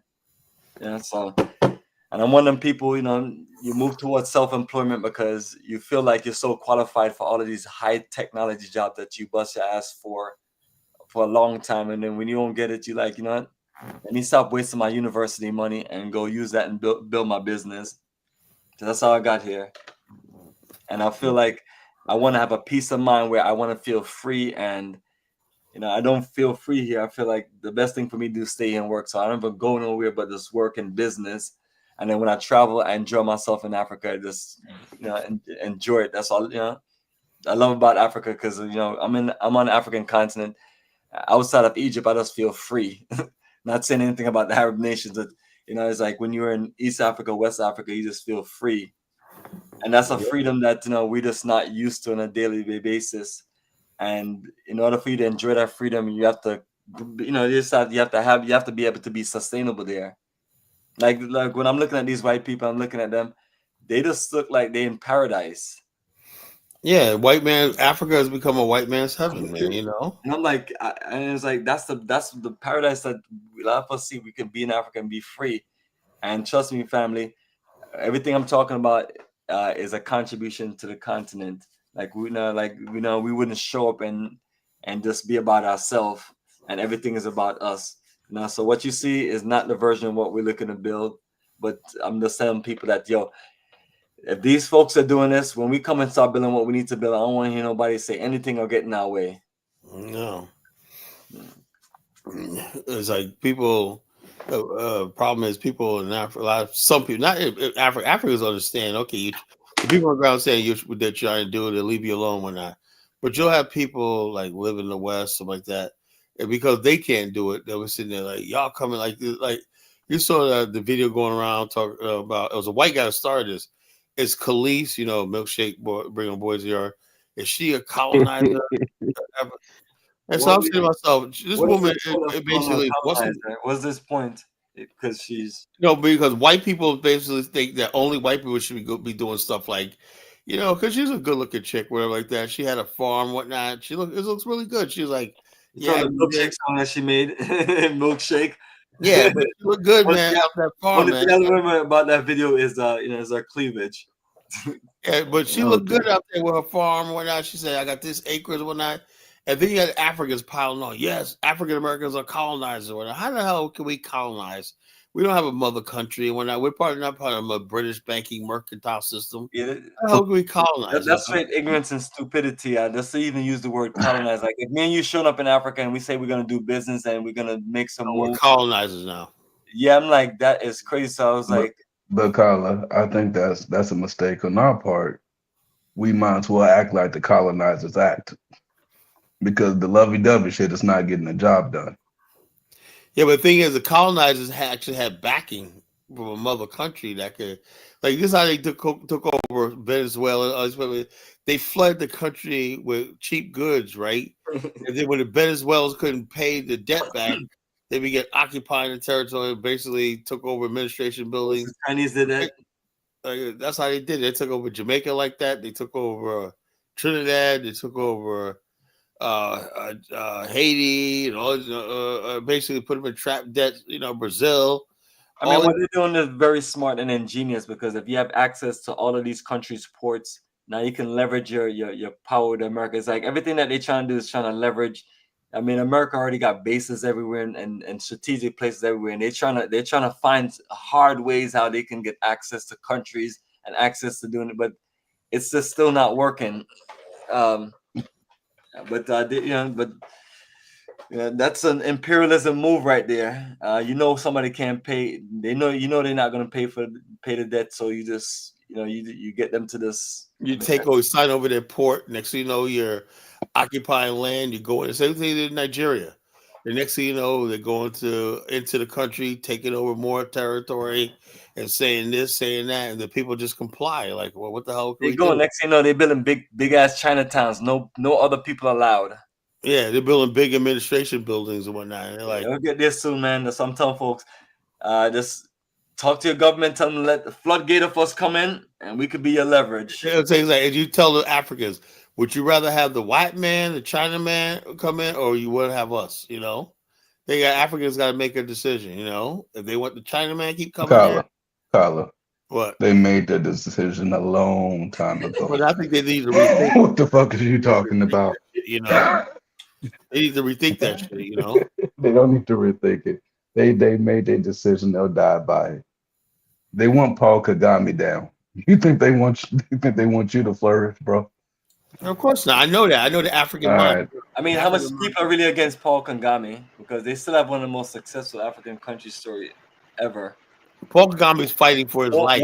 One country, and you're a military general, and then you see your people getting wiped out, and you step in and you bring the country together. I mean, it's impressive. And he's in Congo right now because the forces that brought Rwanda down are in the Congo right now, and he's. I don't believe he's in the Congo. I don't believe he's in the Congo. No, I said he's helping M23. That's why. I don't believe that either. I'm going to defend Kagame to the end of the world. I don't think there's nothing wrong with it. He ain't done nothing. I mean, the thing of it is, my viewpoint of this, they're trying to find a way to take his government down. I know that. I know. And the Africans are falling for it. Who's trying to find a way to take his government down? Other African nations? Because the West. Because remember something, Bomani. Before Paul Kagame, right? The conventional weapons is the minerals in Africa got to be processed outside of Africa. He's showing them that yes, there's a place in Africa where they're taking materials, and making computer chips, and computer screens, all stuff like that. In Africa, out of some of the materials that are coming from the Congo and other parts of Africa. Rwanda has no natural resources, but they're making finished products. That's amazing, At this moment, they should take Eastern Congo. They should just take it and make it work.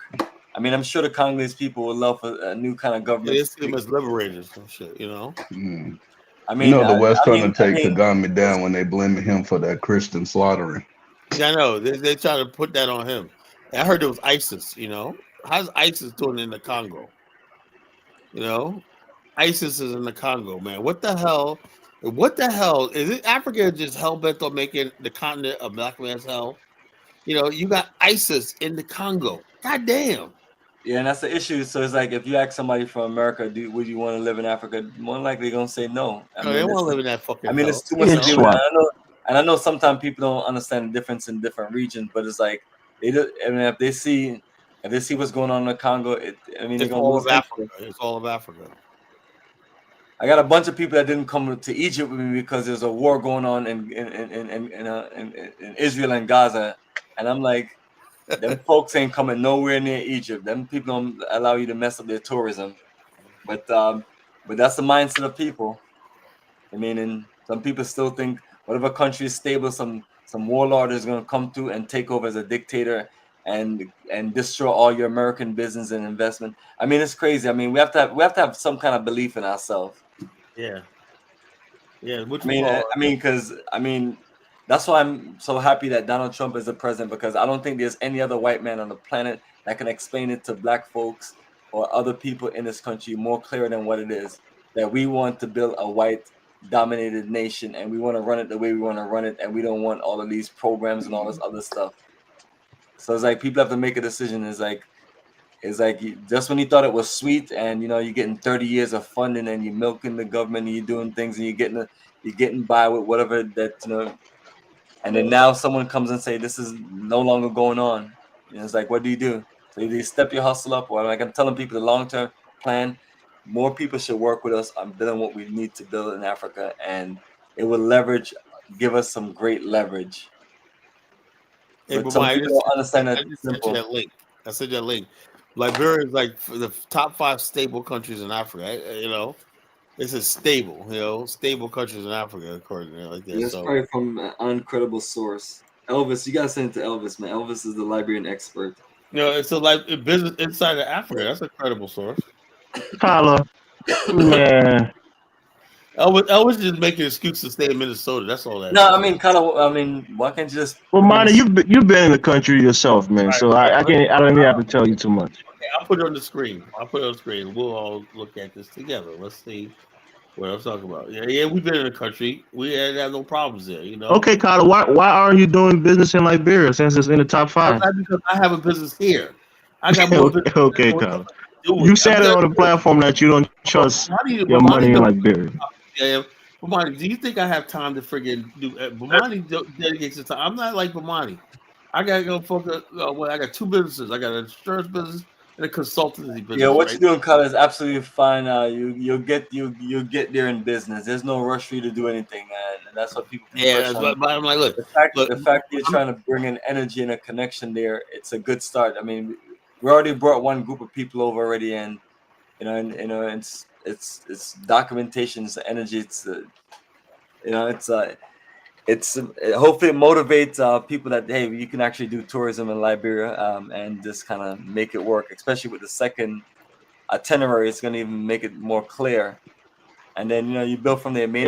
It's an opportunity for Carter to start doing his tourism there since it's ranked top 5. Look, dude, man, that's what I said. I'm gonna give it to my boy Ross. We're gonna have it so. Nah, Tyler, put your money where your mouth is, man. It's top 5. I don't have to put my money where my mouth is because I'm paying for a tour. That is my money where my mouth is. I pay for a tour. So I'll go on a tour, help out when This is me at the age of 9. I want to show you guys that. That's me at 9 years old. Young collar. It's a pecan collar. Pecan is being a young man. Still got that big old head and that pout. Yeah, so the bottom line, my head. I may have a big head, but I got a big brain compared to your small brain, right? That's what I'm saying. So that's it. Let me play this. This thing. It's African Business Insider. I hope this is not a Facebook. Yeah, it does show 5. Liberia number 5. So it says top 10 stable countries in Africa. Okay, stable in terms of what, Colin? Click on the link and show them the Well, why don't you listen for a second, Elvis? If I can be quiet. Value stability. Ariel Siri evaluate the stability of 48 African countries by considering indicates like ethnic tensions, coup history, dominant ethnic groups, food security, poverty rate, debt stability. What's so funny, man? You know what I'm saying? Vulnerability, economic diversity. But those are all the things we suffer from, Colin. So it's funny. It's almost like an oxymoron. You think you suffer from. There's an awful lot of Liberians that are doing things in Liberia, making money and happy, You think you could only be happy in a white man's country. That's a problem. Okay, Business Insider represents top 10 stable countries in Africa. List is courtesy of SBM Intelligence. For the second consecutive year, Southern Africa ranked as the most stable region. I can't see what you're reading, though. Southern Africa ranks as the most stable region, right? Okay, let's keep going. Top 5 with the highest speeding limits for drivers. Top 5 with the most U.S. military bases. I don't know if you guys want to read that. Top most peaceful countries in the world. Okay, we're going down. Beyond internal factors, they did like Don't worry, Carla. We can't read anything. what? You have Can you read it? the wrong screen. Remember, we can only see what Oh, you I'm, see. oh shit! I'm on the wrong We can screen. only see what you see. Oh, okay, hold up. Okay, hold up. Let's see. Stop sharing. Let's see. Okay, all right. Present. I was rolling so well. I thought y'all would watch it. Oh, you know what I think it is? I think the it's because it's Facebook. I don't think it. Can you guys see anything now? It's loading. Do you see that? The same email. Click on it and see if it will load, and then minimize that page. Okay, what you Double call? click on the Hold on. link to see if it opens. Jeez, hold on.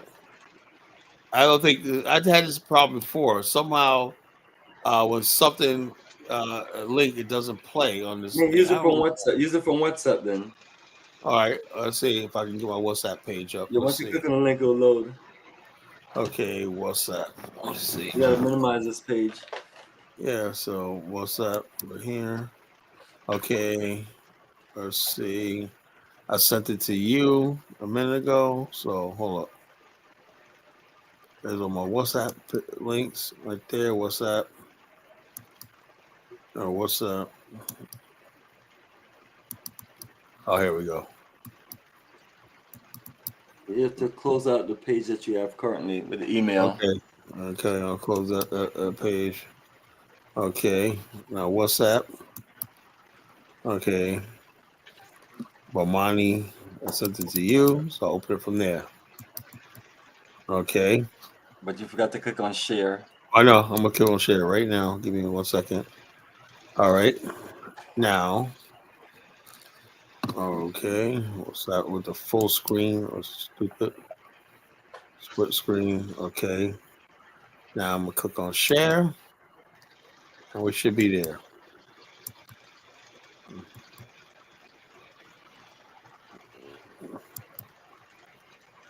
Okay. Okay. What the hell is this all about? Close.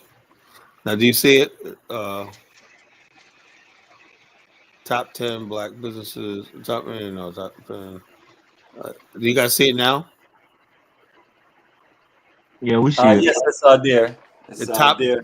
top most stable countries in Africa. You see it? Number 5. Yeah, okay. Evaluated the thing. Okay. Business Insider, scroll down. We'll find where it says Liberia. You know. It's right down there. Keep on going. Okay, I guess you're looking at it yourself, you know. Okay, number 5.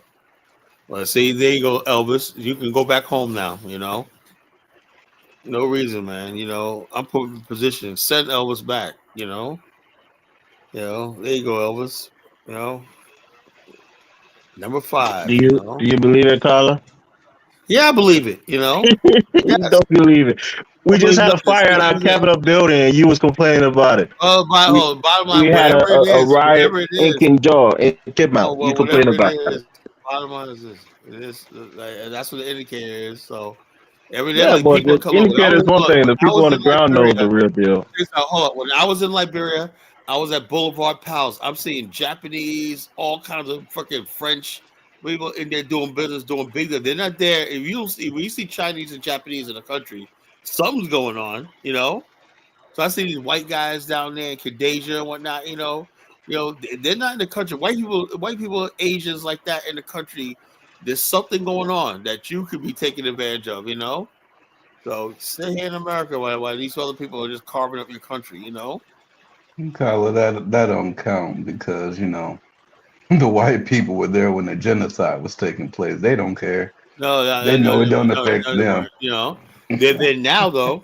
They're there now. You know, white people there are doing business. I don't know what the hell Elvis thinking when they're doing real good business there in that country when that. So they're there. When you're at the Boulevard Palace, right? You see high level business people and talking to government officials and some of everything. I just look at I think, oh, that's Senator such and such. That's the guy administration of government when he's sitting there talking to people when I have a meeting, stuff like that. Yeah, man. You know, so I said these Liberian people on the continent, Liberia, no joke, man. You know, They're doing this flying to Qatar. Remember that what was that one We're chick? we're at high tension right now with the government in the country. Oh well, no, it's all because you want to be high tension. You know, What the are you bottom line is talking about? There's a political stalemate it's basically in the country right now. Political the violence bottom is on line the rise in the country. Elvis, right? You guys have to understand one thing. You know what we're tired of hearing, right? We're tired of hearing the babbling Negroes about the government. You know, it's you guys. It's not the government. You know, every time you guys get up there talking about your collar, man. Yo, man, you gotta understand, collar, man. It's the government, collar. You know, it's the government. I'm gonna exit right now because I know you're already on YouTube clicking "The Government" by Tariq. If I can play it right now. You guys. When did you guys start doing that talking? Every time you guys hear you guys. The government. There you go. It's the government. Who knew it? It's the government. The government. It's the government. Tariq is gonna copyright you and send you a notice for royalties, man. Play his music too much. The government. I'm not mind. The government. It's the government. It's the government. It's the government. The government. The government, it's the government, it's the government, the government, it's the government, it's the government, it's the government, the government, the government. The government, it's the government, it's the government, the government, the government, it's the government, it's the government, it's the government, the government, the Booyaka, booyaka, run to you niggas, booyaka, booyaka, run, booyaka, booyaka, run to you niggas, booyaka, booyaka, boom, boom, boom, boom, booyaka, booyaka, run to you niggas, booyaka, booyaka, run, booyaka, booyaka, run to you niggas, booyaka, booyaka, boom, boom, boom, boom, government. The government, it's the government, it's the government, the government, the government, it's the government, it's the government, it's the government, the government, the government, the government, it's the government, it's the government, the government, the I had no. Oh man, that's fucking hilarious. And Ahmed, he's probably sitting there listening, pissed off right now. And he really gets mad when I play this, you know. But every time he talks, Carl, you gotta understand. Our government's controlled by the British. You know, so not put in the government. He goes, why are you gonna play this video every time I saw it? And that's what I'm saying. That's all you're gonna hear is the French control us, the British control us. I mean, it's just never endless. It's like never ending. Man. Tyler, did you see Dinah's show earlier? The thing I ask is, when can we take accountability? Yeah, I turned it off. It was freaking. I just can't deal with it no more, man. They were blaming white people for every little tiny thing that they ever had going on. I know, man. You were on that show, right, Jonathan? Because I came in late and I heard. Yeah, I was on the show. I was sitting there like, y'all blame white people for every little thing. Yeah, I mean, I know they're you every little thing. Accountability. Oh, you and Lewis was going at it. I came on late. Yeah, me and Lewis was going at it. I gotta go back and watch it. It's crazy, right? They would be like, white people are responsible for slavery. Nigga, you too. Yeah. And then, but when it comes down to Paul Kagame, it ain't white people, it's just him. Yeah, I know. I can't take him no more. So Baruch trying to realize Africa ain't got no hope. Yeah, Baruch said in the Twilight Zone rerun, Kala reminds me of the 1960 history professor who knew facts about the 1860s U.S. Civil War.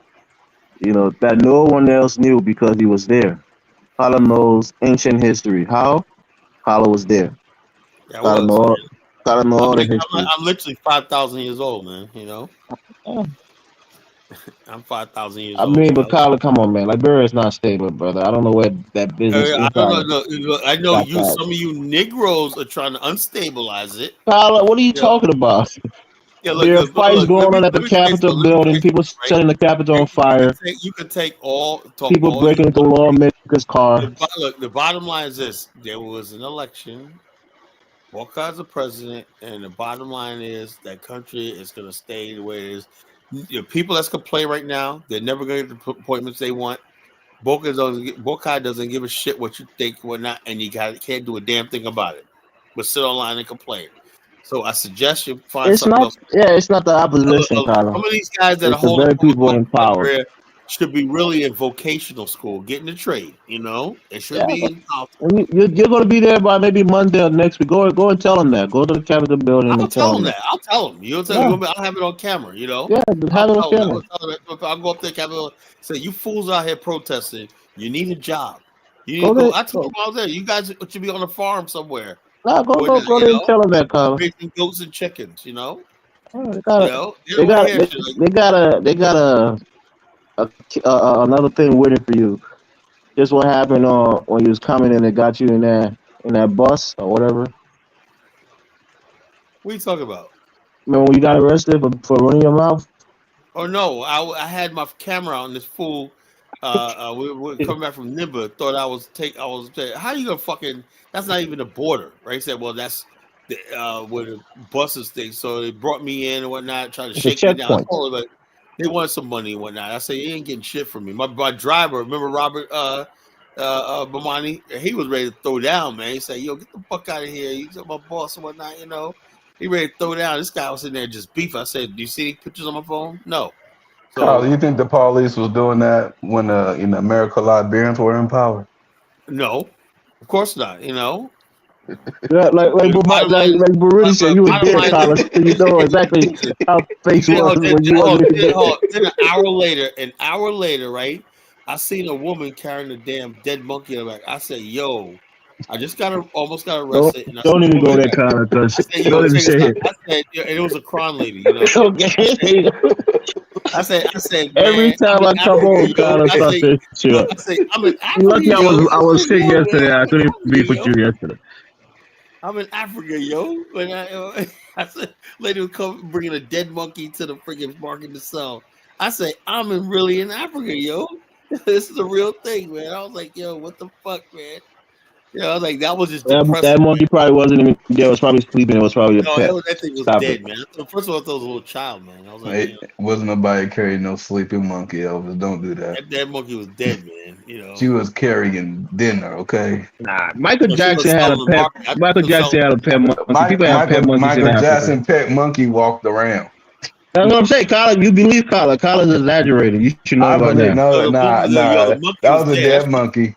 Yeah, you Carla know. exaggerating. It was probably sleeping in No, a. I know it was not exaggerated. It was a dead lady had a dead monkey. How do you know? How can you tell it was dead? You give us the Because it was laying, definitive. like, it was a dead monkey. No, you can't say it was a dead monkey. It's like a baby. It's like a baby that's sleeping in The his mother's bag. You think idea it's of dead. carrying a sleeping monkey just sounds crazy. People have pets. People put No, they it ain't have no monkeys on their back. sleeping I've seen it in Africans Africa. don't have pets. You know, look, What do Africans you don't. mean Africans don't have pets? What's wrong with you, bro? Look, check I out had a this dog Nigerian growing up girl. in Nigeria. What are you talking about? Look, this Nigerian girl I used to talk They ain't to. got no pets. She was an Igbo girl. She was hot, man. She was smoking. I never Omo.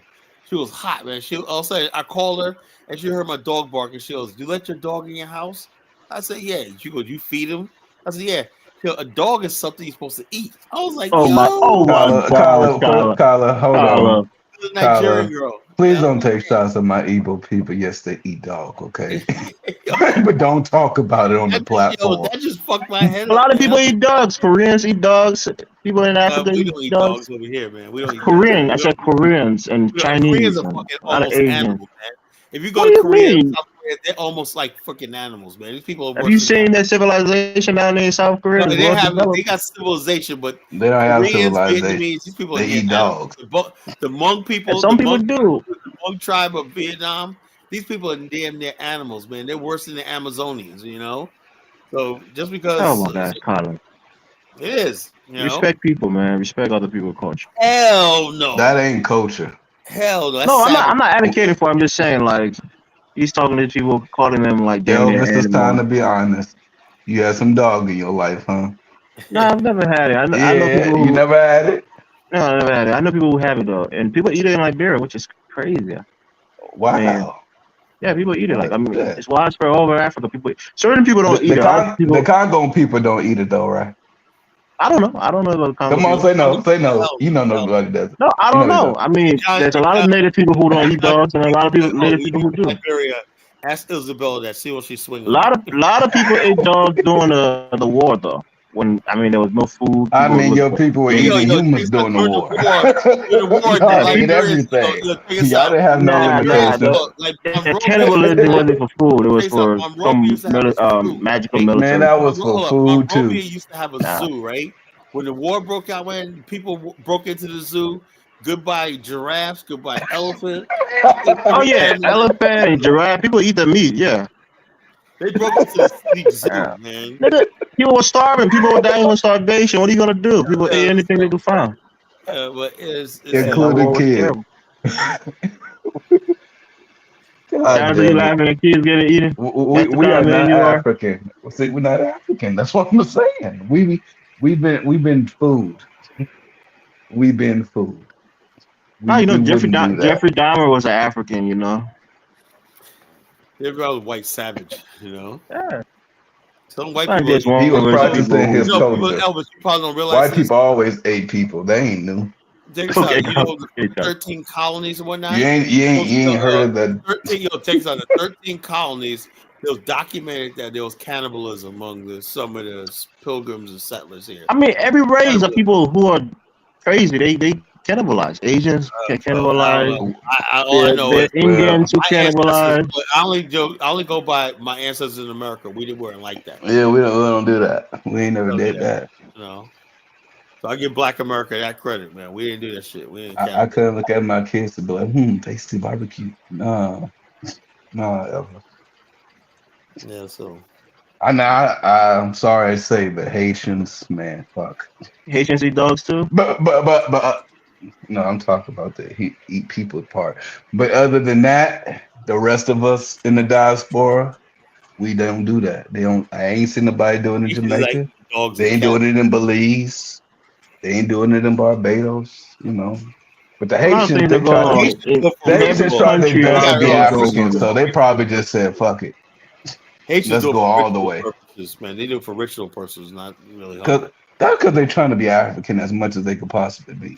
Yeah, what is up with Principe? Why does he act like he was born on? He's never You see been. this dusty brother, man. He's like a fucking mega talking about when Asian people move into his neighborhood, dogs started going missing and shit. Man, Who said this?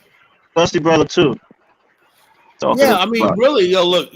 Let me say I ain't gonna lie. I remember one time I was in San Francisco and this lady was walking like 20 dogs. I felt like crying. I just, oh man. Wow, you thought she was taking it to the slaughter? Come on, man. She hopped up in the van with them like they 20 have dogs, professional man. dog walkers who walk people dogs. Nah, bro. That's why I don't really fuck with Chinese food like that. I ain't ate that shit since, man. I'm just knowing that they just did that shit. Man, I don't eat Chinese food like that. All right. I like my RP to them parents, $20. Panda Yeah, Express Jonathan. is not Chinese food. Okay. No, I mean, it's I like won't saying eat Chinese food. I will not eat no Chinese food in Africa. Hell no. Oh hell, they ain't got no regulations. Hell no. I never seen a Chinese restaurant in Liberia. I never seen one. they have it there though. They have it in Liberia.